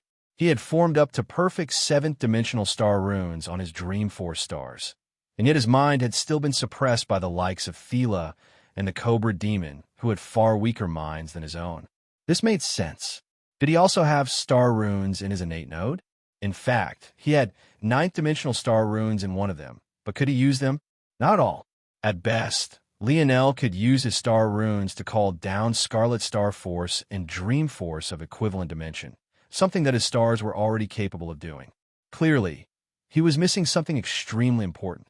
As such, he felt that there was a 91% probability that star runes held the secret that he was looking for. This confirms something I was thinking about, Lionel suddenly said. What's that? Lionel quickly explained his thoughts before continuing. The mantra should be a shortcut to understanding these secrets. Even though we can't get the full reward of this zone any longer, I think that if we stack up on these mantras, it'll only be a matter of time before we grasp the truth. Even with Lionel's Dream Force talent, he still needed the Dream Force mantra to form his star runes so quickly. If these mantras were able to focus the mind and aid in meditation to such an extent, it was likely that they were the key to connecting with star runes on a deeper, more meaningful level as well. Lionel already had the Dream Force mantra, and it only cost a few million demon points. Stacking up on a ton of mantras shouldn't be too expensive and should be quite easy. He could even get one of every kind so that when he passed down Dimensional Cleanse to everyone, they would be able to grasp these subtleties as well. It was just unfortunate that not everyone would be able to form 9 stars like he had, but he just had to take things one step at a time. Is it possible to teach to beasts, though? Aina asked. She hadn't forgotten that this was the main reason Lionel had gone down this rabbit hole. Yes, Lionel nodded. This force art right here, the Dream Star Gathering Beast formation, should do the trick.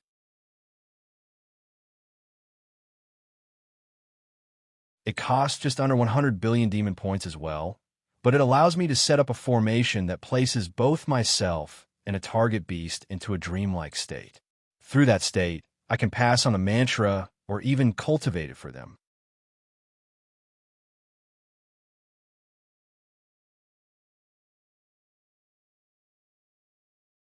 Chapter 1616, published at 20th of February, 2023, 8:18 and 1 second m. Chapter 1616. Sovereign, if audio player doesn't work, press stop then play button again. 100 billion? That's quite steep. Can't you do the same thing with your connection with them? Aina asked. Every beast and master had a connection between them. This formation just seemed like an unnecessary step.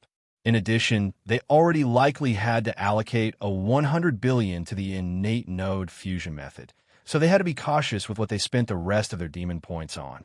There's a connection between beast and master. Yes, but it's quite vague. For example, I can't understand exactly what little black star is saying. I can only try to decipher it based on the emotions he's sending my way. Sending something as complicated as a mantra would be impossible. At the same time, the comprehension abilities of beasts are often based on their innate instincts. If I wanted them to learn a human-created technique like this one, it would be impossible. The only other way would be to have them naturally comprehend star runes on their own. But how could that be possible? Aina nodded slowly. Then what about the star runes themselves? How will they use star runes without stars? Will you teach them dimensional cleanse with this formation as well? No, I'm going to use a different method. According to this, it's possible to inscribe it directly onto their beast crystals. I just need to guide the process. Doing so will cause a qualitative change in their combat strength. Aina nodded again. She didn't really doubt Lionel. She just couldn't help but smile when he explained things. The path beasts took was inherently different from that of humans. For example, beasts were much more reliant on their ability indexes. Since we're on the topic of beasts, I should probably also try to find something that will help Little Black Star. He absorbed a Shadow Sovereign, so his ability index is much more powerful now than it was in the past, and before that he also absorbed Void Beast Blood. The little guy is already very powerful because of that, so there's really not much to do outside of helping him inscribe some Darkness Star runes on his Beast Crystal. Maybe ask about Shadow Sovereigns specifically, Aina said. Lionel nodded. That made sense. In fact, not that he thought about it. It would be good if they found out more about sovereigns in general. After asking and sifting through the items that appeared, Lionel was surprised to find that the root of sovereignty was actually in a domain. The shadow world of the shadow sovereigns, the spear domains of spear sovereigns, and blood domain of blood sovereigns. Being a sovereign meant having such an innate domain of your own, one that you could pull strength from whenever you wanted. Outside of this, though, the similarities between sovereigns mostly came to a stop, and each had their own methods of improving and their own uniqueness. For example, Shadow Sovereign could absorb other Shadow Sovereigns. Blood Sovereigns could absorb blood to change their very constitution. Spear Sovereigns made all spears useless before them, except in the face of another Spear Sovereign. The abilities were wide-ranging, and they manifested in different ways. The only thing linking them was dominion over a certain domain. Lionel didn't end up finding anything Blackstar absolutely had to have, but he learned a lot more about this enigmatic sovereign title he kept hearing so much about before moving on. Wait, Lionel's gaze flashed. Show me materials related to making sovereigns. It was a shot in the dark, but Lionel felt that it was possible. If he was correct, the Spear Domain Ring's real purpose was to create spear sovereigns. That was why that woman had mistaken him to be one. In addition, the abilities of a Shadow Sovereign seemed to be something you could pass along since they could be absorbed between them. Maybe if there was a catalyst, you could take the ability for yourself. Surprisingly, the shop really did have items of what Lionel needed. The first thing Lionel saw was a book called Path of the Spear. There are all sorts of books here named just like this, but for different weapons as well. They were too expensive, just tens of millions of demon points. Lionel concluded from this that these books weren't rare, but considering the fact there weren't spear sovereigns running around everywhere, it obviously wasn't a simple task, even if you had one. Just from their introduction, Lionel felt that they were far inferior to his spear domain heirloom in this respect. However, he still added them to the list because this systematic method of progression might contain secrets he could use to comprehend how to improve his other forces as well. In addition, they would help his brothers. Of course, he was also very interested in how to organically become a Baus sovereign as well. If there was anyone who could do it, he felt like he should probably be at the top of the list. After another scan, Lionel realized that there was nothing here about becoming a blood sovereign. It seemed that it was likely impossible to do so without being born one, or at the very least, they didn't have such methods here or they weren't willing to sell them. It also seemed, unfortunately, that this was also the case for Shadow Sovereignty. From the looks of it, only weapon sovereigns could be created, but even then, you needed great talent and affinity for the weapon to begin with. Still, Lionel was satisfied with adding those books to the list. He had a feeling that their comprehensive explanation of the path of weapons would be far better than anything he could find elsewhere.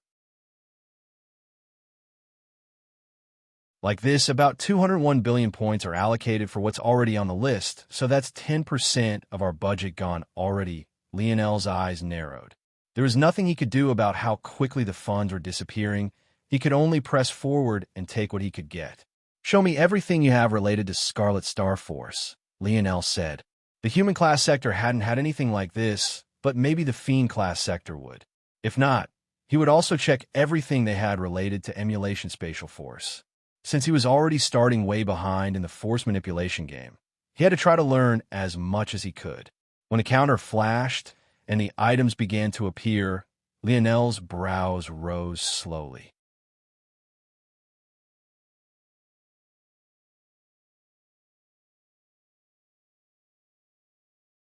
Chapter 1617, published at 20th of February, 2023, 8:18 a.m., Chapter 1617. First step: if audio player doesn't work, press stop, then play button again. Destruction Sovereign. It wasn't the largest item that appeared, but it was definitely the one that grasped Lionel's attention the very quickest. It was just a book, and it didn't even seem to be a technique. All it told was a story and nothing else. In fact, the cost wasn't even 1,000 demon points. Still, it grabbed his attention and didn't let go. Lionel bought it immediately, not minding the minuscule number of points. He just had to know exactly what it was. The price was minuscule, and the reading material was even smaller. With Lionel's thinking speed, even though his dream force hadn't quite recovered, his pace of reading was simply too quick. In no more than just a few minutes, he had scoured through it all, and his expression quickly became solemn. According to the book, there were two paths for those born with Scarlet Star Force. The first was to master it, and the second was to lose all rationale of who and what you were, becoming a harbinger of destruction. The title of Destruction Sovereign and Scarlet Star Innate Node Holder were one and the same. They were two fates tied into one. If Lionel had heard the words Anya spoke about him that day, he would have also come to understand exactly why she had chosen to say such a thing. It was only now that Lionel understood that the 100-year deadline Y-Star order had given him was no small joke. It wasn't just his life that was on the line, it may very well be the lives of everyone. What Lionel also couldn't help but wonder was exactly who knew about this and how many did. Because if they knew that such a thing would happen, would powers take precautions around him? Would they even try to deal with him before that happened? Lionel even had a feeling that the only reason he hadn't been taken control of like a savant and placed under lock and key was only because of who his father was. Anyone else would have been forced to suffer such a fate. Lionel took a breath and exhaled. Lionel looked over toward Aina, his gaze flickering. But in the end, he handed her the book, and her expression, too, became solemn. Luckily, Aina didn't know about Lionel's 100-year deadline, or else she might have reacted much more violently than she did now. In the end, Lionel could only chuckle. Everyone else got such useful sovereign abilities. Why was his so annoying? But it couldn't be helped. Just like Y-Star Order had said, when a force reached a certain level, it would gain certain dispositions. At such high dimensions, these dispositions would be no less intrinsic than the very chemical structure of an object. This, in and of itself, was the secret behind the life grade, and it was also what gave true state forces such power. It wasn't just about the energy behind the attack, but also the artistic conception of it. It was just as, if not more important. Who knows? Maybe the reason Aina wanted to have so many babies was only partly due to her past, and was also just as related to her title of Blood Sovereign. Someone else in Aina's shoes could have very easily decided to never have children so that their kids wouldn't have to experience what they had. It was a conclusion that was just as valid, and there was seemingly no real reason to choose one over the other, at least on the surface. Likewise, maybe the reason Little Black Star was so mischievous was because of his role as a Shadow Sovereign.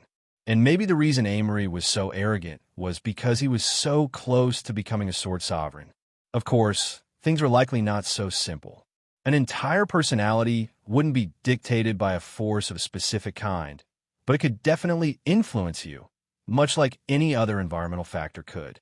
However, what would happen if you lost control of your true state force? Would it even be just a single environmental factor any longer?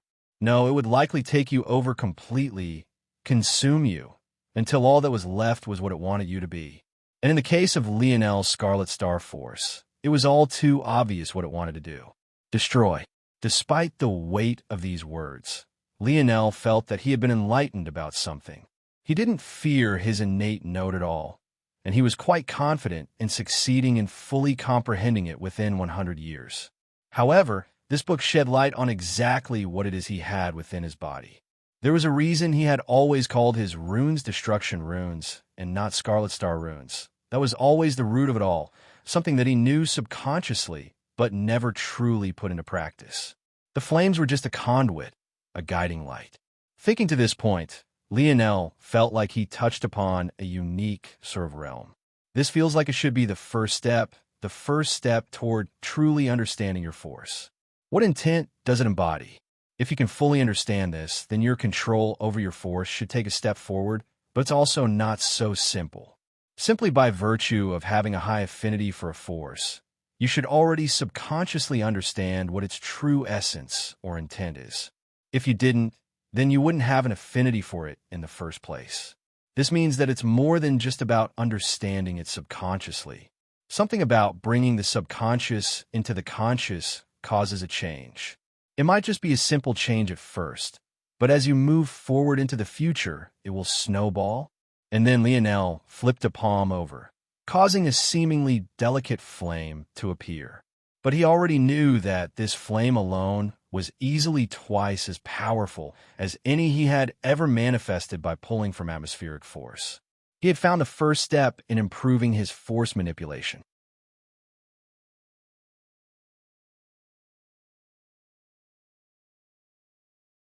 Chapter 1618, published at 20th of February, 2023, 8:17 and 59 seconds a.m., Chapter 1618. Mantras: if audio player doesn't work, press stop, then play button again. Lionel nodded to himself and spent some time explaining his thoughts to Aina. When she understood this, she too frowned. This would be especially difficult for Aina. That's because Aina was inherently an instinct-first kind of fighter. Too much of her strength was reliant on the subconscious. Bringing these things to a state of conscious thought would be many times more difficult for her. It's still not set in stone, Lionel said. I know too little about this, and there may very well be a different process depending on the force in question or even the person themselves. Aina nodded, falling into her own thoughts. As she did so, Lionel looked toward the other items related to his Scarlet Star Force. Unsurprisingly, a large majority of them were designed to defend against it. There was even a technique that boasted to have such strong defense that even Scarlet Star Force wouldn't be able to make a path through it. Lionel's eyes landed on a tattered sword. It had lost its tip, and it was cracked in several places, and yet it had a price tag of over 10 billion. Lionel wasn't a swordsman, so the weapon itself was meaningless to him. And, even if it had been a spear, his spear domain ring would have shattered it. He might have only had some interest if it was a bow or arrow, at least initially. But Lionel still gave it a second look for one simple reason. Why would a broken sword appear here? He got his answer the moment he read the description. According to what was here, this sword used to have a core formed by a small vein of Scarlet Star Force. Apparently, this vein shattered and ruined the integrity of the sword, making it incredibly weak. Now, it was barely as strong as a silver-grade weapon. The description was benign, but when Lionel read this, his brows shot up. This description seemed to imply that the sword was just fine despite having such a vein within it, and Lionel found that very difficult to accept. When Lionel tried forging with destruction runes, the weapon in question didn't even last a few seconds before disintegrating. But this sword had survived with a Scarlet Star vein inside of it. A force vein in this context was essentially a piece of force crystal. This meant that this sword had been able to conjure Scarlet Star Force and avoid damaging itself in the process. In its prime, it had been a life-grade item, but now it had been destroyed. Interesting, Lionel added the sword to the list. He had a feeling that if he studied it and dream sculpted it, he would be able to get a peek at exactly how the sword managed to retain its integrity. In addition to that, he might also find out some secrets that would help him deepen his understanding of his Scarlet Star Force and help him to further progress. Lionel swept his gaze over the items once more just to check if he would find anything interesting, and his eyes landed on a tattered beast cloth that made his eyes pop out of their sockets. This wasn't because of what was written on it, but rather the price tag. It was double the price of anything he had added to the list until now and sat at $200 billion. That would eat away another 10% of the funds the two of them had. So, it's a mantra fragment. I see. Lionel didn't expect the mantra fragment for Scarlet Star Force to be so absolutely ridiculous. It was just a small piece of it, and it only had the complete method for the 4th, 5th, and 6th dimensions, a level Lionel was already at. Yet it cost so much. Wouldn't he go bankrupt if it was the full thing? Lionel shook his head and began to go through his forces one by one and added the partial mantra to the very bottom of the list. It would be the easiest to ignore by far. Once he was done, he moved on to his other forces. He looked through the items for Dream Force, Emulation Spatial Force, Vital Star Force, Void Star Force, Aurora Star Force, and Ethereal Star Force. He found another fragment for Void Star Force, which also cost $200 billion, but this time Lionel knew he couldn't afford to miss out on it. He had his innate node for Scarlet Star Force, and although the mantras might hold the secret to force manipulation, there are simply too many other useful things here. His Void Star Force, though, didn't have an innate node he could rely upon. So although this was just the 4th, 5th, and 6th dimensional layers, it was far too useful to ignore. He added it to near the top of the list, but he was also prepared to give it up if it really came to it. As for the other forces, they were far cheaper, relatively anyway.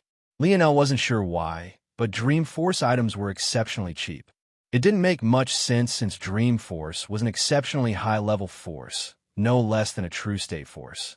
But for whatever reason, there were a large amount of items, and they were also inexpensive. The only unfortunate part was that most of them required one to be able to manifest Dream Force outside of their bodies, something Lionel could not do before. The good news was that Lionel should finally be able to do so, at least through his new Emulation Spatial Force innate node. In the end, though, most of the techniques here could have their function replaced by Lionel's ability to project his dream world. With Emulation Spatial Force and his dream world, he would finally be able to give his projections a real form. And with his high Dream Force affinity, he should be able to use it to a better degree than Thela, should he catch up with her force manipulation abilities. That is,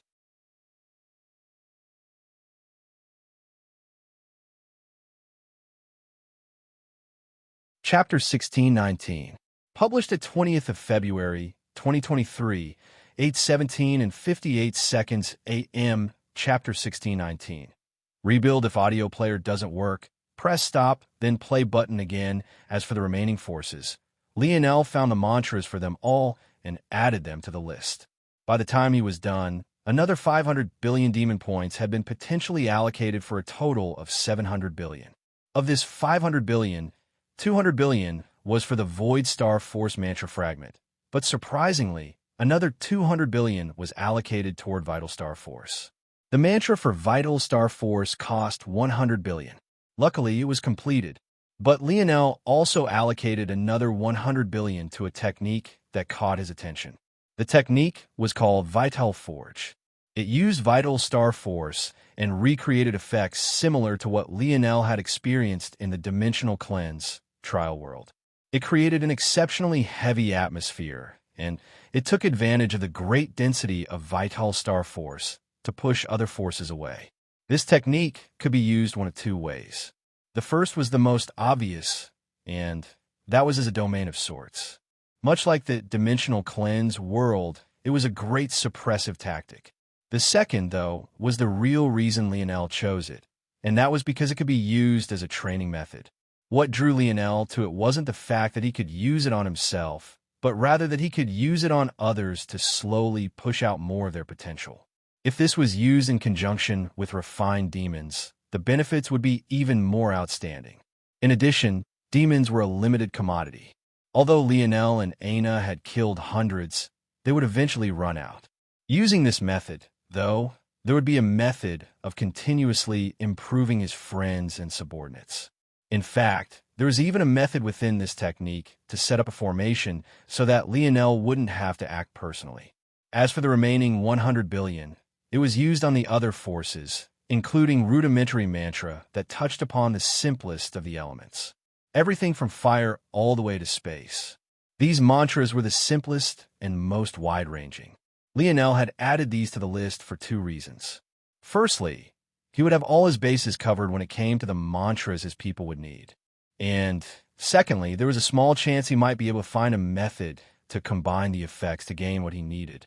For example, if he took the fire mantra, light mantra, and star mantra and managed to fuse them, could he get something close to what he needed for his Scarlet Star Force? It wasn't likely since there was more than one Firelight Star Force in existence, just like there was an Aurora Star Force to the existing Chaotic Particle Force, both of which were Earth Dark Star Forces. But Lionel thought that it was worth a try. Within this price, Lionel had also gotten a mantra for Aina. With the Blood Sovereign Tablet, Aina didn't need Life Force, Blood Force, or what she called Coercion Force mantras. But her new Chaos body had come with the use of a top 5 Lightning Force, known as Blaze Lightning Force. The Blaze Lightning Force mantra took up at least 20% of the price, all on its own. 700 billion used up potentially. This leaves about 1.3 trillion remaining. The points were disappearing quite quickly, but Lionel could only sigh. Until now, he had only added auxiliary items, and there was nothing that directly increased his strength or survivability, at least not without time. The good news was that such things should probably be cheaper. It only made sense that techniques, formation methods, and mantras would be more expensive than usual treasures. All right, it seems like with all that out of the way, I can focus on more tangible resources now. That choice I made should pay off now. The choice Lionel was referring to was something that happened while he was being eaten alive. While the experience was absolutely horrible, it also provided him with an opportunity. The first opportunity was watching his body be reconstructed once again from the ground up. He had memorized that process in its entirety, down to the smallest detail. So his comprehension of his body, his lineage factors, and how they interacted was on a whole other level. The second opportunity was related to his divine armors. Usually, Lionel's divine armors would regenerate along with himself. But this time, he chose to purposely shatter the kernels they represented. Not only did he shatter them, but he also undid the work he had gone through with his metal body as well. Right now, Lionel's body had lost much of its metallic properties, and he could be considered to just be a normal 6-dimensional existence without an added boost to bodily strength. Being eaten alive was horrible, but it allowed Lionel to hit the reset and undo many of the mistakes he had in the past. The first thing he wanted to do was rebuild his affinities. He had originally built his metal body to resist his Scarlet Star Force. This was a poor choice on his part and clashed with his divine armors. The best function of metal body and divine armor was in building affinities, and they worked the best together.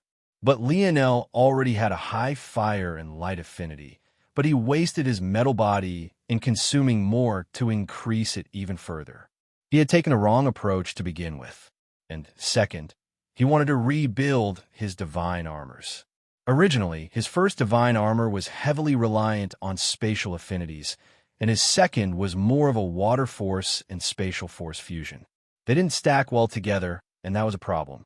In addition, if Lionel fused with Thila's innate node perfectly, then he wouldn't need his divine armors to provide him spatial force affinity any longer, since he would now have dominion over a top 5 spatial force. So, Lionel had already decided what he would do. He would rebuild his metal body based on water force and vital star force. He would then rebuild his divine armors with his current level of skill around these two forces as well. The multiplicative stacking effect would be able to bring out the true power of his metal synergy bloodline. And he had a whole shop worth of stuff to scoop up. It would never be easier for Lionel to gather up the materials he needed than right now. You're tuning into the Romance Rendezvous YouTube channel. We're so grateful for your support, and don't forget to subscribe to join us on this incredible journey through captivating stories. Your generosity through donations truly makes a world of difference, as it's the primary source of revenue that allows me to expand and enhance this channel for you. Thank you from the bottom of my heart for being a part of this adventure.